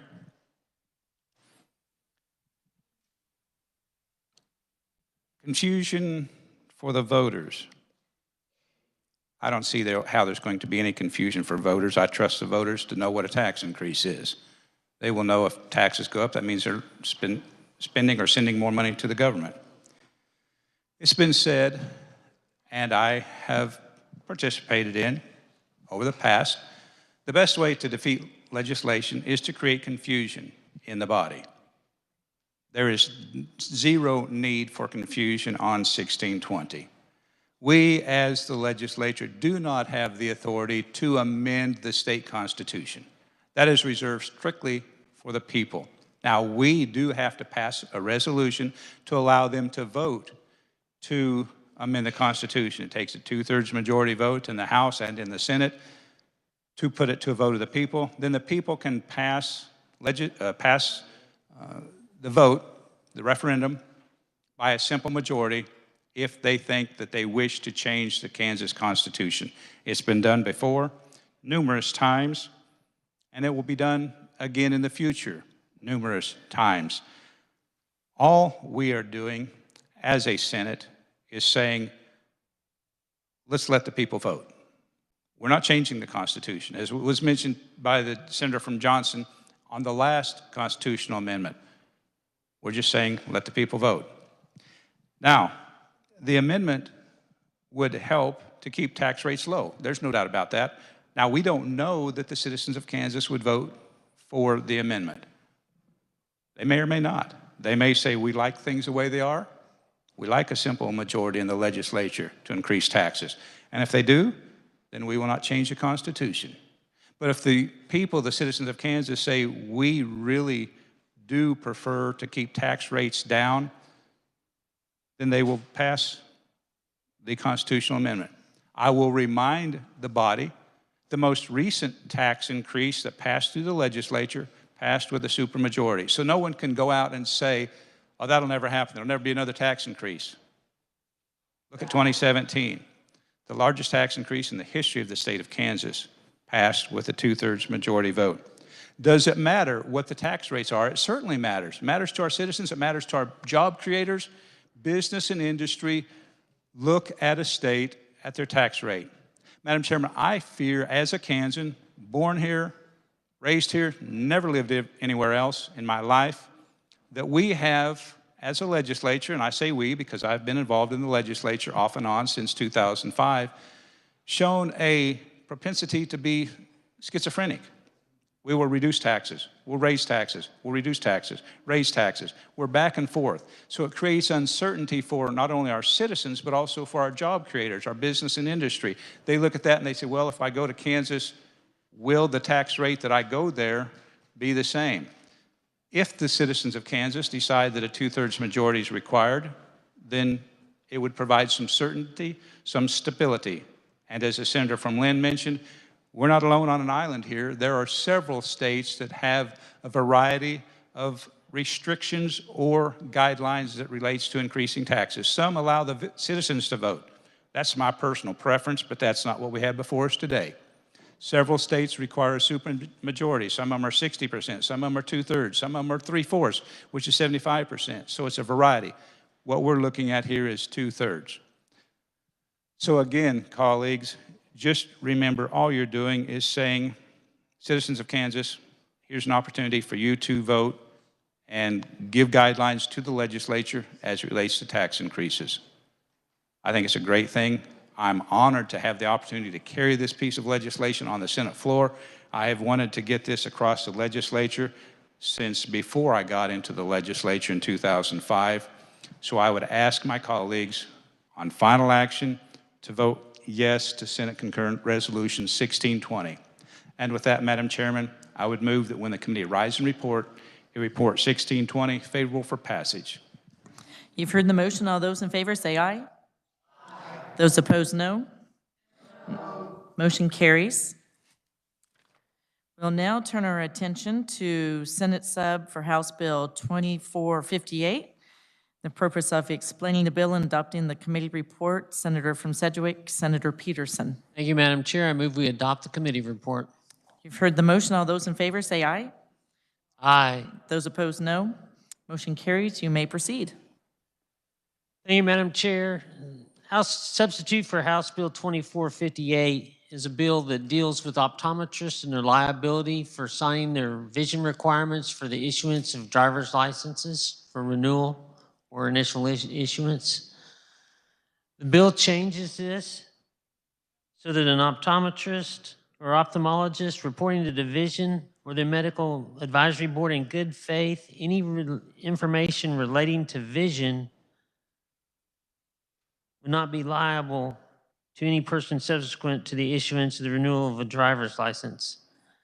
Under current law, the optometrists are reporting and are signing in good faith information regarding visual commission or the form has or other ability to safely operate a motor vehicle. What has happened is one of these drivers was in an accident and the attorneys realized that the optometrist had signed that and they initiated action against him. We're just trying to make this perfectly clear that all they are reporting is vision-related portion. With that, I'd stand for questions. Are there questions for the Senator from Sedgwick, Senator Peterson, Senator from Riley, Senator Hawk? Thank you, Madam Chair. I rise in support of this bill. And as one of the conferees said during the hearing, this is a bill we can all see eye to eye on. Are there additional questions? Senator from Reno, Senator Stephan. Thank you. I guess everybody but me.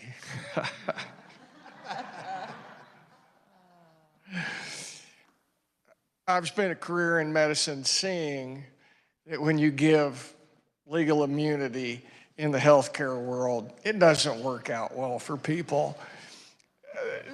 Basically what this amounts to is the eye doctor signing and providing some sort of insurance. You know, this is no different than in the legal world, where in a merger and acquisition, you know, the legal firm is basically underwriting that all the paperwork is accurately done and the transfer of ownership is complete. And that's part of why they get paid so much, because they're ensuring that that's the fact. This sounds to me more like it's a pay problem. But again, my real complaint is I don't want to see us give anybody in healthcare legal immunity. That ends up creating a lower quality of care. And I, as a physician, always aspired to better than that. Thank you. Are there additional questions for the Senator from Sedgwick, Senator Peterson? Senator from Douglas, Senator Francisco. Thank you, Madam Chair. I stand in support of this bill. My understanding is it does not give the ophthalmologist immunity from making a mistake about the vision test. But what we've asked them to do and let them do, I think, is say electronically, you can have your driver's license reviewed if you've been to an optometrist or an ophthalmologist. And they are just saying that, yes, you had that visit. It may have been, it has to be in the last year, so it could have been months before the accident. There could have been reasons that the vision changed. And also, there's a lot of reasons for accidents that don't have to do directly with vision. So I think it's a good bill, and I appreciate the work of the committee and the senator for carrying it. Are there additional questions? Senator from Sedgwick, Senator Peterson. I see none. You may close. Thank you, Madam Chair. I believe that they are still liable for the vision part of that. We are trying to clarify that it's only the vision they are reporting on. It was the vision portion, it was the portion in there or other ability to safely operate the vehicle on their forms that they were signing that was catching them. With that, I ask that you vote aye when it's time to pass this favorably tomorrow. I move when the committee rise and report, it report Senate substitute for House Bill 2458 favorably for passage. You've heard the motion. All those in favor say aye. Aye. Those opposed? Nay. Motion carries. We'll now turn our attention to House Bill 2363. The chair recognizes Senator from Sherman, Senator Billinger, to explain the bill and adopt the committee report. I move we adopt the committee report. You've heard the motion. All those in favor say aye. Those opposed, nay. Motion carries. You may proceed. Thank you, Madam Chairman. House Bill 2363 would amend law governing compensation for services provided to indigents to require appointed counsel to be paid at a rate not to exceed $100 per hour through June 30th of 2023, and at a rate not to exceed $120 per hour after July 1 of 2023. Current law is $80 per hour for the maximum rate. The bill would provide flexibility for future rate increases and attempt to address the shortages of assigned counsel within the state. And with that, Madam Chair, I'd stand for questions. Are there questions for the senator from Sherman? Senator Billinger? I see none. You may close. Thank you, Madam Chairman. I move that when the committee rises and report House Bill 2363, Senate sub for House Bill 2567, favorable for passage. Is that the right number? Let's see. Let's repeat that motion. Okay. 2367. Yeah.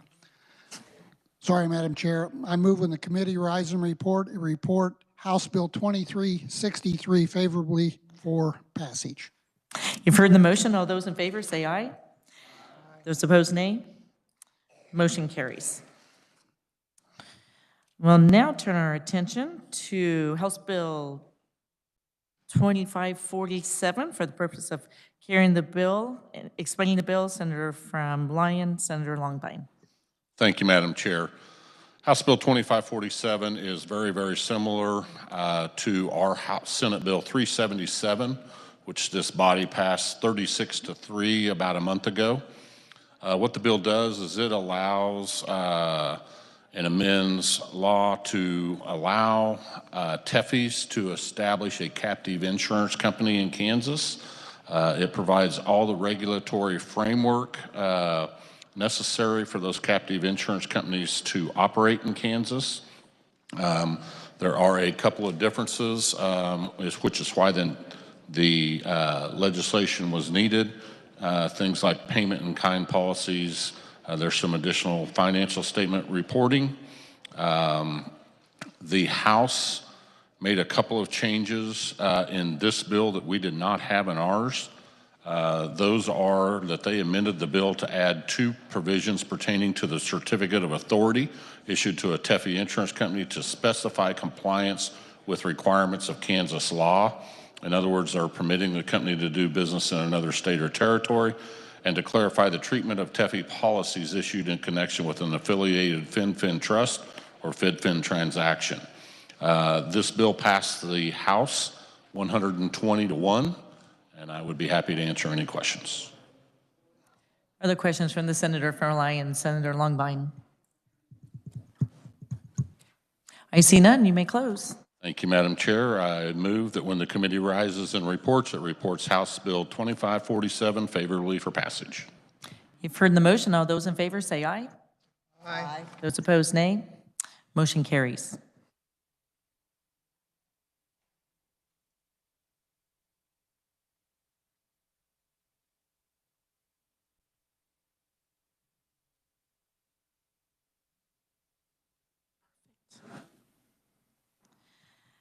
The chair recognizes, we turn our attention to Senate Bill 438, Senator from Cherokee, Senator Hildebrand, to carry the bill and adopt the committee report. Thank you, Madam Chair. I move we adopt the committee report. Heard the motion. All those in favor say aye. Aye. Those opposed, nay. Motion carries. You may proceed. Thank you, Madam Chair. Senate Bill 438 is a bill that was brought to us by the Secretary of State's office. It deals with a new audit process. In committee, we did make an amendment to add that after the election, the receipts or the abstracts that come out of the vote tabulating machines would be available to a candidate or a polling agent for the candidate for review. And with that, I'll stand for questions.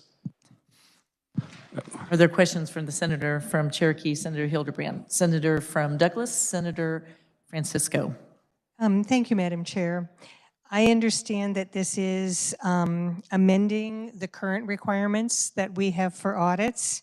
But in addition to those audits that are happening in every county, this would require the Secretary to select 4 counties at random. I was wondering who would be responsible for the costs of those random audits? Are we, through this process, putting that on the county, or would the cost of those audits be borne by the Secretary of State? Senator from Cherokee, Senator Hildebrand. Thank you, Madam Chair. And I am looking at the fiscal note, and it says the office would audit 4 counties. So that'd be the Secretary of State's office, but also the counties would expect to have some more labor costs to assist with that additional audit. Senator from Douglas, Senator Francisco. Thank you, Madam Chair. My concern is that because this is a random audit, this could provide additional costs to those counties that are picked. So I don't have objections to the auditing process. I don't have an amendment for this at this time, but we might consider in our considering omnibus, including some money for the Secretary of State and have it available simply for those audits. Thank you very much. Are there additional questions for the Senator from Cherokee, Senator Hildebrand, Senator from Reno, Senator Stephan? Thank you. If the good senator would help me with a question, I'd be appreciative. When it gets down to auditing counties, it talks about how if a county is selected randomly, it's a random selection, that it would not be selected again the next 3 years. Is that correct? Senator from Cherokee, Senator Hildebrand. Thank you, Madam Chair. As the bill is currently written, yes, and I do apologize to the body and to the chair. I had forgotten that the good chairman of the Senate Fed and State Committee had left me with an amendment to correct that. So if the good senator from Reno would allow me to go ahead and introduce that, I think I can alleviate some of his concerns. Well, that was my hope, to jog one's memory, so I'm glad I was finally effective today. So, Senator Hildebrand, you have an amendment. I do. And you've turned it in? I have. And what is the number? 3876. Would you like to have it read or explain it? I believe I can explain it, Madam Chair. Let's give a few moments here for the folks to come up.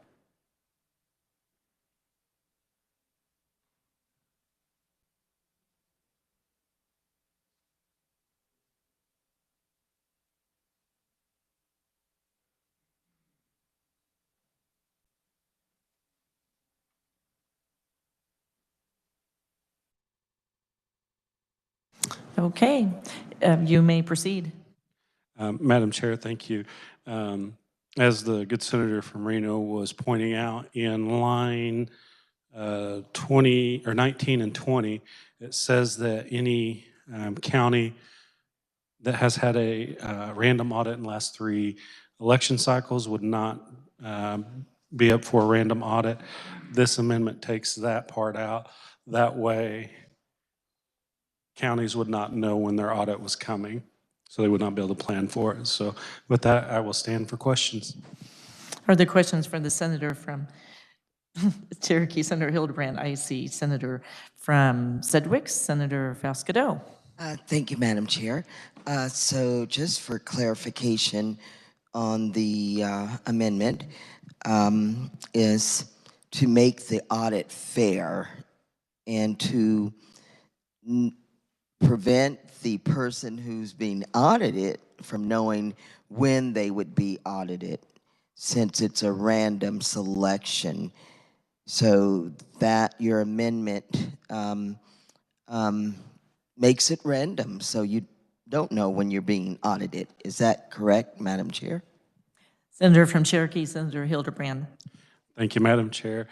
That is correct in the sense that there is no longer that 3-year waiting period that, or 3 consecutive election cycles that you have to wait before you can be in that random audit cycle again. Madam Chair? Yeah, Senator from Sedgwick, Senator Fascadeau. Thank you. Got a little ahead of myself there. The chairman of the Fed and State Committee and the vice chair, Hildebrand, I knew about this amendment and I'm fine with it. Thank you, Madam Chair. Are there additional questions from the senator from Cherokee, Senator Hildebrand, Senator from Douglas, Senator Francisco? Thank you, Madam Chair. I appreciate this effort to try to not let counties know when they won't be getting an audit. But am I correct? And can the senator from Cherokee verify that this does not replace the current audits that are being done by the Secretary of State on some precincts in every county? This is only in addition to that. Is that correct? Senator from Cherokee, Senator Hildebrand. Thank you, Madam Chair. There is nothing in Senate Bill 438 that strikes the current audit process, so this will be an addition. Senator from Douglas, Senator Francisco. Thank you, Madam Chair. Because it's an addition, even knowing that a county wouldn't have a county-wide audit, they would still know that a certain number of precincts in their county will be picked and election audits reviewed. So I understand the intent. I'm not sure it's necessary. Thank you. Are there additional questions from the senator from Cherokee, Senator Hildebrand? I see none. You may move your amendment. Thank you, Madam Chair. I move my amendment. You've heard the motion. All those in favor say aye. Those opposed, no. Motion carries. We're back on the bill. Are there additional questions? I see none. Senator Hildebrand, you may close. Thank you, Madam Chair. Probably the quickest election bill we've worked so far this year. Thank you to my colleagues. I move that when the committee rises and report Senate Bill 438 favorably for passage. You've heard the motion. All those in favor say aye. Oh, as amended. As amended. Yes, correct. Thank you. You've heard the motion. All those in favor say aye. Those opposed, no. Motion carries. Okay, then we turn our attention to House Bill 2489. The chair recognizes the senator from Lyons, Senator Longbine, to explain the bill and adopt the committee report. Thank you, Madam Chair. I move we adopt the committee report. You've heard the motion. All those in favor say aye. Those opposed, no. Motion carries. You may proceed. Thank you, Madam Chair. House Bill 2489 is a bill that was brought to the House by the State Banking Commissioner's Office. This bill came about from the end of the pilot program with the TEFI program, and there are a number of changes that the OSBC wanted to see. I could certainly go through all of those, but I think they've been well vetted. They actually start on page 9 of the subnote and move through pages 11. I don't know that there are a lot of substantive changes there. And I can also tell you that they were agreed upon by the company that was included in the pilot. When it came over to the Senate, we adopted what we called the duck amendment.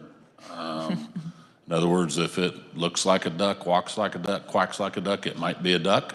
And what we discovered was there was a loophole in the bill that could have allowed an out-of-state trust company to do FIDFIN transactions in the state of Kansas without paying, without registering as a TEFI, without paying TEFI fees, and without paying the 2.5% to the Economic Development Growth Fund. So we added that amendment in committee. The House passed this bill 120-0, and I will stand for questions. Are there questions for the senator from Lyons, Senator Longbine? I see none. You may. Thank you, Madam Chair. I move that when the committee rises and reports, it reports House Bill 2489 favorable for passage. You've heard the motion. All those in favor say aye. Those opposed, no. Motion carries. We'll now turn our attention to SCR 1619. For the purpose of carrying the bill, Senator from Lynn, Senator Tyson, to explain the bill.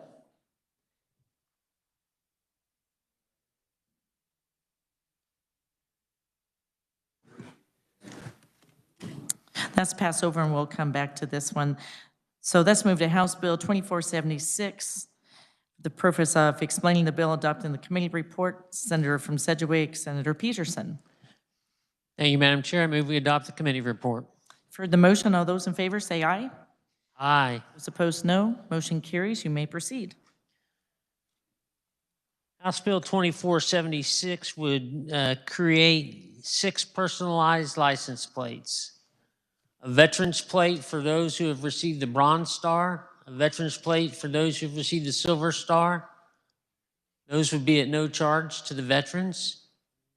Then through the standard plate fees, the Department of Wildlife and Parks has to have a license plates created, one for state parks, hunting, one for fishing, and one for non-game wildlife.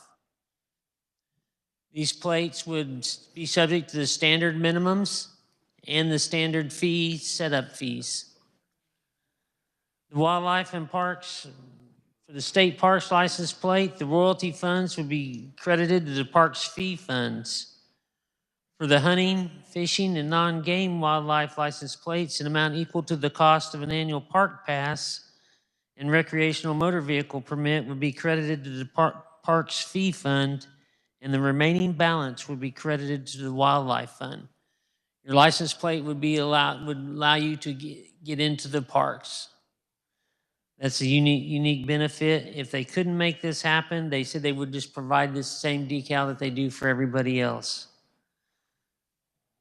With that, I would stand for questions as soon as I remind everybody that these license plate privilege fees, or the license plate personalized plate fee, the $40 on 1,000 plates, which would be the minimum number of the plates to make the Wildlife and Parks ones go, would remit $39,250 into the state highway fund. These personalized plates do add money into the state highway fund. With that, I'll stand for questions. Are there questions from the senator from Sedgwick, Senator Peterson? I see none. Senator, you may close. I move in the committee rise and report. Make sure House Bill 2476 favorable for passage. You've heard the motion. All those in favor say aye. Aye. Those opposed, no. Motion carries. We'll now turn our attention to House Bill 2110. For the purpose of explaining the bill, Senator from Lyons, Senator Longbine. Thank you, Madam Chair. House Bill 2110 would require that the state employee health plan develop the test track to provide coverage for the diagnosis and prescribed treatment for pediatric acute onset neuropsychotic syndrome, or more commonly known as PANS, and pediatric autoimmune neuropsychiatric disorders associated with streptococcal infections, or otherwise known as PANDAS, for the purpose of studying the utilization and the cost of coverage. We currently have in statute a test track program that for new diseases and new treatments that is a way to gauge the effectiveness and the cost, and this bill is the first step in that. It would require that this be used on the state employee health plan on the test track or pilot program, and then they would be required to submit a report to the President of the Senate and the Speaker of the House on or before March 1 of 2024. In that report, they would need to explain the impact that the coverage for PANS and PANDAS required by the bill had on the state employee health plan, data on the utilization of coverage for PANS and PANDAS as covered by individuals, and the cost of providing such coverage, a recommendation, whether such mandate coverage should be made to private insurance companies. This bill does not mandate to private insurance companies. At this point, this authorizes the test track. We had a number of families with children who were stricken by this disease testify. In committee, we had one neutral person testify, and we had no opponents to the bill. I want to make sure that the body understands that this is the test track legislation. This is not a mandate. The legislature will, if the test track comes out appropriately, the legislature would then sometime in the future have the ability to decide whether they wanted to mandate this coverage to private insurance companies. With that, I'll stand for questions. Are there questions from Senator from Lyon, Senator Longbine? Senator from Johnson, Senator Gossage. Thank you, Madam Chair. I just want to mention that, give some of the symptoms of this. Tics or jerky movements, anxiety, depression, or mood swings, acting aggressive or hyper, using baby talk, acting clingy, or having new bedtime fears, sudden trouble with handwriting or other fine motor skills, new trouble with memory, reading, or math, new bedwetting, or not sleeping. We as parents would all identify that if we had children that were struggling with these symptoms, we would try to want to find the cause. One of the parents that testified is a physician, and she said she was grateful that they found a quick diagnosis and her daughter was able to be treated and overcame with ibuprofen, oral steroids, dietary changes, and play therapy. What this bill is referring to is a very expensive medication. It's kind of on a trial basis, not sure if it would help children who happen to have these symptoms. And honestly, it's not about that. We have different ones who come to us who want to put mandates. And I understand that our senator said that it was not a mandate. However, it would be a mandate on the employee program. The employee benefits plan, we're saying they must cover this. What we're saying is they must cover this medication for this purpose. And currently they do cover the medication, of course, for other illnesses or conditions for which it's been proven that it has helped. And my concern is that any time that we make a mandate, whether it's on the employee plan, which covers 80,000 members across the state, or another insurance plan to private individuals, it always raises the cost of insurance. Sometimes we find out, oh, it's just a few pennies, or it's just 20 cents here or 15 cents there. But anytime you have one mandate, then you have more mandates. And other people say, well, that's bad, but we have this other situation. They're all heart-rendering. They're all things that we would say, how could anybody vote against that? But I just want to caution this body that there are people struggling right now trying to figure out how to pay for their health insurance. And any increase in that could cause more people to lose their health insurance. So we just need to be very careful about this. And I'm saying this as a mother who had a child who struggled for 2 years with an illness we could not identify, doctors could not identify. And even though we saw several specialists, it took 2 years. And then finally, they just said it takes about 2 years to get over this. She seems to be doing better. Really no treatment. And I know what it's like. You can struggle as a parent. We all want to be able to do what's best for our child. But this is why I cannot support this bill, because I'm concerned that having something like this that's in a test trial situation to see if this truly would help is not the way to go about that, even though I commend the parents and the proponents for wanting to take the proper steps as we move forward. Thank you, Madam Chair. The chair recognizes Senator from Lyons, Senator Longbine. Thank you, Madam Chair. Just a couple of things to add, and I appreciate the Senator from Johnson's comments. But the young people that we had in committee and the people that have been around the building the last week, this is a debilitating illness for those young children. And so I've had the opportunity to visit with 3 different families and the children, and it is real. It is a condition that they need help with. I do wish to make sure that the body understands that this is not a mandate. Those that are opposed to the bill keep calling it a mandate. This is the test track. This legislature will get another bite at the apple once the study is done to decide whether a mandate is appropriate. And if we're worried about cost, a quick little math based on the fiscal information provided in the subnote, this would cost the state employees' health plan about 6 cents per covered life. The chair recognizes Senator Shawnee, Senator Cluse. Thank you, Madam Chair. I just want to stand and rise in support of this bill. And as a good senator from Lynn, Senator Longbine, an address I too have visited with quite a few families concerning this disease. And as he had mentioned, once again, it's just the first step. And, you know, sometimes and I understand what the other senator was saying, and all respects to that, but sometimes we just got to look at the bigger picture, and I'm just rising in support of this.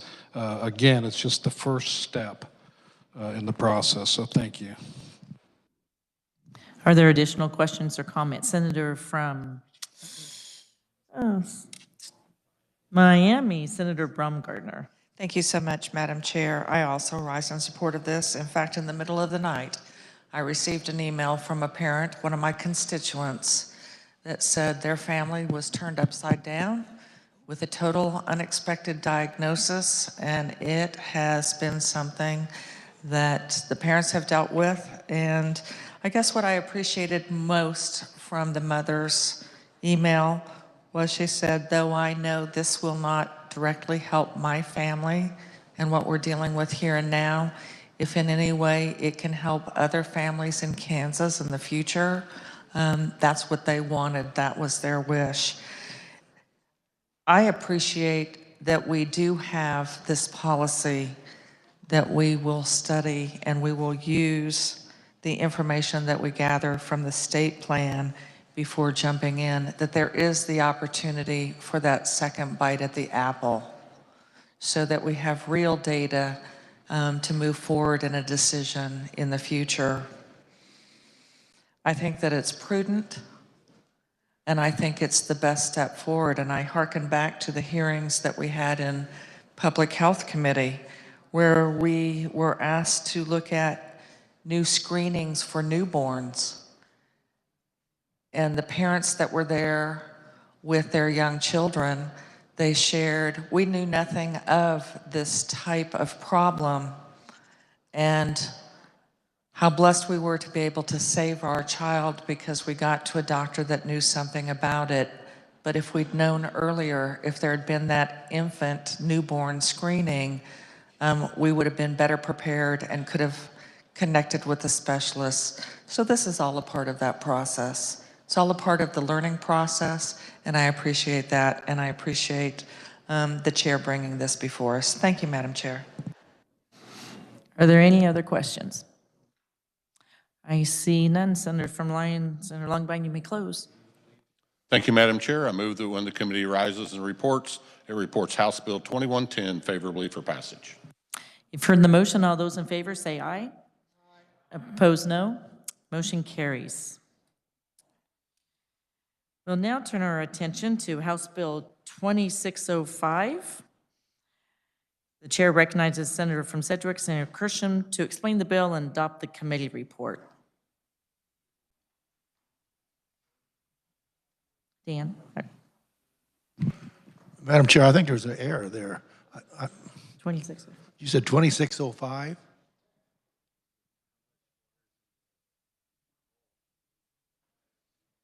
I don't have that.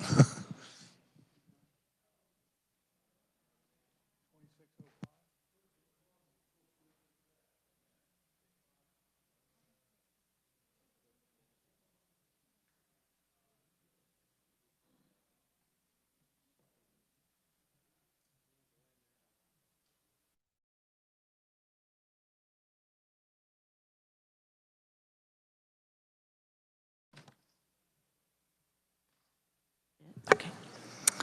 Sorry about that. The chair recognizes Senator from Montgomery, Senator Peck, to describe House Bill 2605 and adopt the committee reports. Thank you, Madam Chairman. I move adoption of the committee report. Heard the motion. All those in favor say aye. Those opposed, no. Motion passes. You may continue. Thank you, Madam Chairman. Kansas has had since 2006 a veterinary training program that has been very successful for rural Kansas.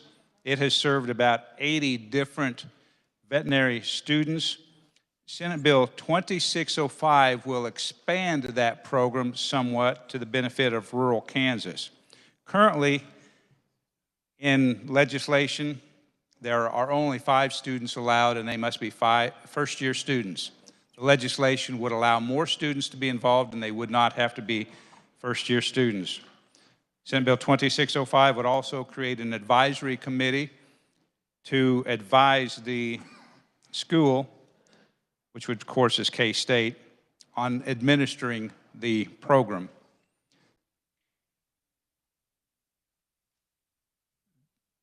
The loan for each student would be increased from $20,000 to an amount not to exceed $25,000. It would also increase the county population that these students could practice veterinary medicine in from 35,000 to 40,000. That would bring in 3 counties, Finney County, Crawford County, and Geary County, or Geary County, depending on how you want to say that. Some people say Gary, some people say Geary, but anyway, it's spelled G-E-A-R-Y. And the committee, in committee, made a slight adjustment, which I thought was a good thing. Now, a person who wants to practice veterinary medicine on large animals can do so in a larger county and participate in the program as long as they are practicing with large animals. At least 50% of their practice must be large animals if they are in a larger county than 40,000. Now, should a student or participant in the program be in a county that grows above the 40,000, they can continue in the program. But if they are in a county that is already above 40,000, for them to continue in the program, they must be in a practice that is treating 50% or greater of large animals or food animals. I don't feel like I explained as well as I would like to have, but I'll be happy to stand for questions. Are there questions from the senator from Montgomery, Senator Peck? Senator from Sedgwick, Senator Ware. Thank you, Madam Chair. I rise in support of this. We have the opportunity today to expand on success, and we don't always have that chance. And this is an exciting, well-used, we get to keep these vets in Kansas for long enough.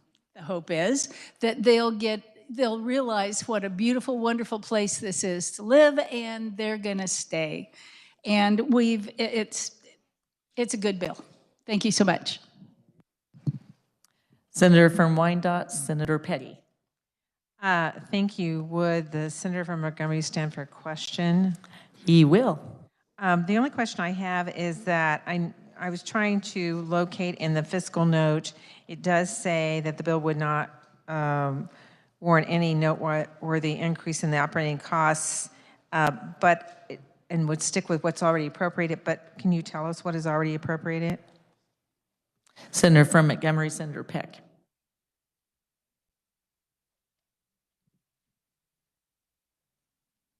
I'm not finding thank you, Madam Chairman. I'm not finding my fiscal note either. And if I may, I would yield to the senator from Douglas.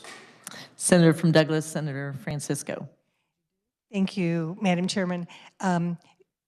This program is subject to appropriations annually by the legislature. So every year it would be this body that has an opportunity to decide. I hope that helps. Senator from Wyandotte, Senator Petty. Thank you. So, not really. I mean, I was curious as to what was the appropriation then in 2021. Senator from Douglas, Senator Francisco. Thank you, Madam Chair. We could ask research to look for that, but this was 5 students who had an appropriation of $20,000 apiece. So that would, and there's probably 4 years of school, so that would be $400,000. This would increase that because it could go up to $25,000, but it does not say a number. Senator from Wyandotte, Senator Petty. Thank you. So I'm going to assume that that means that we could be we were talking about 400,000, a figure that could go up, but only it's due to appropriations, although the bill speaks to how many students are supposed to be, or potentially is supposed to be funded, and that amount now is at 25,000 instead of 20,000. Senator from Douglas, Senator Francisco. I think we're raising the amount from 20,000 to 25, and the number is no longer, the number of students is no longer mandated. I think the other thing that may make a difference is that we heard some testimony from the proponents that the current program is available to veterinary students in the first year of their education and then continues for 4 years. They were saying that it may be helpful to identify students later in the process, and that would actually probably reduce the fiscal note for each student. Senator from Wyandotte, Senator Petty. Thank you for that information. I just, I think it is important to have an idea of the fiscal cost. Not that I'm challenging the value of this veterinary program, but we did just yesterday talk about the Promise Scholarship, which we just passed last year, and there seems to be concern about that funding and the amount, and also having a sunset on it, where we don't have a sunset on this program. And I think that that's a program that is valuable for our state and for a larger body of young people in the state of Kansas. And we talk about keeping and drawing them. That certainly is a way of keeping our children in Kansas, because we're helping them get the education so they can be economic drivers for our community. So I'm not trying to bet these two against each other, but I want to just for us to be cognizant when we talk about the cost of one, it's important for us to have an idea of the cost of this one as well. Senator from Montgomery, Senator Peck, would you like to respond? There is a senator behind you also to comment. No, thank you, Madam Chairman. I will let the senator, whoever's standing behind me, I can't turn around and see them. Senator from Meade, Senator Reichman. Thank you very much, Madam Chair. So this program has proven to be successful in the past 15 years, serving over 80 recipients. 94% of them are still in the communities today. A $400,000 per year investment in the future of veterinary science in rural Kansas has certainly made it worthwhile for taxpayers' money well spent. And so I don't have the fiscal note, but it looks like 400,000. And the other part I was interested in is the task force have got together with not only with the Veterinary Medical Association, but they work with the Kansas Department of Agriculture, Kansas Livestock Association, Kansas Farm Bureau, Kansas State University, College of Veterinary Medicine, Kansas State University Department of Animal Science. They did surveys and studying and whatever. So we've been this has been a program that's been well done. And so I just wanted to share that. And I think the guy that's bringing the bill, the senator, he's doing a good job. And I support of this. Thank you. Are there questions from Senator from Montgomery, Senator Peck? I see no more questions, Senator Peck. If you'd like to close, make comments. Thank you, Madam Chairman. I am a little bit frustrated and surprised that we do not have a clear fiscal note, but none of the committee members appear to have one, so that would tell me that there has not been one issued. But the fiscal note would be probably, and I know we're not supposed to guess on the floor, but if you realize that the maximum per student could be up to 25,000, and the number of participants would be subject to change with time, and it has been a very successful program, not cost the state a lot of money, in the range of $400,000 per year. So the fiscal note would go up somewhat from that. But having all the information that I can give to the body, I would move that when the committee arrives and it reports House Bill 2605, favorable for passage. You've heard the motion. All those in favor say aye. Opposed, no. Motion carries. Now we'll turn our attention to House Bill 2703. The chair recognizes Senator from Shawnee, Senator O'Shea, to explain the bill and adopt the committee report. I move we adopt the committee report. You've heard the motion. All those in favor say aye. Those opposed, no. Motion carries. You may proceed. Thank you. House Bill 2703 is a technical amendment due to all the work that we've done with unemployment over the past couple years. It's going to amend law related to unemployment compensation regarding out-of-state reimbursing employers, fund control tables, solvency and credit rate schedules, and the My Reemployment Plan. This bill has no fiscal note. It had no opponent testimony, and the vote in the House was 121 yes to 0 no's. With that, I'll stand for questions. Are there questions of Senator from Shawnee, Senator O'Shea, Senator from Sedgwick, Senator Ware? Thank you, Madam Chair. I get to rise in support again. This is a good day for me, for a Democrat to like 2 bills in a row. Yes. So, yeah, this is a great bill. There are so many folks that came together to make this work, and it's a good bill. Let's do it. Are there any additional questions from Senator from Shawnee? I see none. You may close. Thank you. Thank you, Senator Ware. I move that when the committee rises and report House Bill 2703 favorably for passage. You've heard the motion. All those in favor say aye. Those opposed, no. Motion carries. We'll turn our attention back now to SCR 1619. The chair recognizes Senator from Lynn, Senator Tyson, to explain the resolution. Thank you, Madam Chairman. This resolution is a result of the Interim Tax Committee meeting this summer. It is very straightforward. It just spells out for Kansans that we have had a major increase in tax revenue. And with that money, instead of spending it and creating different programs, the Interim Tax Committee recommends that that money be used, that we not increase spending, and that we use that money to buy down debt where appropriate and leave some money to give back to the Kansas taxpayers.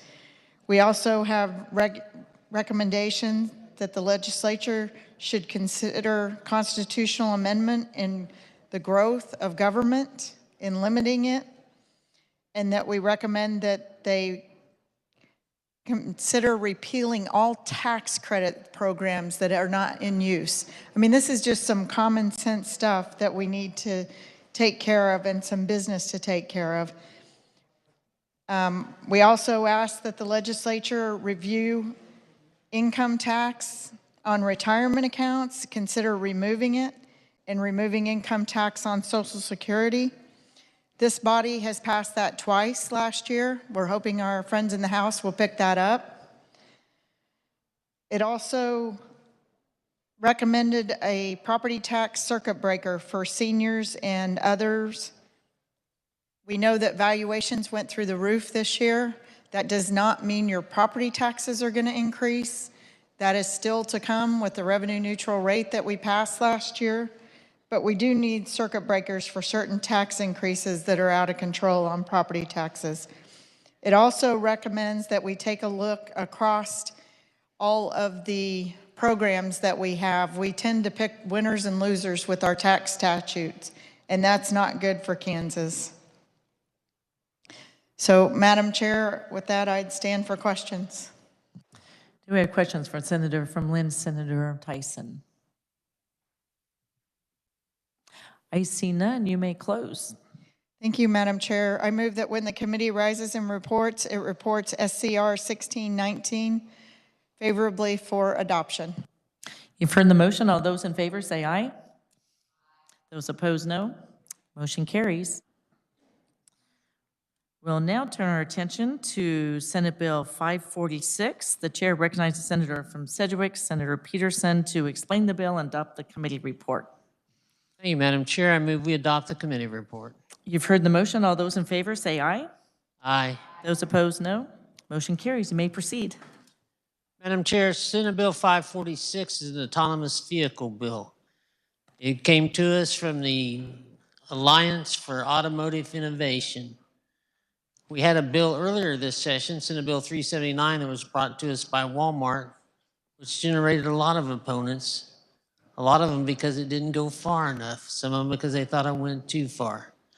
The groups got together and they worked and they discussed with various agencies and innovators, and they came up with this bill. They continued working even up until the day before we worked the bill. I appreciate all the work that went into it. What it does, it allows vehicles to operate autonomously for the first year with a safety driver in it, if the vehicle is capable of having a driver. It restricts the weight for the first 2 years to 34,000 pounds on tandem axles. It provides that any company operating in our state has to provide a law enforcement interaction plan. They have to let law enforcement know how to reach the owner, what to do in case of emergencies.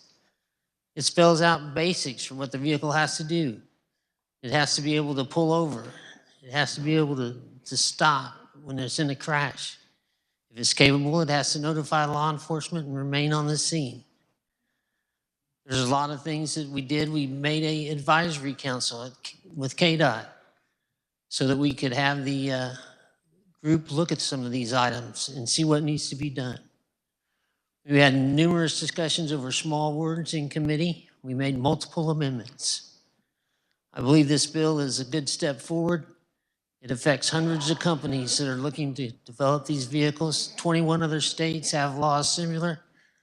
With that, I'd stand for questions. Are there questions from the Senator from Sedgwick, Senator Peterson? Senator from Riley, Senator Hawk. Thank you, Madam Chair. This was one of the really interesting bills that I think we got to deal with in transportation. I'm still struggling with a few things about it. I think there is no question if we look at what the future is in terms of commercial travel and our own individual travel, we're going to be seeing autonomous vehicles probably sooner than a lot of us think, but maybe not exactly tomorrow in every part of our lives. I think this bill does try to make sure that we have a test for this. I question how ready we are in terms of how far this bill goes, and I feel like I have a duty to look at public safety.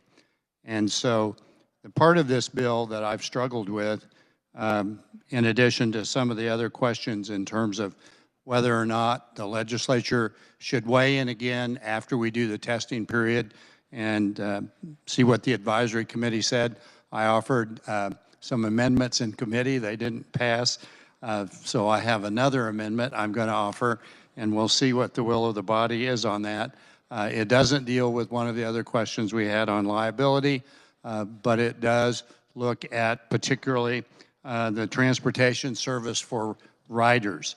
So these would be your cab type things, Uber, Lyft, those kinds of services. So I'd like to offer an amendment, and it is 3886. And you've turned it in? I have. All right, let's wait a few moments here for people to pick it up. And would you like it read, or can you explain it? I am happy to explain it.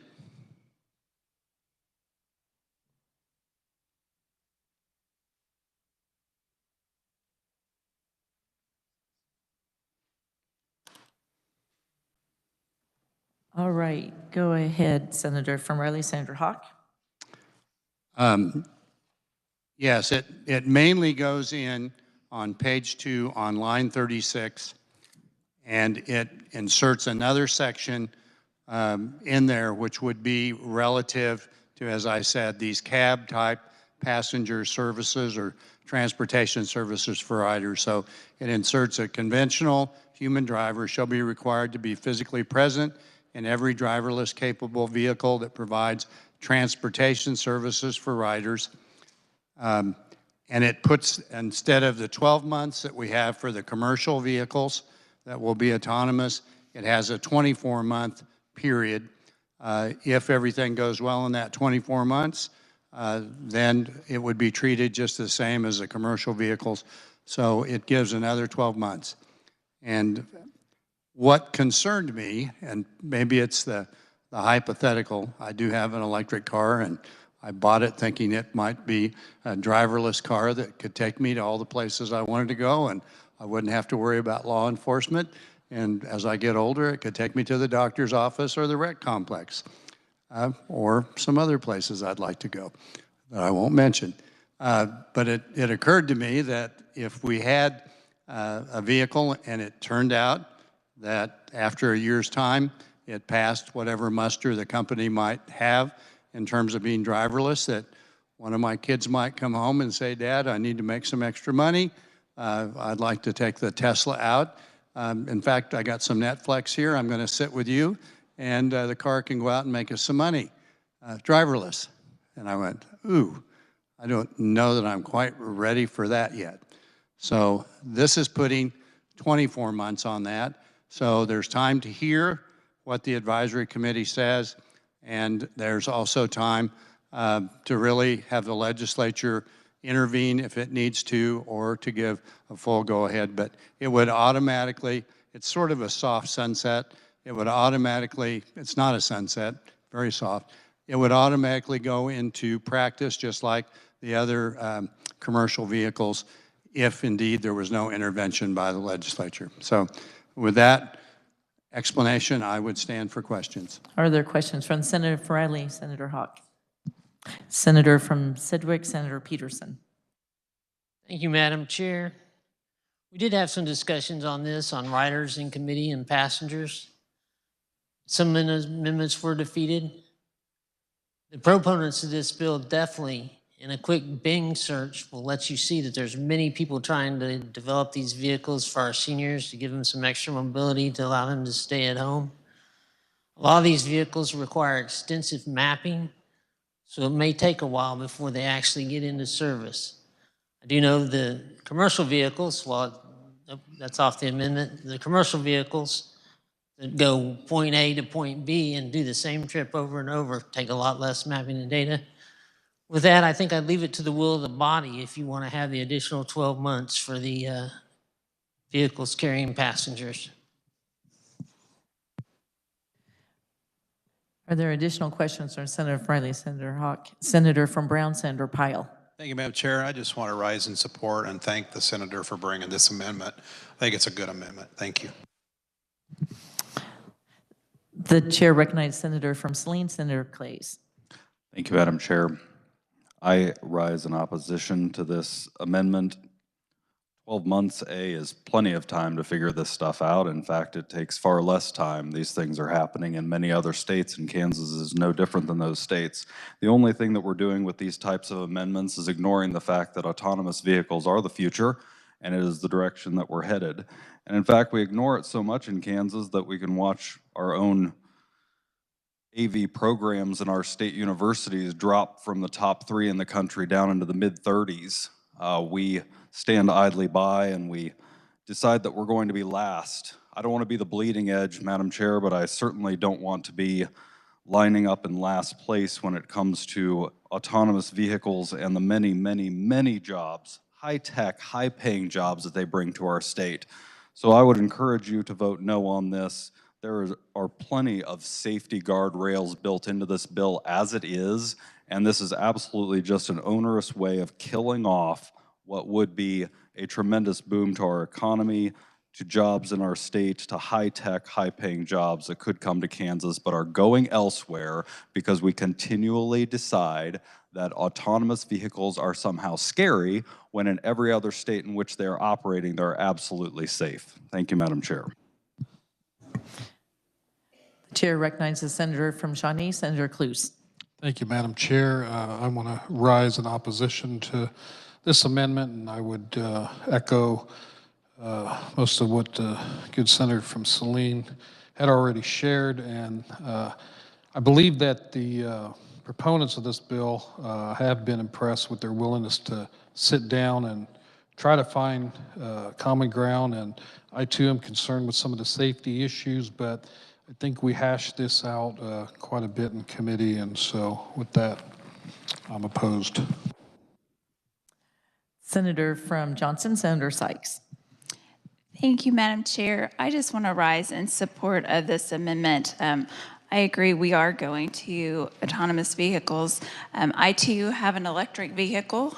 My husband drives it most of the time because I actually do not enjoy driving it. And when you put it on cruise control, sometimes it has a mind of its own and it sees a shadow on the road, and instead of going down the interstate at 70 or 75 or maybe a little more, it automatically stops. And if you're not paying attention, you could be in an accident. So I think an extra year to be able to put this in will be great. Also, you know, sometimes you put in that map of where you're going and it takes you to a dead end or you're doing a U-turn. So I know we are headed this way. I do think an extra year to just kind of make sure this is safe is well advised. And also just a concern on there that I was concerned that there would be a human in these for that 12 months, but as I read the bill, if it was a dedicated vehicle that was driverless capable, and it did not have a conventional human driver space, they would not be required. So again, I think for just out of extra caution, I think that extra year would be very helpful. Thank you. The chair recognizes Senator from Brown, Senator Pyle. Thank you, Madam Chair. I think I have a couple questions for the chair of the committee so that I can bring out some relevance to the amendment on the bill. Okay, go ahead. Madam Chair, I would like to know if this bill still contains the provisions that were in the first bill, which would allow Walmart to bring in AV vehicle trucks. Senator from Sedgwick, Senator Peterson. This bill would allow any company to bring in AV trucks as long as they can provide the interaction plans, meet all the safety requirements, meet the $750,000 commercial truck insurance and all the requirements for vehicles. Also, they have to placard and meet all the requirements for law enforcement along the side of the road during emergencies. So yes. Senator from Brown, Senator Pyle. Thank you for that. Madam Chair, I want to know too, I remember the testimony on the first bill, and I believe the testimony said that where they were wanting to do and implement this in Kansas, there were actually 2 other states, Texas and Arkansas, that were doing this. I believe one of them was possibly a pilot program. Is that still correct information, Madam Chair? Senator from Sedgwick, Senator Peterson. I believe Arkansas has long passed its pilot program, is operating autonomous vehicles. Those vehicles for that company, which was called GADIC, have a 100% safety record, and they operate the middle mile. That is from like a warehouse to a business or from a business to a business. Senator from Brown, Senator Pyle. Thank you, Madam Chair. I believe also we had testimony that said that some of that testimony from GADIC was not reliable and was in fact not true. Is that correct, Madam Chair? Senator from Sedgwick, Senator Peterson. We had testimony that said it was not true. However, when we checked with research, there was no record of any accident. They said that one of them had had an accident and there was not. Senator from Brown, Senator Pyle. Thank you, Madam Chair. And could you tell me also how long in Arkansas and Texas, the 2 states that have this, have practiced it? Senator from Sedgwick, Senator Peterson. Arkansas is 3 years. I do not know how long Texas has. Senator from Brown, Senator. Thank you, Madam Chair. I also would like to have him restate the weight limits that are on the trucks. Madam Chair, if he could, please. Yes, and then we'll get to the amendment question Yes, soon. I'm All getting right. there. Senator Lay the from foundation first. Senator from Sedgwick, Senator Peterson.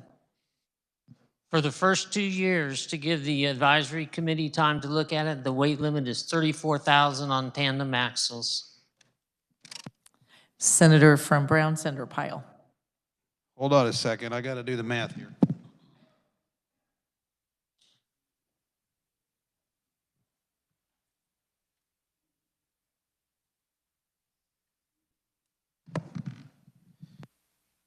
For the body's information, 34,000 pounds weight limit.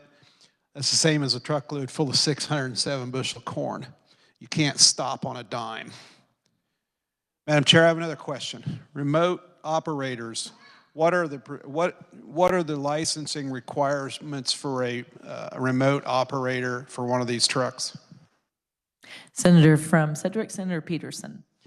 Remote operator would be required the same license as anyone conventionally driving that same class of vehicle. Senator from Brown, Senator Pyle. So, Madam Chair, would a remote operator of a truck of this mic be required to have a CDL if there was a requirement for a CDL for a driver? Senator from Sedgwick, Senator Peterson. Yes, it would. Senator from Brown. Madam Chair, are we aware of anyone right now other than Texas and Arkansas that's doing this? Senator from Sedgwick, Senator Peterson. There are different companies that are doing it. I do know that California, Nevada, Utah, Arizona, Colorado, New Mexico, Texas, Arkansas, Louisiana, Florida, Alabama, Tennessee, Washington, Nebraska, multiple other states are ready to do that same type of driving for the middle mile. Senator from Brown, Senator Pyle. I caught that ready to. Doesn't mean they are. They're not. And that's the key here, folks. He's asking for 12 months for safety. That is not a bad thing. When you have a truck with that much weight on it and you get your first accident, you're going to be back here asking why we didn't put this amendment on, because it will happen. This bill is a carve-out. It's got some special, it's been expedited, like he said. They just reached their deal, and then the bills work the next day in committee. You need to be cautious, and especially if you're going to remote drive on your vote on this one. Thank you, Madam Chair. Are there additional questions on the amendment from Senator from Riley, Senator Hawk? I see none. Senator, you may close. Thank you, Madam Chair.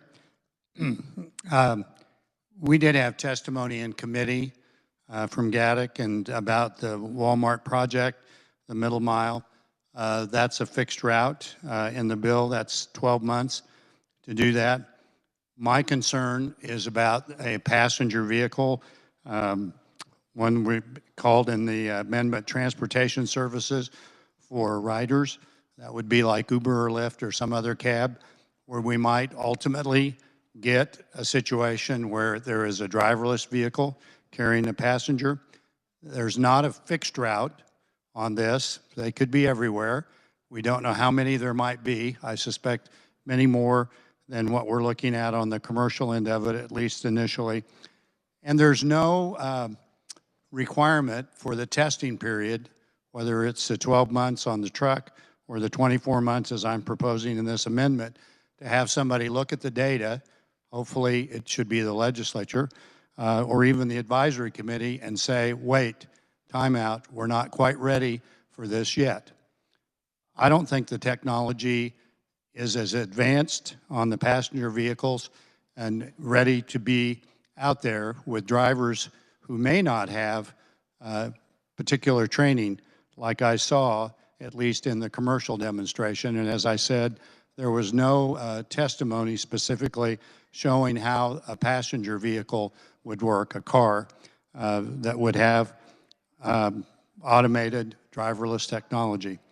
So with that, my concern is public safety. I love technology. I love my car. I love the future I hope to have. And I hope it can be an autonomous driving car to take care of me the next 20 or 30 years, because that's how long I told my kids it would take us to pay it off. So with that, I move my amendment. You've heard the motion. All those in favor say aye. Those opposed, no. Motion fails. All right. A division's been called. All those in favor, please stand.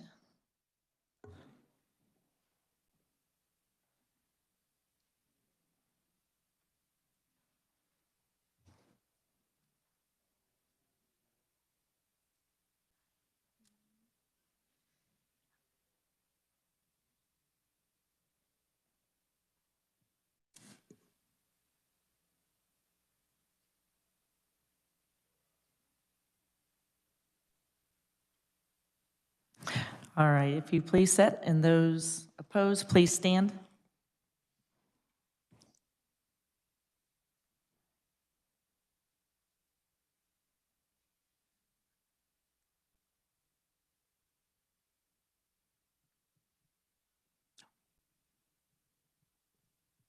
With a count of 15 ayes and 14 nays, motion passes. We're back on the bill. Are there additional questions for the senator from Sedgwick? Senator Peterson? Senator from Wyandotte? Leavenworth? Senator Pittman? I just want to say that I am impressed that this bill evolved from where it was originally at, and it does bring in national and international frameworks, which I really appreciate. It was worked very quickly. It does give me some pause on this. I am very concerned about the liability limits for autonomous vehicles that are non-commercial. I'm not going to offer any amendments right now, but it really gives me great pause that a vehicle at $25,000 of liability working autonomously could have some major implications on someone's life, and we don't have liability coverage to really cover that situation. So I am nervous about this, but I am glad that we put in a framework that works for lots of partners out there. That's all I'll say about this. Are there other questions for the senator from Sedgwick? Senator Peterson? I see none. Senator, you may close. Thank you, Madam Chair. I'd like to thank everyone who's worked on this, all the questions that were brought up in committee on the first bill and the second bill, the people who worked on and off, the agencies that weighed in, that worked hard. On the advisory council, they do have to provide a report to the legislature every July 1st. They will be looking at the safety issues, the liability issues, and a multitude of others. With that, Madam Chair, I move when the committee rise and report Senate Bill 546, favorable for passage. As amended. As amended. You've heard the motion. All those in favor say aye. Aye. Those opposed, no. Motion carries. We'll now turn our attention to House Bill 2462. The chair recognizes Senator from Cherokee, Senator Hildebrand, to explain the bill. Thank you, Madam Chair. House Bill 2462 would amend current law to remove committee members' requirement for legislators appointed to the Joint Committee on State and Tribal Relations. Currently, legislators appointed to this committee, they must be selected only from a few committees. Those are the Fed and State Affairs, Senate Fed and State Affairs, Judiciary, and in the House Committee on Taxation, or the Senate Committee on Assessment and Taxation, and it's also the House Fed and State Affairs.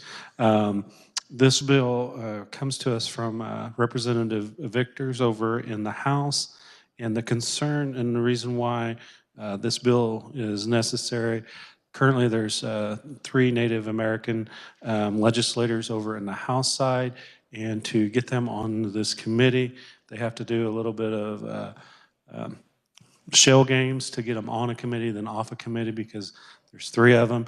And what this would do is it allow each chamber to pick from the full body. And with that, Madam Chair, I stand for questions. Are there questions of the Senator from Cherokee, Senator Hildebrand? Senator from Sedgwick, Senator Fascadeau.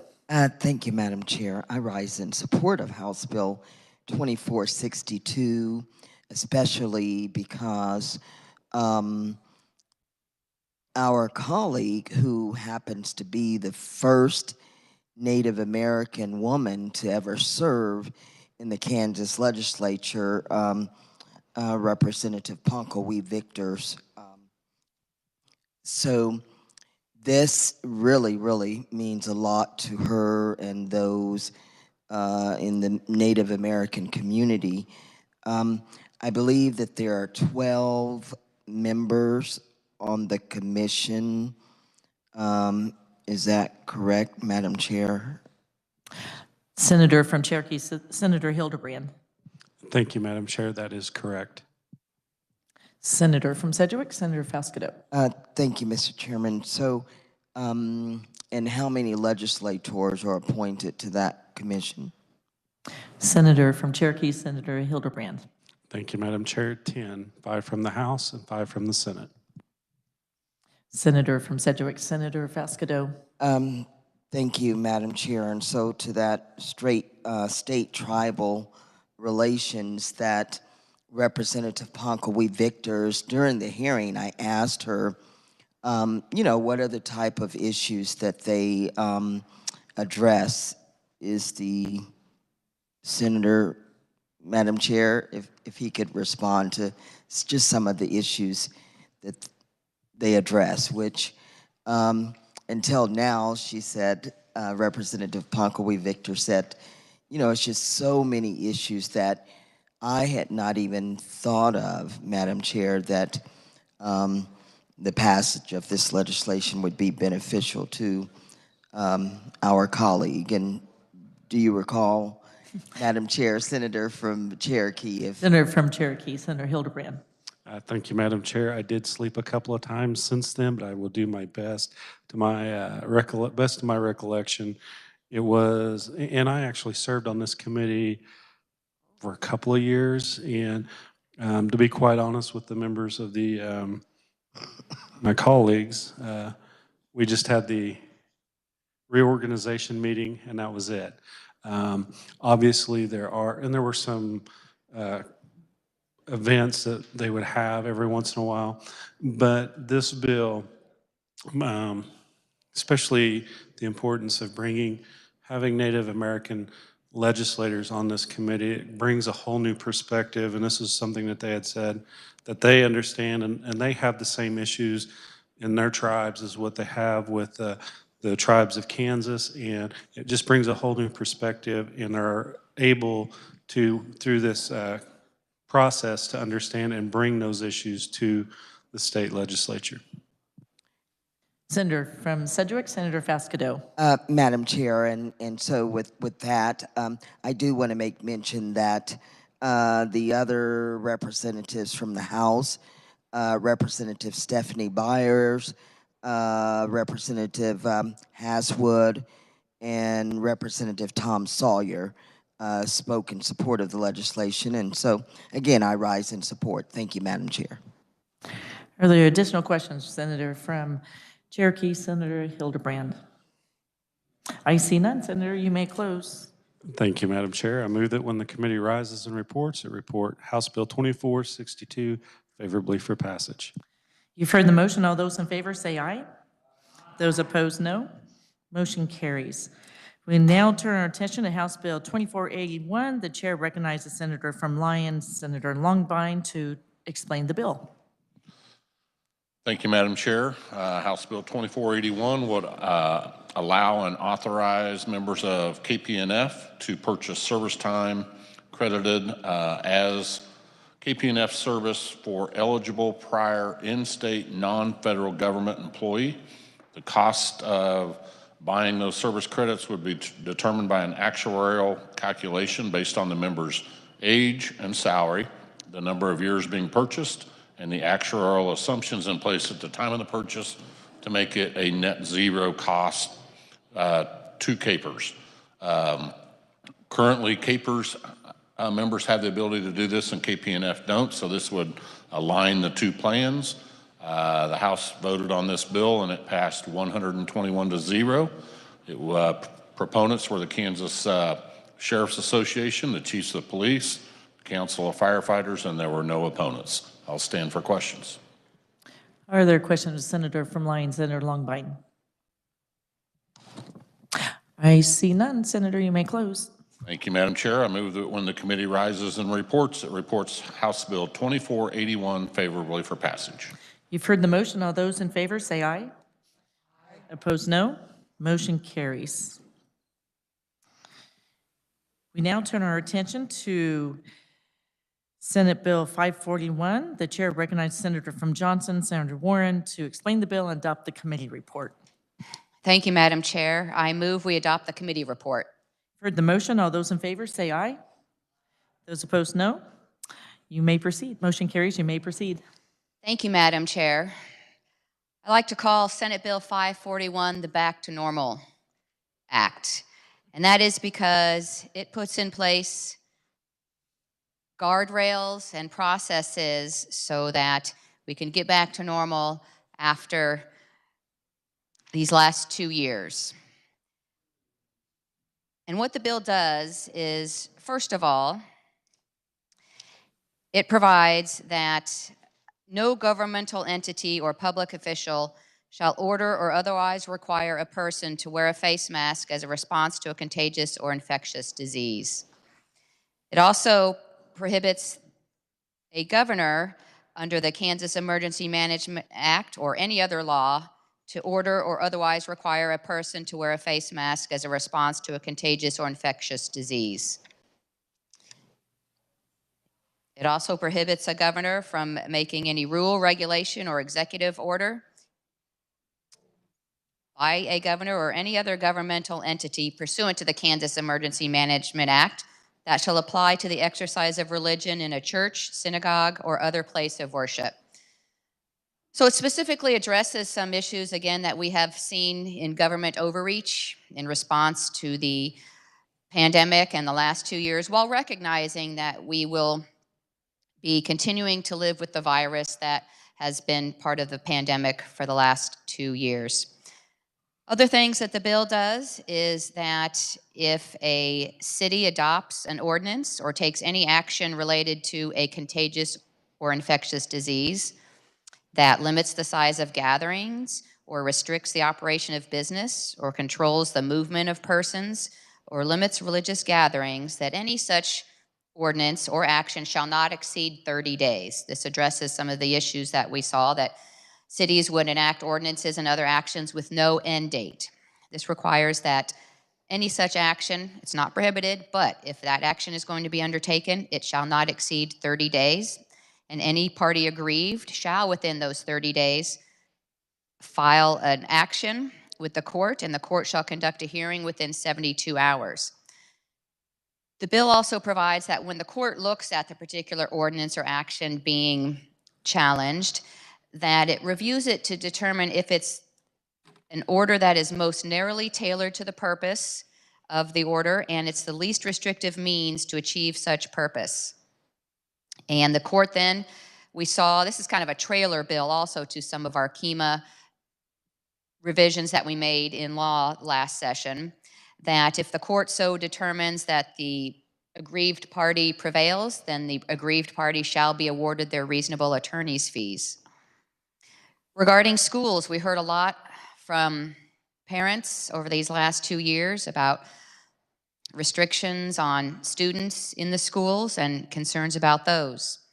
So what the bill does is that it would prohibit a post-secondary educational institution, the State Board of Education and local boards of education and schools or school officials from issuing COVID-19 vaccination passports or requiring an individual to use a COVID-19 vaccination passport, or refuse access to education or a place accessible for the general public, or separate an individual from others based on such individuals' COVID-19 vaccination status. We were hearing testimony that students were being separated or otherwise segregated from the rest of the students, either in the classroom or the lunchroom or at recess, and based on the COVID-19 vaccination status of the student. So this would prohibit treating those students differently based on their COVID-19 vaccination status.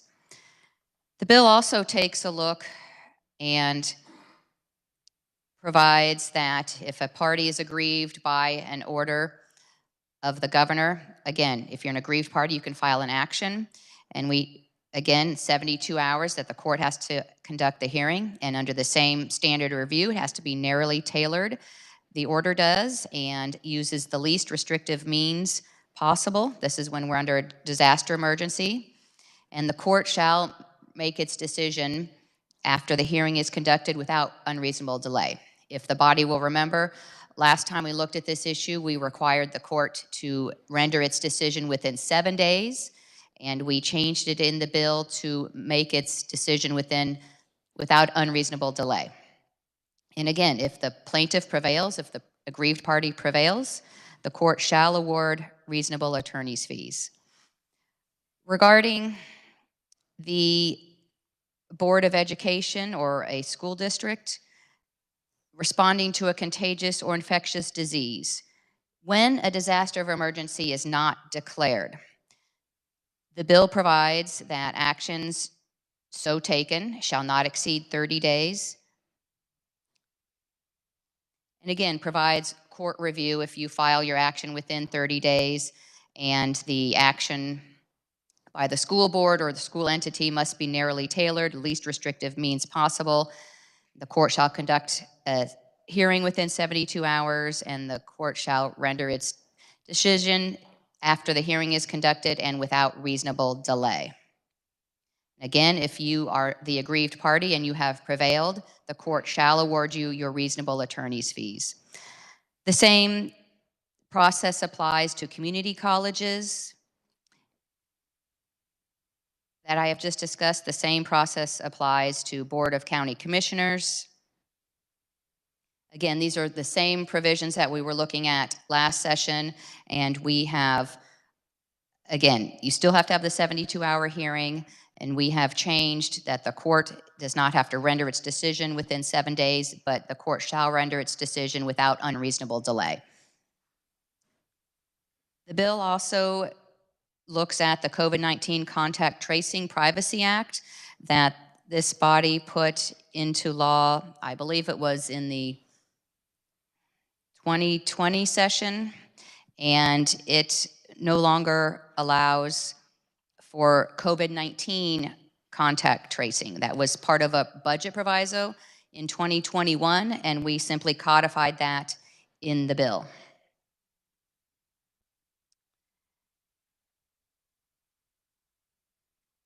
The bill also addresses the Kansas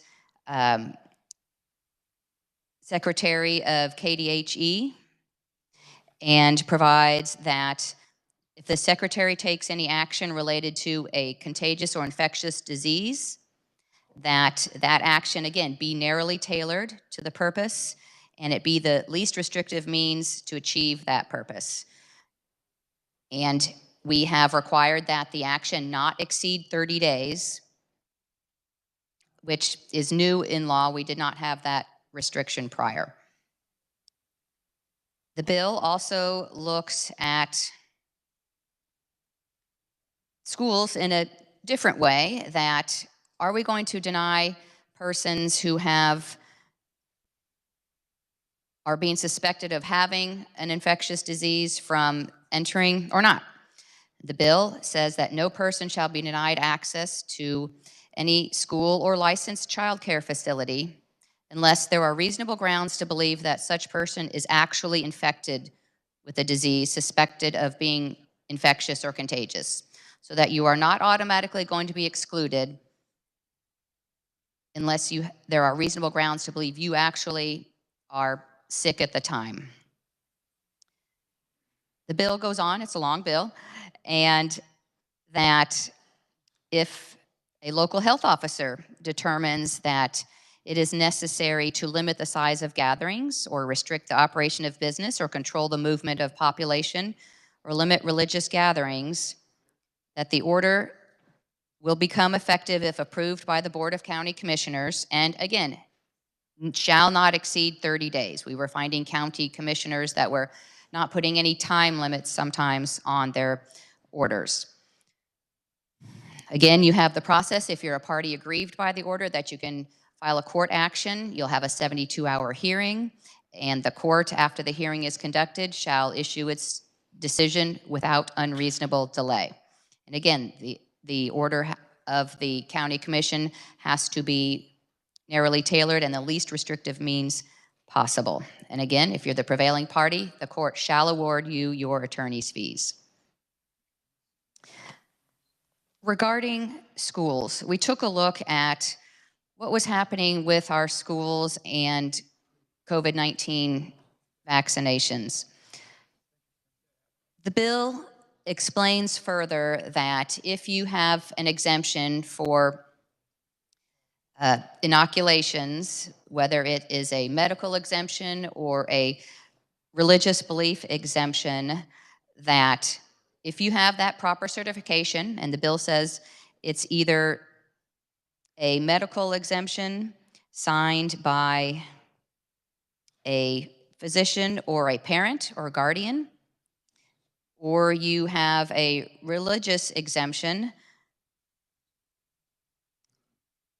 that the inoculation violates the religious beliefs of the parent, guardian, or child, the school, if you have that proper documentation, the school shall not deny you enrollment or participation in any school activity as a result of the student's vaccination status, or segregate or separate the child as a result of the student's vaccination status. Again, this addresses, we were hearing that students were being segregated from other students because of the vaccination status of that child.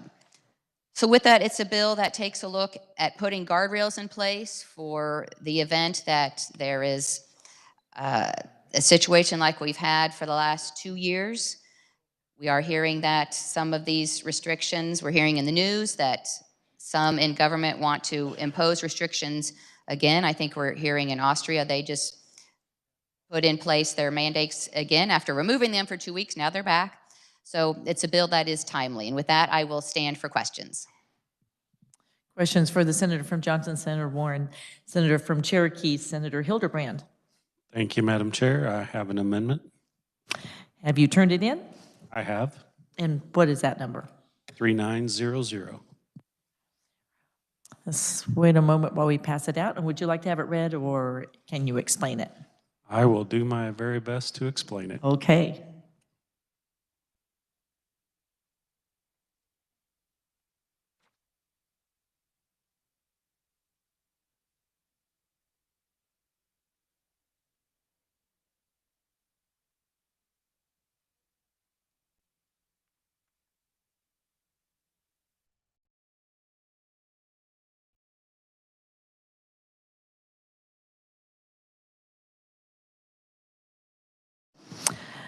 All right, Senator, you may proceed.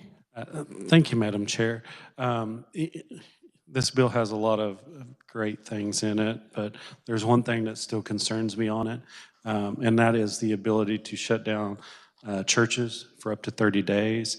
And one of the questions, if you remember back to my questioning of Secretary Stanek, what she would do with churches, and she was candid with me and said that, my first thing, I would not do anything that was against state statute.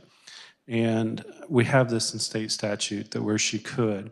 But she also told me that she would work with whoever was involved in the church on anything that would outbreak, and that to come up with a solution. So with that understanding, I would like to take that part out of statute and allow her to work with the churches to come up with solutions. And with that, I'll stand for questions. Are there questions on the amendment for the senator from Cherokee, Senator Hildebrand?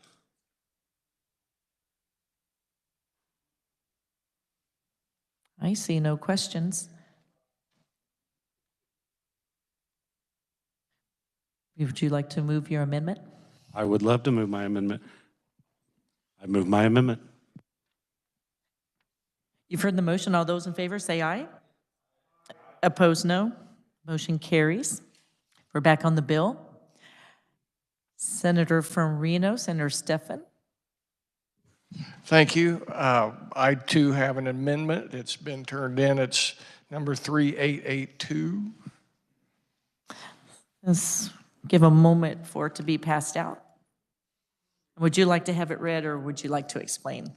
I'll explain it. Thank you.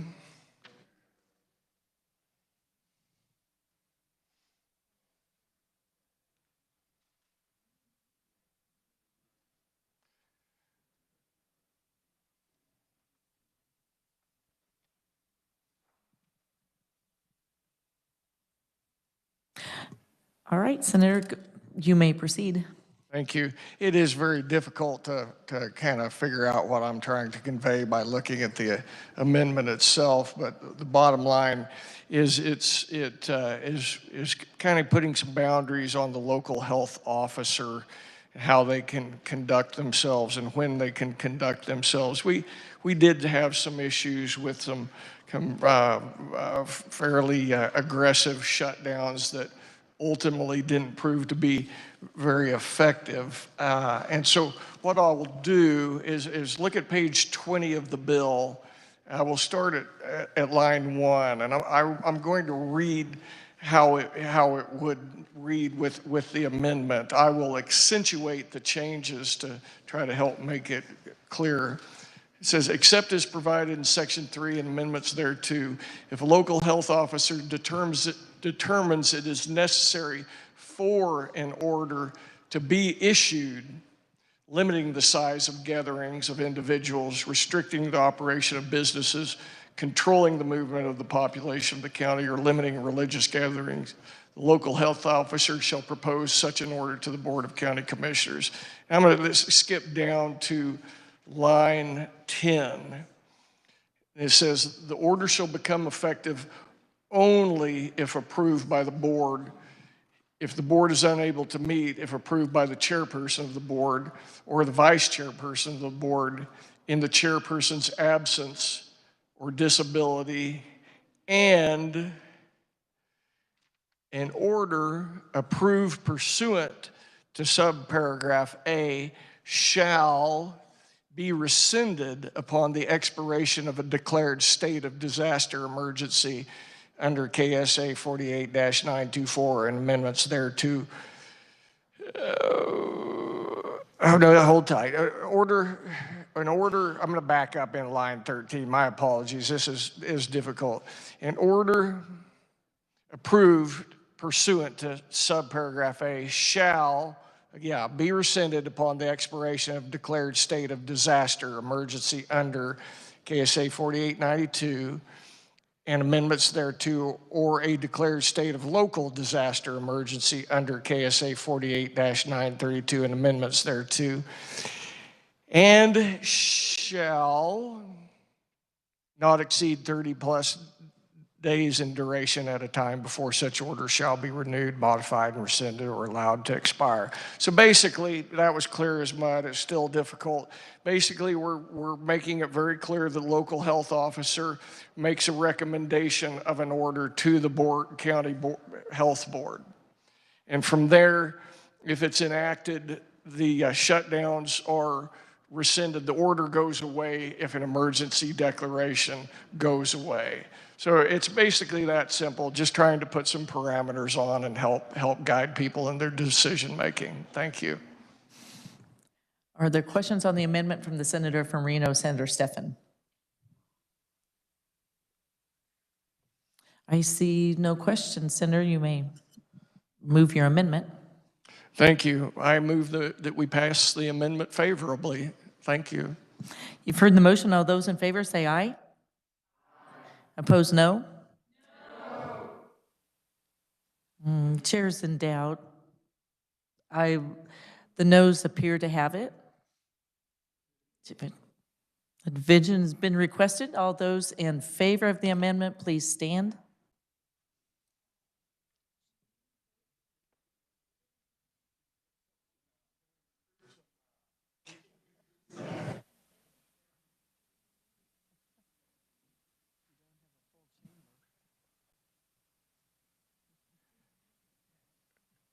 Can we recruit some people downstairs? What's the ruling?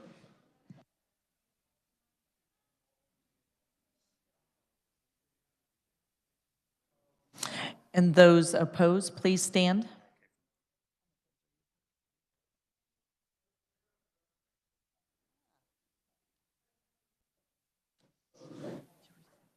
Just 11.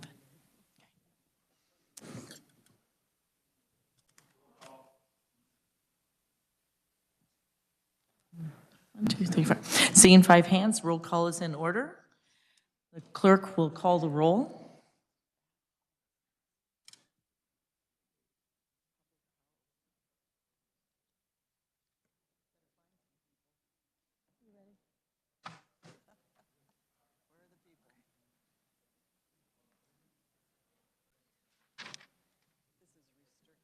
Alley,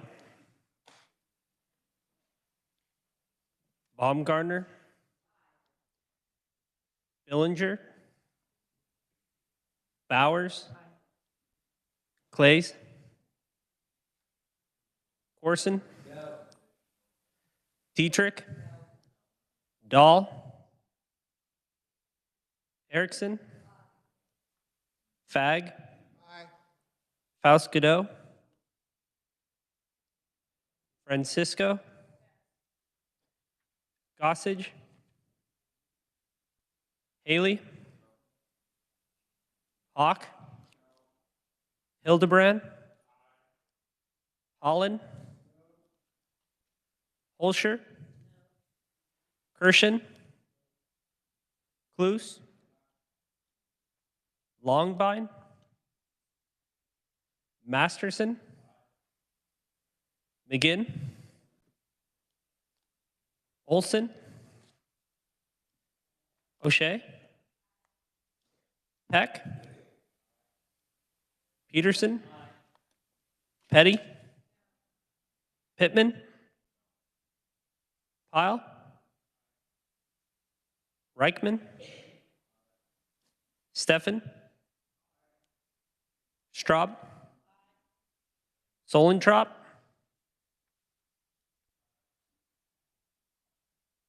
Sykes, Thompson, Tyson, Ware, Warren, Wilborn. Has every senator had an opportunity to vote? Senator from Johnson, Senator Gossage. Madam Chair, I vote aye.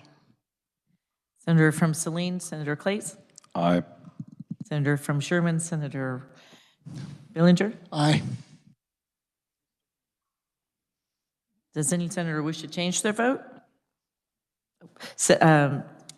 Senator from Cowley, Senator Alley. I vote aye. Senator from Douglas, Senator Francisco. Thank you, Madam Chair. Can we get a preliminary count?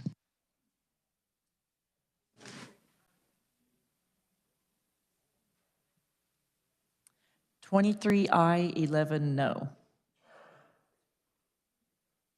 Let's see, where were we? Does any senator wish to explain their vote? The clerk will close the roll and tally the vote.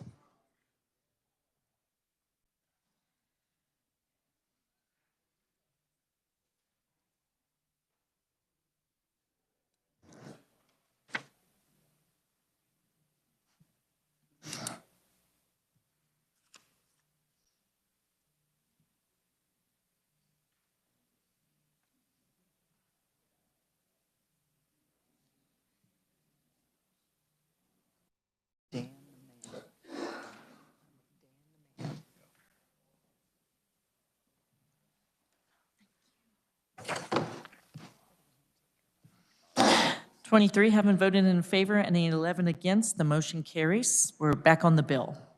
Are there additional questions for the senator from Johnson, Senator Warren, Senator from Wyandotte, Senator Petty? Yes, Madam Chair. There's an amendment that's coming, so I would ask that we pass over this bill.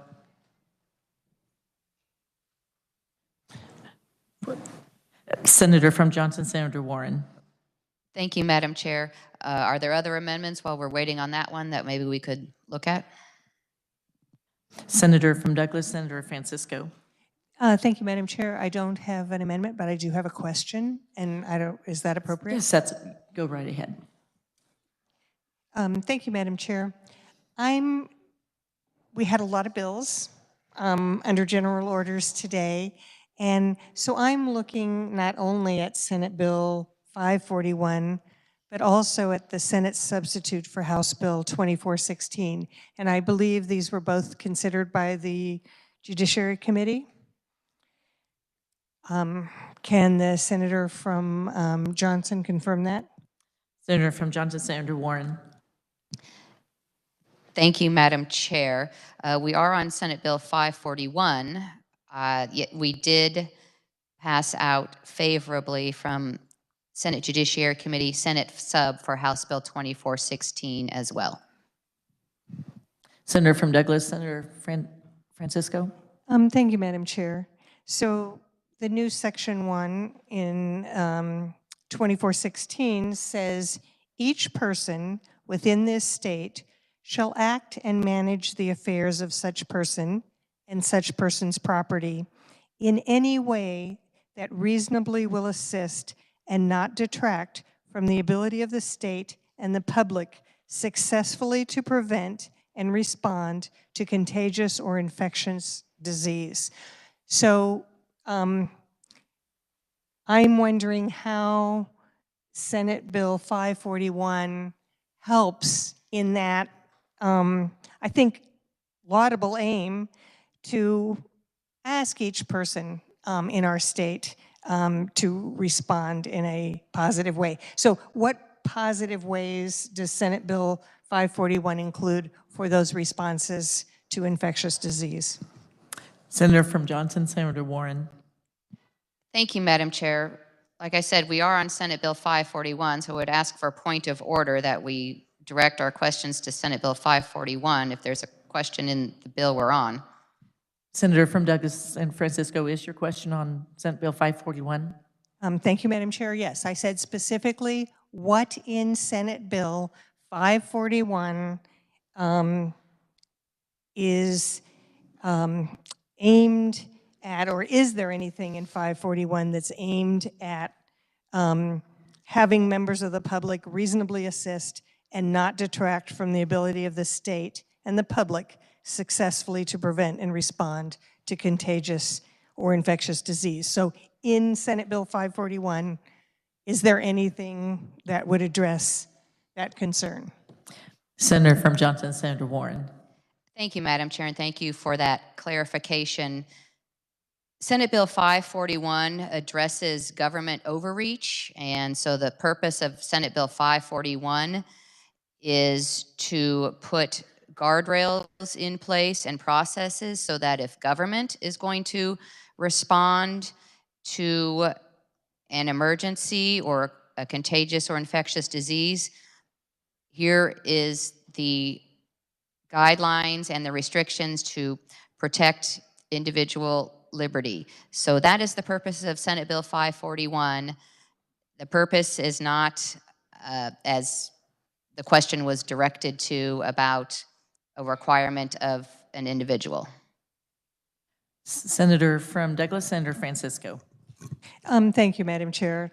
I understand the concern regarding government overreach, but I also would say we need to allow reasonable actions to be put in place to protect ourselves, and it seems that the committee is well aware that individuals should reasonably assist.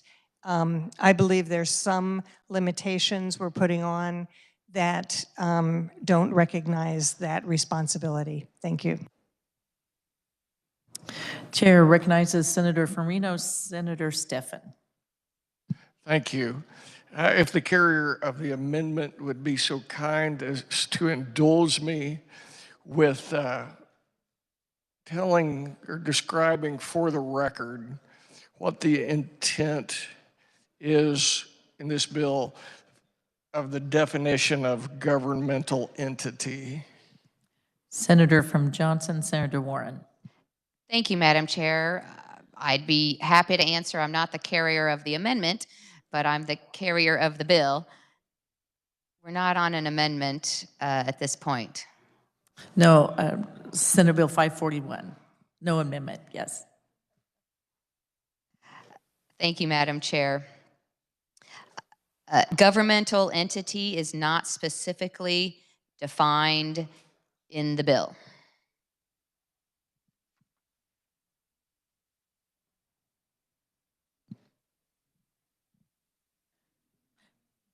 The chair recognizes Senator from Sedgwick, Senator Ware. Thank you, Madam Chair. Given that we don't know what a governmental entity is as it applies to this bill,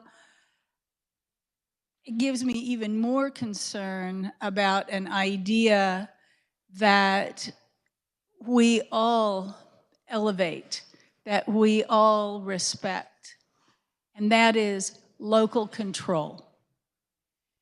This bill decimates local control as to these issues. I would like to hear, if I am wrong, I would like to hear how. I cannot imagine what the answer would be. Thank you. Senator from Sedgwick, Senator Ware, was that a question? Was that in a question form? Can you restate your question for Senator from Johnson, Senator Warren?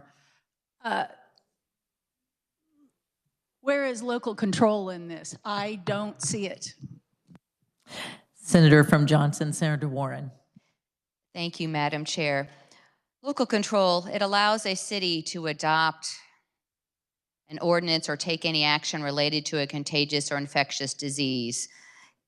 The bill balances that response with, well, the order or ordinance or action shall not exceed 30 days. It shall be narrowly tailored and the least restrictive means possible. And a party aggrieved may file an action regarding that ordinance or other action. So the local entities can still act. They have to do so in a certain way. They can still choose to issue these orders and ordinances, but cannot exceed 30 days. And the bill also addresses, you know, all entities have an obligation, all governmental entities have an obligation to protect the liberty and freedom of Kansans' rights, and that's what the bill brings to bear, is a balance between the ability of government to respond and make sure that our First Amendment freedoms are not infringed upon. And those entities can still act, but if they do, again, they are subject to court review, and a certain standard has to be applied to their action, because we saw, again, in these last 2 years, we saw vast government overreach, and the bill puts in place guidelines to prevent that from happening in the future. The chair recognizes Senator from Reno, Senator Stephan. Thank you, I appreciate that. And my question would be, does back to the definition of governmental entity, is it the intent of the bill that that be the broadest definition that would typically fall within the category of governmental entity? Senator from Johnson, Senator Warren. Thank you, Madam Chair. Yes. Senator from Reno, Senator Stephan. Thank you. So that covers governors, county commissioners, local health officers, school board members, superintendents, all the above? Senator from Johnson, Senator Warren. Thank you, Madam Chair. The term governmental entity or public official would, yes, cover those examples. Senator from Reno, Senator Stephan. Thank you. Are there additional questions for the Senator from Johnson, Senator Warren? Senator from Wyandotte, Senator Petty, what's your ETA on your amendment? Looks like 5 minutes. Are there additional questions from the Senator from Johnson, Senator Warren? Senator from Douglas, Senator Francisco. Thank you, Madam Chair. With this time, I will just ask, I know that this bill clearly restricts the length of an order to 30 days. Does that, and also allows for individuals to file a civil action. Does that mean that those individuals could continue to file a civil action every 30 days that an order is extended? Senator from Johnson, Senator Warren. Thank you, Madam Chair. Yes. Senator from Douglas, Senator Francisco. Thank you, Madam Chair. One of the difficulties many people experienced during the pandemic was getting redress in court, being able to have their concerns heard. Sometimes juries weren't meeting. This is really putting a great deal of additional work for our courts. So it seems, my concern would be, after an entity had filed in court and it was found to be not reasonable, if the same order is issued, then do we want to go through that process again? How is that helpful? Perhaps the Senator from Johnson can explain. Senator from Johnson, Senator Warren. Thank you, Madam Chair. There is a doctrine in law called res judicata, and if it's the same issue between the same parties and it has been previously decided, then essentially you would be bound by the prior decision of the court. So if there are parties that change or some facts or circumstances that are different so that the question before the court is different, that would be something for the court to look at. That answers the question. Senator from Douglas, Senator Francisco. Thank you, Madam Chair. That seems different from the first answer I got, which was yes, they could continue to file, but I had not said, and if they were found to be not significant. So that helps me understand this. Thank you. Are there additional questions from the senator from Johnson? Don't have your amendment yet, Senator Petty.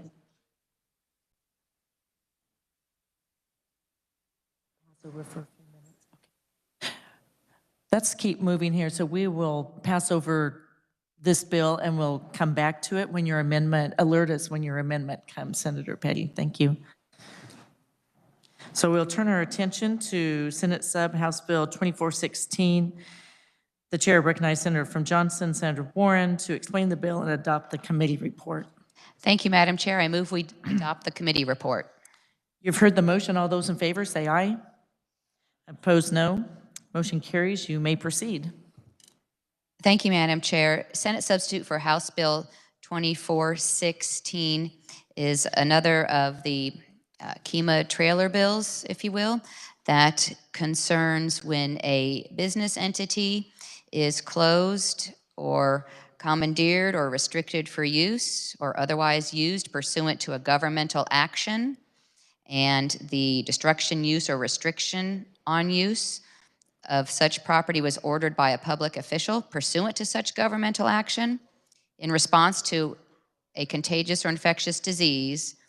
The business entity may file an action in district court and seek compensation for the loss of use of the property. The bill also provides that the business entity, again, if any action is taken by a county, city, or other political subdivision of the state related to a contagious or infectious disease and closes the business, then the county treasurer shall reimburse from the county general fund the owner who makes an application, and the reimbursement shall be calculated as 1/365th amount of the total ad valorem real property taxes. With that, Mr. Chair, I will stand for questions. There are questions for the senator from Johnson, senator from Douglas. Thank you, Mr. Chair. So my question for the senator from Johnson is, does Section 1 refer directly to those instances that are related to contagious or infectious disease? Senator from Johnson. Thank you, Mr. Chair. The first sentence of Section 1 of the bill is language taken from the Kansas Emergency Management Act, and it's meant to apply to response to contagious or infectious disease. Yes. Senator from Douglas. Thank you, Mr. Chair. And how does this new section allowing those opportunities for seeking compensation, how are they different or the same as what was in Senate Bill 541? Senator from Johnson.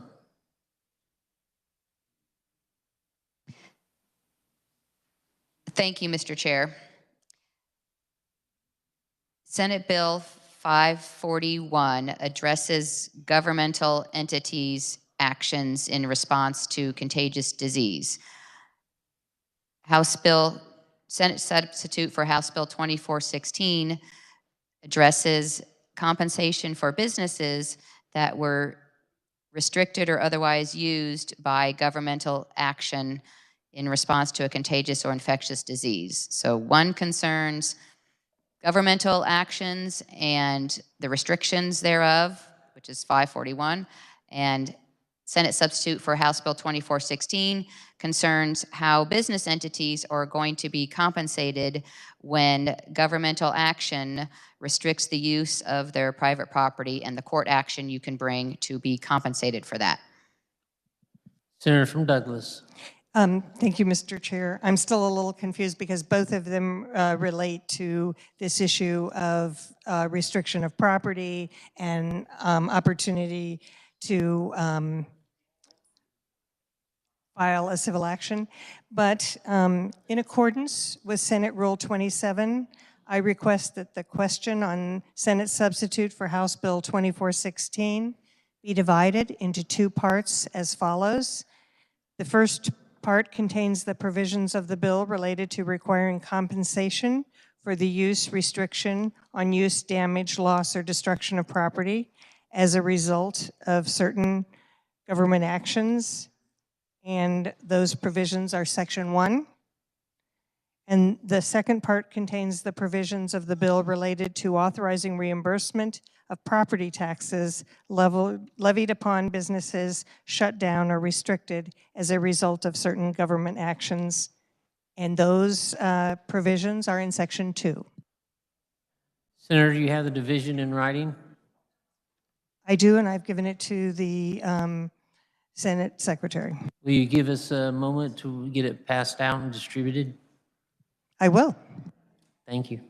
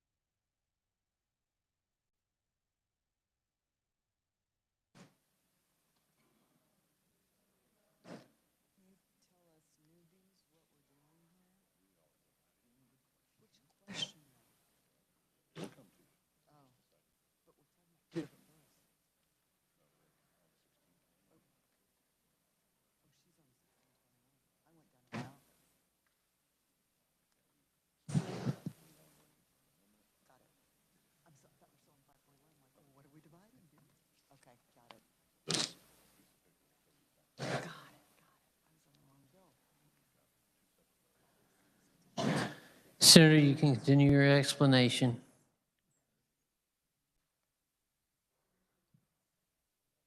Mr. Chair, I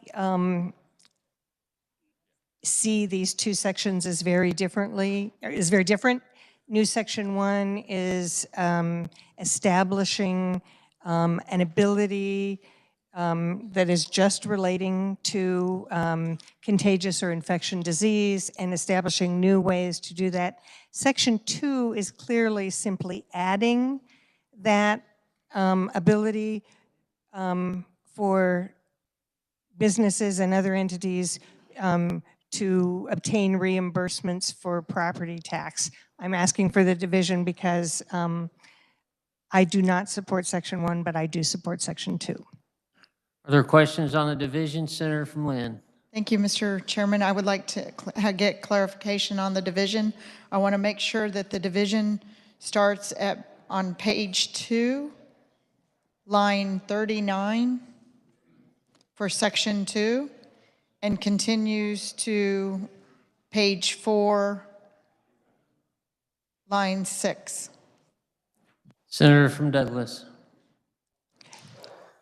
Thank you, Mr. Chair. The division just relates to Section 1 and Section 2, and then is asking that the repealer and the title be adjusted accordingly. So that line on 6 for the repeal would be decided by the reviser.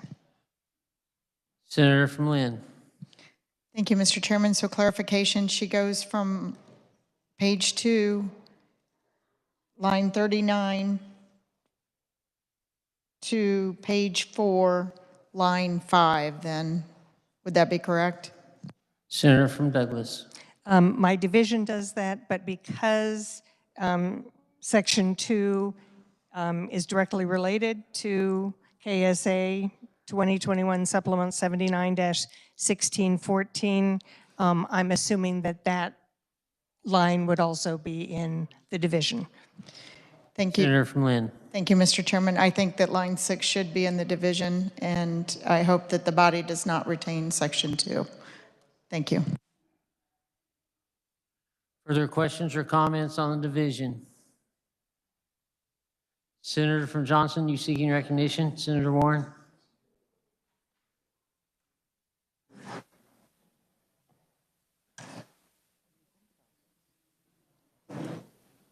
It's in here. I'll stand by just a second.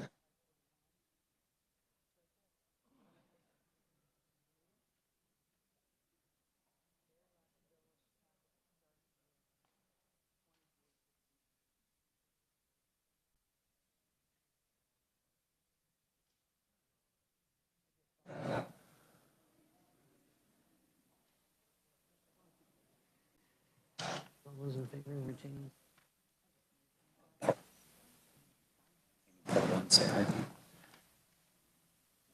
All those in favor of retaining Part 1, say aye.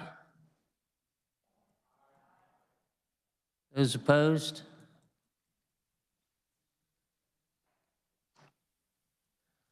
Part 1 stays in.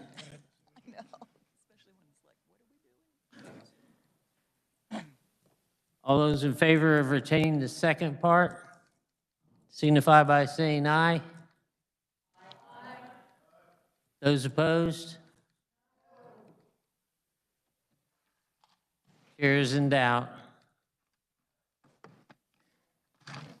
All those in favor of keeping in the second part, please stand.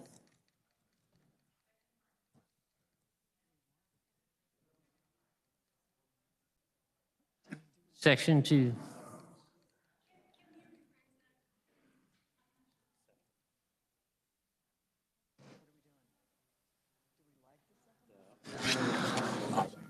Section, the second part, please stand.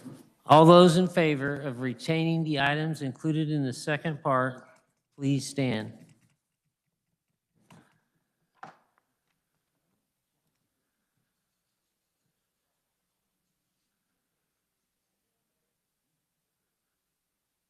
All those opposed? Hold on. Did you get him? You got him? Okay.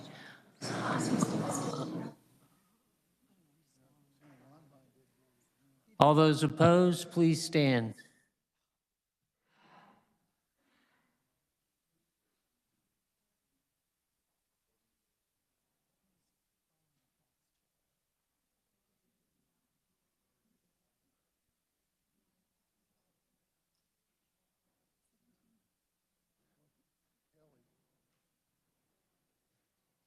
On a vote of 10 in favor of retaining, 17 against, Section 2 is gone. Back on the bill.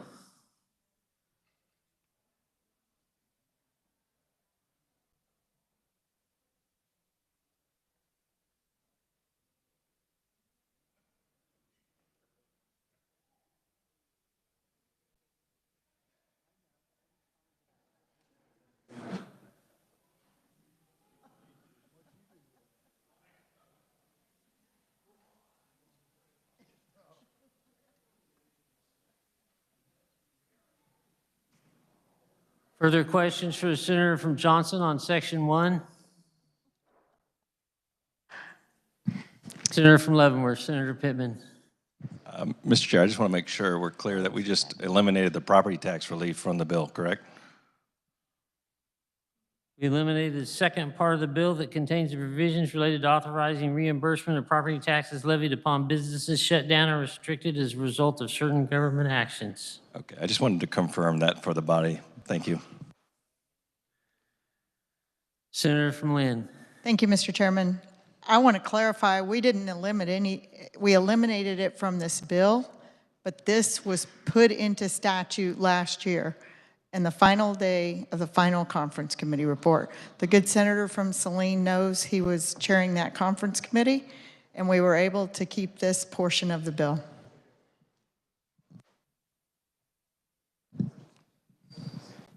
Body will stand at ease for a moment.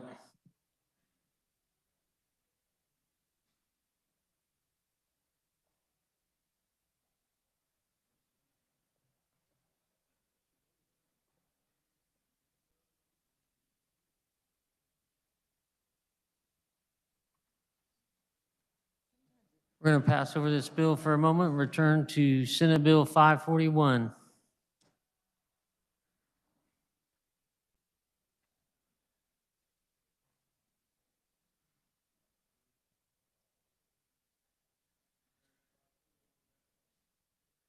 Senator from Wyandotte. Thank you, Mr. Chairman. I have an amendment. Have you turned it in? I have. You have the number? It's 3906. Thank you. Give us a moment while we get it distributed. It's, no, it's 541. We're back on 541.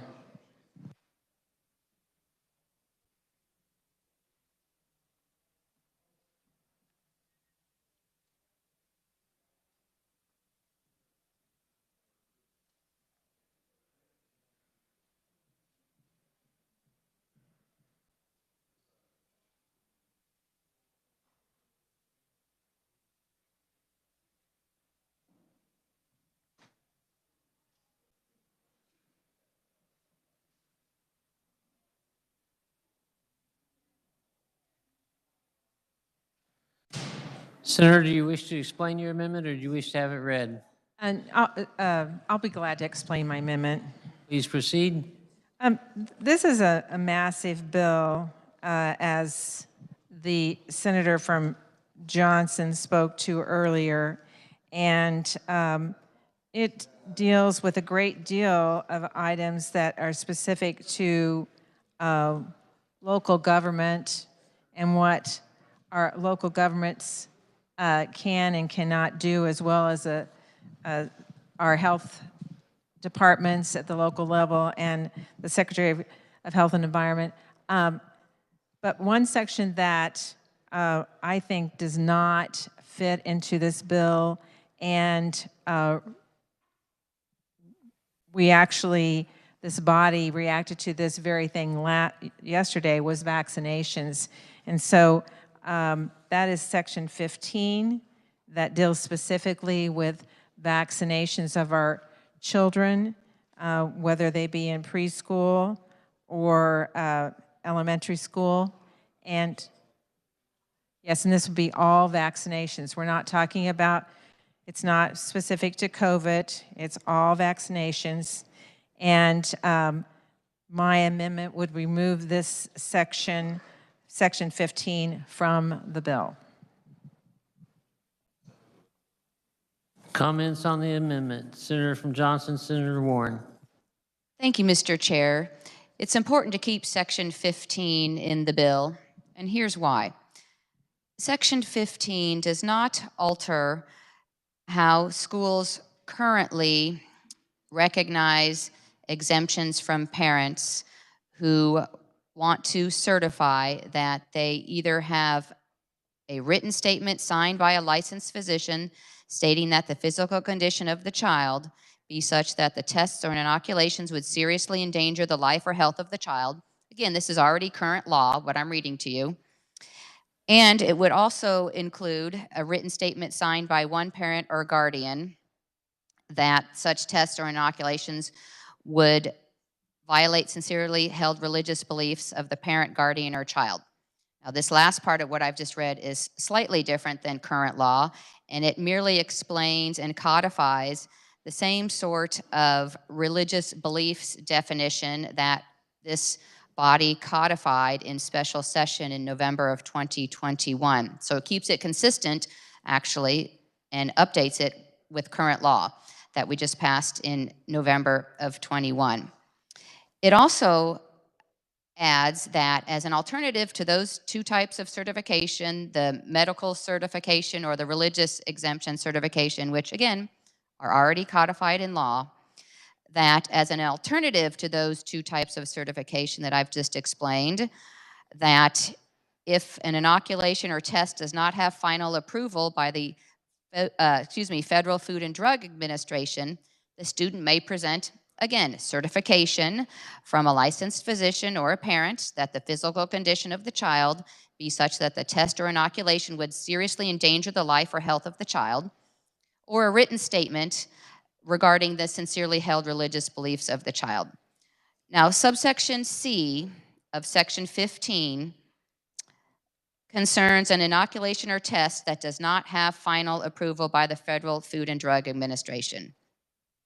This does not change or impact any current required childhood vaccinations or how a school would deal with those.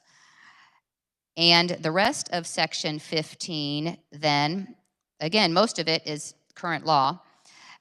Subsection F, that if a student who has presented this certification in subsection A and B, which are current law, or in subsection C, which again only applies to inoculations or tests that do not have final approval by the FDA, then the school shall not deny enrollment or participation as a result of the student's vaccination status, or segregate or separate the child from other students as a result of the student's vaccination status.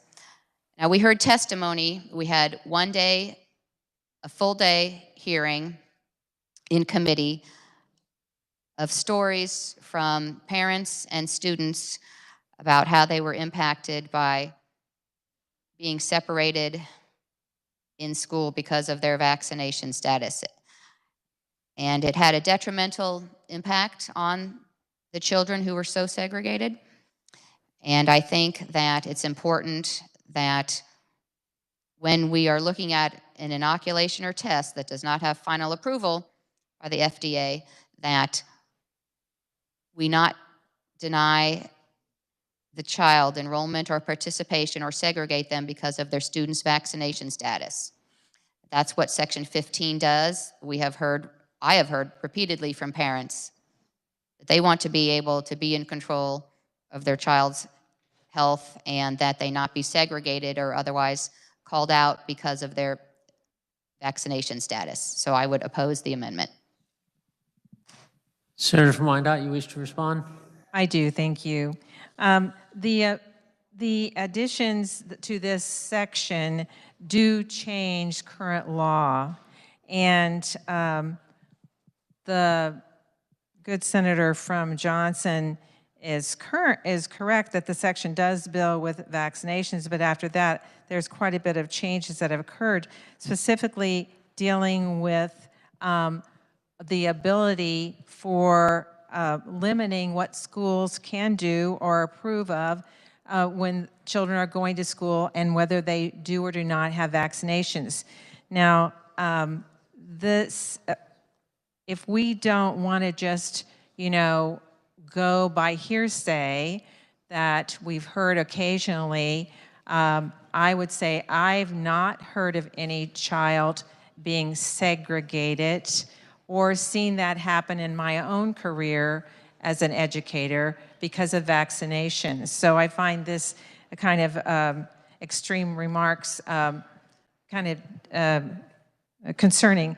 But we've had, there was a survey taken that 9 out of 10 Kansans believe that taking vaccines for diseases like measles and mumps and polio are very important and to maintain good health. And yet we're going as a body to pass legislation here that would basically take that make that not a responsibility for the safety of all children in our schools.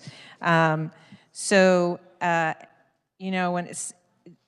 it speaks to an alternative to the certification requirement for an inoculation that hasn't had final approval, that's just one part of that. But that a parent or guardian, just one of them, may then decide that they don't want their child to be vaccinated even though the other one might. So that is a written statement by just one parent, not both, or to not have their child inoculated, and that's for religiously held, and it expands that definition of religiously held beliefs of that parent or child. Then it goes on to add a section about not having any documentation would not deny them enrollment or participation in any school activity. These immunizations are there for the safety of all children, not just one. And so we know that there can be life-altering effects from measles or mumps.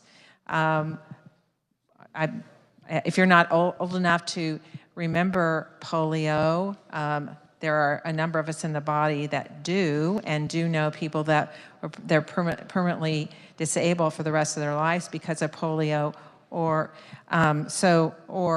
did not survive. So these are just a few of the vaccinations that we are now then almost saying are optional, and that should not what we be wanting for good health within our schools and our daycares.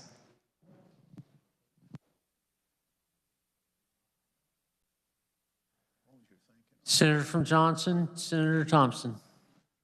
Thank you, Mr. Chair. I would relate that I did hear from parents whose children were segregated as a result of not only vaccine status, but also masking status. In fact, they were placed in a separate room segregated from the rest of their classmates and stayed there through the entire day, only checked on very infrequently by teachers. As to the religious expansion of the religious exemption, might remind the body that the Section 7 of the Kansas Bill of Rights contains this clause. It says, "Nor shall any control of or interference with the rights of conscience be permitted." That's part of the sincerely held belief that we espouse in this section of the bill. And parents have the ultimate responsibility to protect their children the best they see. We're making the automatic assumption that all vaccines are safe, and they are not. Even the polio vaccine caused paralysis. In some countries, hundreds of thousands of them. So vaccines, and even the COVID vaccine, have proven to have been not necessarily safe and effective. With the VAERS reports, now over 2 million adverse reactions reported. So we should give the parents, even an individual parent, because there are sometimes disputes among parents about how to raise kids, but ultimately, we should give kids the ultimate protection. The parents should have the ultimate say, and I would urge the body to oppose this amendment. Thank you, Mr. Chair. Senator from Wyandotte, you wish to respond? Senator from Sedgwick, Senator Erickson. Thank you, Mr. Chair. I have a question for the carry-of amendment, if she'll stand. She's standing. Thank you, Mr. Chair. Is the carry-over of the amendment opposed to if students that have not completed the required vaccination not be allowed to enroll in school? Senator from Wyandotte. That is not what this speaks to. Senator from Sedgwick. Okay, thank you, Mr. Chair. I will just speak to the amendment in the sense that all that this does is keep current law. It's all it does, except for non-FDA approved vaccinations, it grants those exceptions. And as long as you have your proper documentation, then the child can be admitted to school. It's all that this does. Thank you, Mr. Chair. Senator from Wyandotte. Well, I disagree with that statement. That is not all that it does. I just spoke to that. And it does go beyond specifically what has been said, because there's new section F, there's number 1, number 2, and G, there's new section 2, and again under C, 1 and 2 as well, which does not all speak just to alternative for inoculations that have not had final approval for the Federal Food and Drug Administration. So that's one part, but there are the new sections. So there is current law, but there is there is a change in current law and what's been added in this bill. And when it comes to the religious belief, there's expansion there of speaking about theistic and non-theistic moral and ethical beliefs, which actually goes pretty beyond religious beliefs.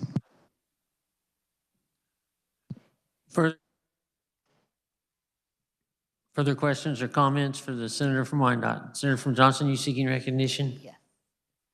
Thank you, Mr. Chair. Yes, thank you. Regarding subsection C of section 15, an inoculation or test does not have final approval by the FDA. Again, all of the currently required childhood immunizations, it's been a long day, immunizations do have final approval by the FDA and would not be impacted by what would be new law under subsection C. And subsection C provides that for those inoculations that do not have FDA approval, there is a certification process, just like in current law under subsections A and B for other inoculations. As far as subsection G and the definition of religious beliefs, that is not new law either. That definition is found in federal law, the definition of what is prohibited religious discrimination in the EEOC in the Equal Employment Opportunity Commission statute, and that, I believe, was also codified here in Kansas in special session, and the religious exemption that we put into place for vaccines for COVID-19 in that session. So that is not new law either. And the Section 15 merely seeks to clarify that when we have an inoculation or test that does not have final approval by the FDA, that you can get certification for those just like you can under Sections A and B for the inoculations that do have final approval by the FDA. Thank you, Mr. Chair. Senator from Wyandotte. Thank you, Mr. Chairman. This is, we're not talking about federal law. This is Kansas statutes. If we wanted to just go by federal law in Kansas, we wouldn't have Kansas statutes. So it's interesting that when we use federal law when we want to, but we say we don't care about federal law when we don't want to. So this is not line 26, the letter G, is not currently in our statutes. It's new language that's being put in the statute. It may have been talked about in special session, and who knows, it may be someplace else, but it's not here right now, and it's new in this section of this bill that's being proposed. So the part about theistic and non-theistic, or the expansion of the definition for religious beliefs, has been expanded. The talking about segregating students because of their vaccination status is being put into law, or denying enrollment in any participation because of vaccination status.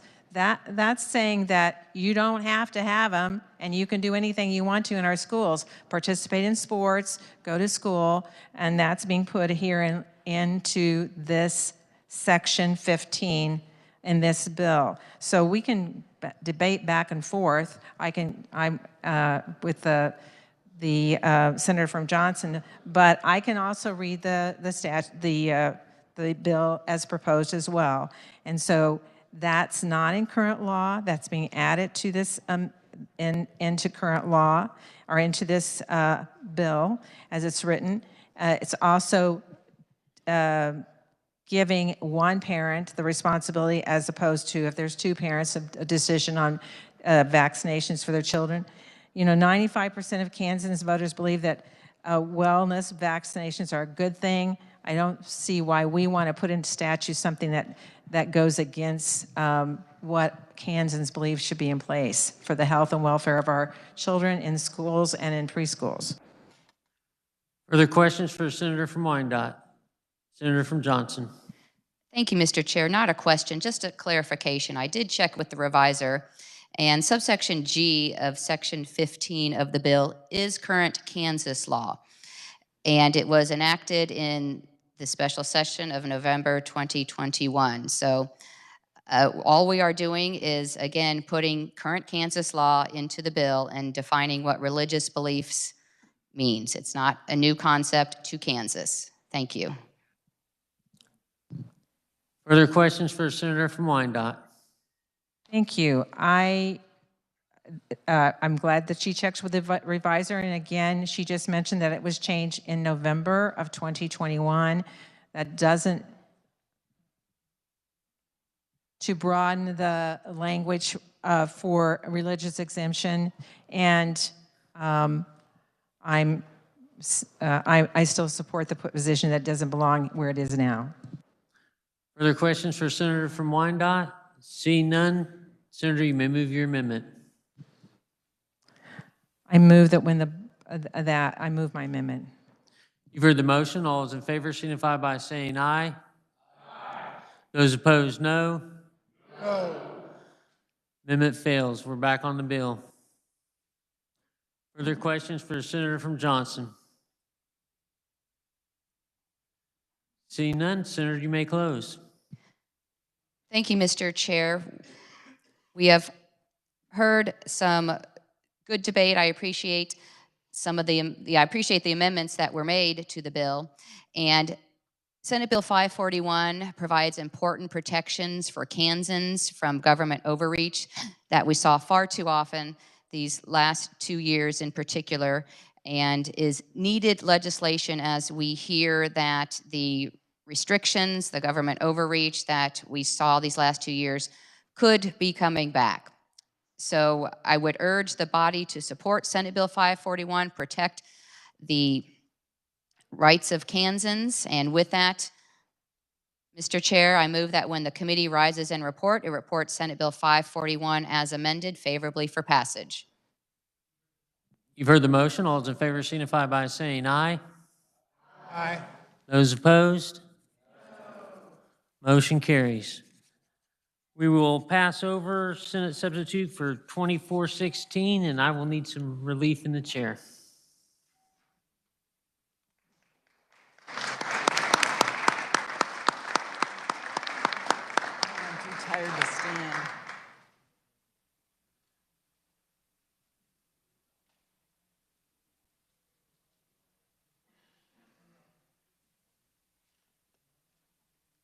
We will now turn our attention to House Bill 2595.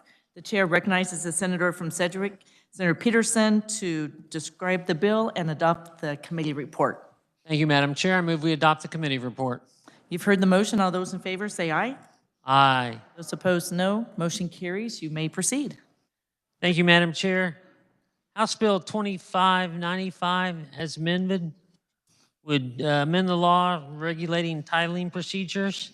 This bill came to us from the House saying that vehicles 1960 and older would not have to they could be titled with a bill of sale and an application for a new title. The committee discussed this, realized that that hadn't been changed from the 1950 for 20 years, decided to keep us from having to continually change this, that they would amend the bill to where just any vehicle 50 years older that has a bill of sale and if they submit it with a completed application for a certificate of title, that they'll get the title issued. With that, I'd stand for questions. Are there questions for the senator from Sedgwick, Senator Peterson? I see none, Senator. You may close. Thank you. I move the Senate rise and report. It report House Bill 2595, favorable for passage. You've heard the motion. All those in favor say aye. Aye. Those opposed, no. Motion carries.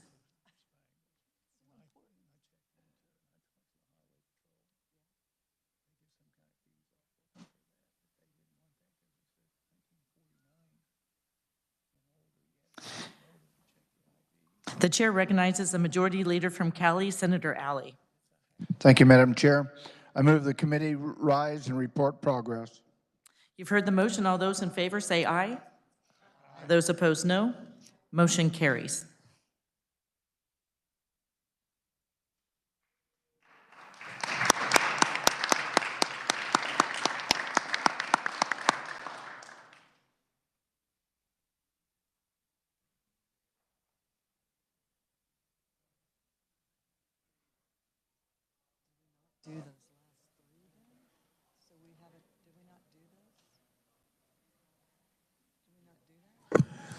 Before recessing, are there announcements? Senator from Cherokee, Senator Hildebrand. Thank you, Mr. President. Tomorrow morning at 7 a.m. in room 142 South, the Legislative Bible Study will be meeting, and hope to see you there. Senator from Sedgwick, Senator Falsky-Doe. Thank you, Mr. President. I just want everyone in the chamber to wish Eric Rucker happy birthday. Today is his birthday. Yay.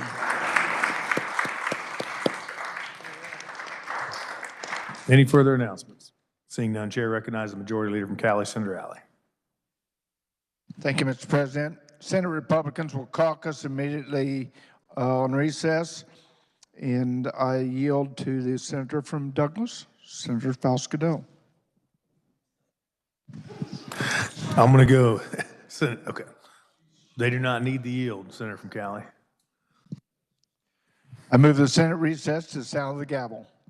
For the motion, all those in favor say aye. Opposed, no. Motion passes. Senate's in recess.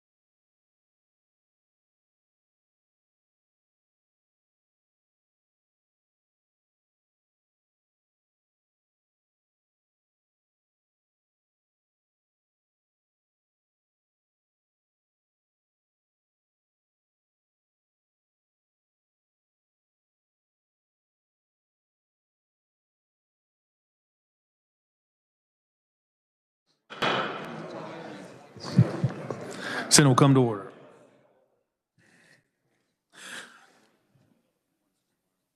Consideration of motions to concur or non-concur. Chair recognizes the senator from Sedgwick, Senator Peterson. I move the Senate non-concur to House amendments to Senate Bill 313 and request a conference committee be appointed. You've heard the motion. All those in favor say aye. Aye. Opposed, no. Motion passes. Chair appoints as conferees on part of the Senate, Senator from Sedgwick, Senator Peterson, Senator from Saline, Senator Clays, Senator from Riley, Senator Hawk. Again, under consideration motion, concurrent resolution, the chair recognizes Senator from Sedgwick, Senator Peterson. I move the Senate non-concur in House amendments to Senate Bill 446 and request a conference committee be appointed. For the motion, all those in favor say aye. Aye. Opposed, no. Motion passes. Chair appoints on as conferees on part of the Senate, Senator from Sedgwick, Senator Peterson, Senator from Saline, Senator Clay, Senator from Riley, Senator Hawk. Chair recognizes Senator from Cherokee, Senator Hildebrand on motion concur, non-concur. Thank you, Mr. President. I move the Senate non-concur in House amendments to Senate Bill 343 and request a conference committee be appointed. You've heard the motion. All those in favor say aye. Opposed, no. Motion passes. Chair appoints conferees on part of the Senate, Senator from Cherokee, Senator Hildebrand, Senator from Johnson, Senator Gossage, Senator from Wyandotte, Senator Petty. Again, the Senator from Cherokee, Senator Hildebrand on motion to non-concur. Thank you, Mr. President. I move the Senate non-concur in House amendments to Senate Bill 453 and request conference committee be appointed. You've heard the motion. All those in favor say aye. Opposed, no. Motion carries. Chair appoints as conferees on part of the Senate, Senator from Cherokee, Senator Hildebrand, Senator from Johnson, Senator Gossage, Senator from Wyandotte, Senator Petty. Again, on a motion to non-concur, Chair recognizes Senator from Lyon, Senator Longbine. Thank you, Mr. President. I move the Senate non-concur in House amendments to Senate Bill 331 and request a conference committee be appointed. You've heard the motion. All those in favor say aye. Opposed, no. Motion carries. Chair appoints as conferees on part of the Senate, Senator from Lyon, Senator Longbine, Senator from Butler, Senator Fagg, Senator from Johnson, Senator Holster. One last time, motion to non-concur. Chair recognizes Senator from Miami, Senator Baumgardner on 215. Thank you very much, Mr. President. I move the Senate non-concur in House amendments to Senate Bill 215 and request a conference committee be appointed. For the motion, all those in favor say aye. Opposed, no. Motion carries. Chair appoints as conferees on part of the Senate, Senator from Miami, Senator Baumgardner, Senator from Sedgwick, Senator Erickson, Senator from Johnson, Senator Sykes. We will now return to the Committee of the Whole with Senator Bowers in the chair. I have no energy to stand up.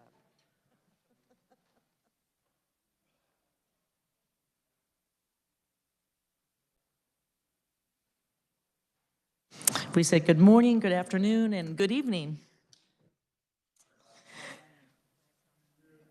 We'll now turn our attention to Senate Sub House Bill 2567.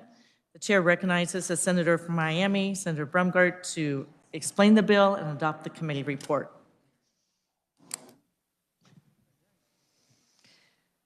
Thank you, Madam Chair. I ask that we adopt the committee report. You've heard the motion. All those in favor say aye. Aye. Opposed, no. Motion carries. You may proceed. Thank you, Madam Chair. Senate substitute for House Bill 2567 addresses two components of our education funding system. I will start with that, which is our federal impact aid. So the state of Kansas, with regard to federal impact aid, is not utilizing the funds that come to our state on behalf of those school districts that have a higher concentration of children residing in Native American lands, military bases, low-rent housing properties, or other federal properties. So what this particular bill will do is it will require that federal impact aid is applied directly to those school districts. There are 23 on the list and that were provided in our testimony.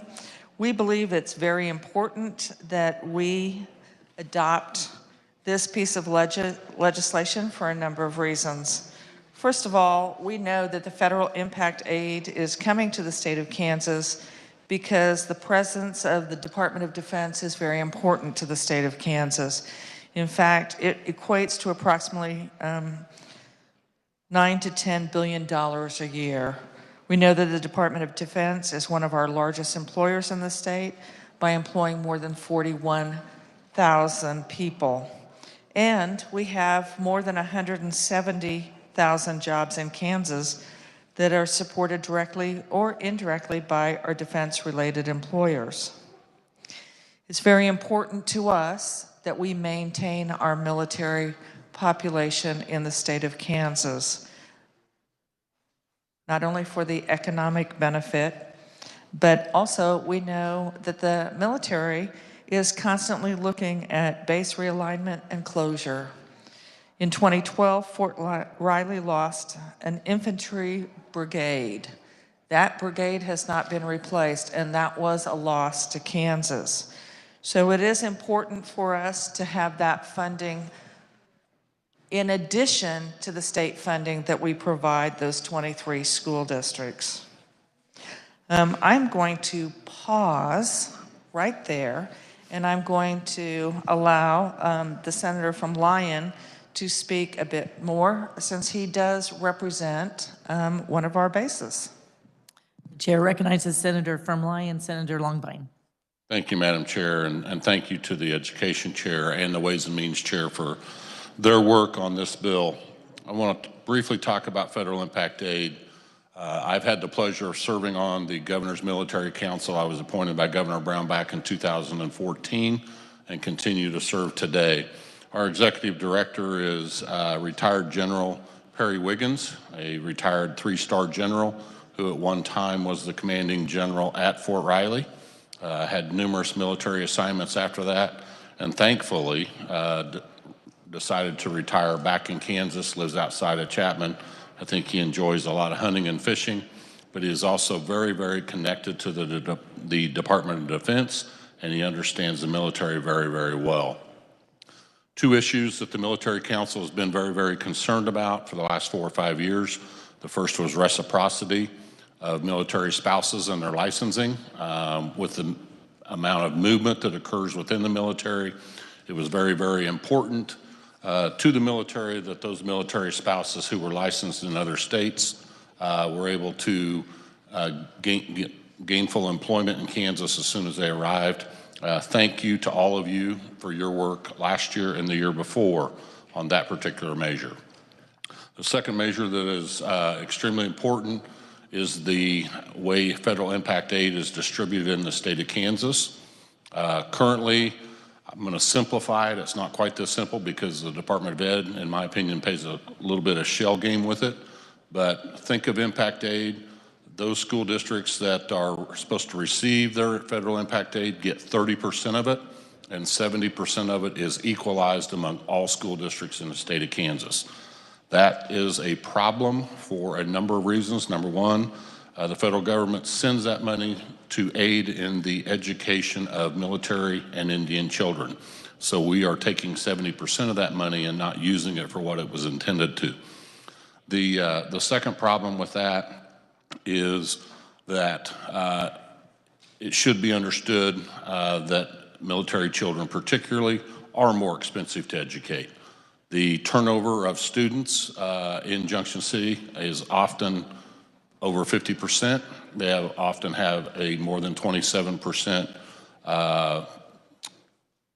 turnover in teachers. The reason is because the military has a lot of movement. They have not only deployments, but they move personnel from base to base for training and different readiness operations. Kansas is the only state in the nation that equalizes any part of federal impact aid. The Department of Defense knows that. When they put up the map of those states that are friendly to the education of military children, Kansas doesn't grade very well. So imagine a map of the 50 states. Every state is green except for Kansas is red. So what the portion of dealing with military aid would do is the main thing is it stops equalizing. So as we talked about this over the last couple of years in the Governor's Military Council, There were a couple of parameters that I set that I felt were very important. Number one is that I didn't want anything that would affect equalization as required by our Constitution. I also didn't want anything that would affect the Gannon lawsuit. And number three, I didn't want 35 of you to have to vote for a cut to your schools. So in this bill, every school district that will lose that equalization is held harmless, and the federal impact aid will go to those districts that are intended to. I can't begin to tell you how important our military presence in the state of Kansas is with Fort Riley, Fort Leavenworth, and McConnell Air Force Base. But to give you an estimate, General Wiggins has done some studies, and in the north central part of the Flint Hills, Fort Riley contributes to 54% of their GDP. As a comparison, Kansas State University contributes 21% to their GDP.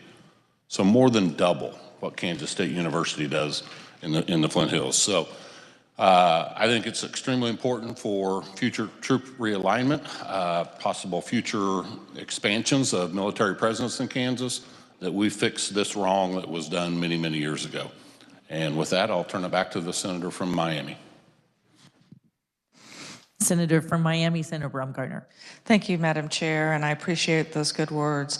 I do want to add that when we're looking at those school districts that would be receiving this aid above what is the state aid, we're talking about more than 44,000 students.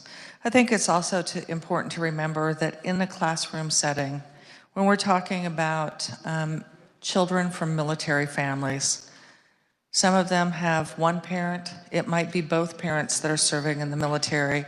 And unlike most homes, when their parents are deployed, they don't know if or when the parent would come back.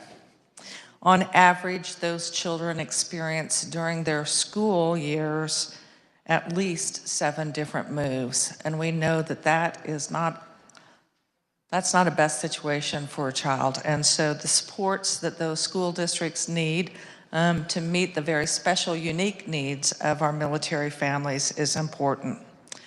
I do want to transition to the other portion of this bill, and that also includes Fort Leavenworth, and we did have the superintendent from Fort Leavenworth come and testify, and that has to do with the state aid for our bond and interest.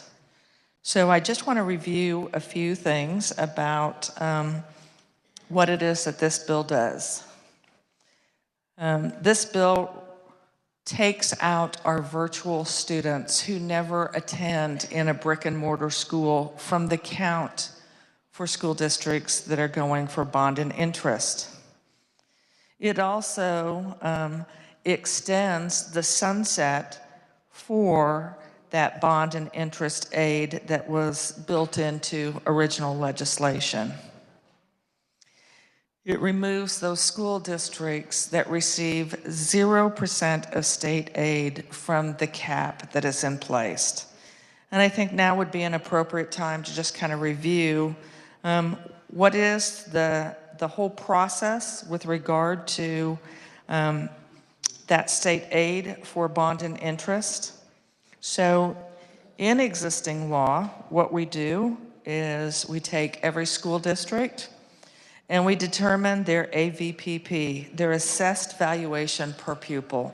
So we determine exactly what is the value of all real property in that school district. We take that total value and we divide it by the number of students, the number of FTEs.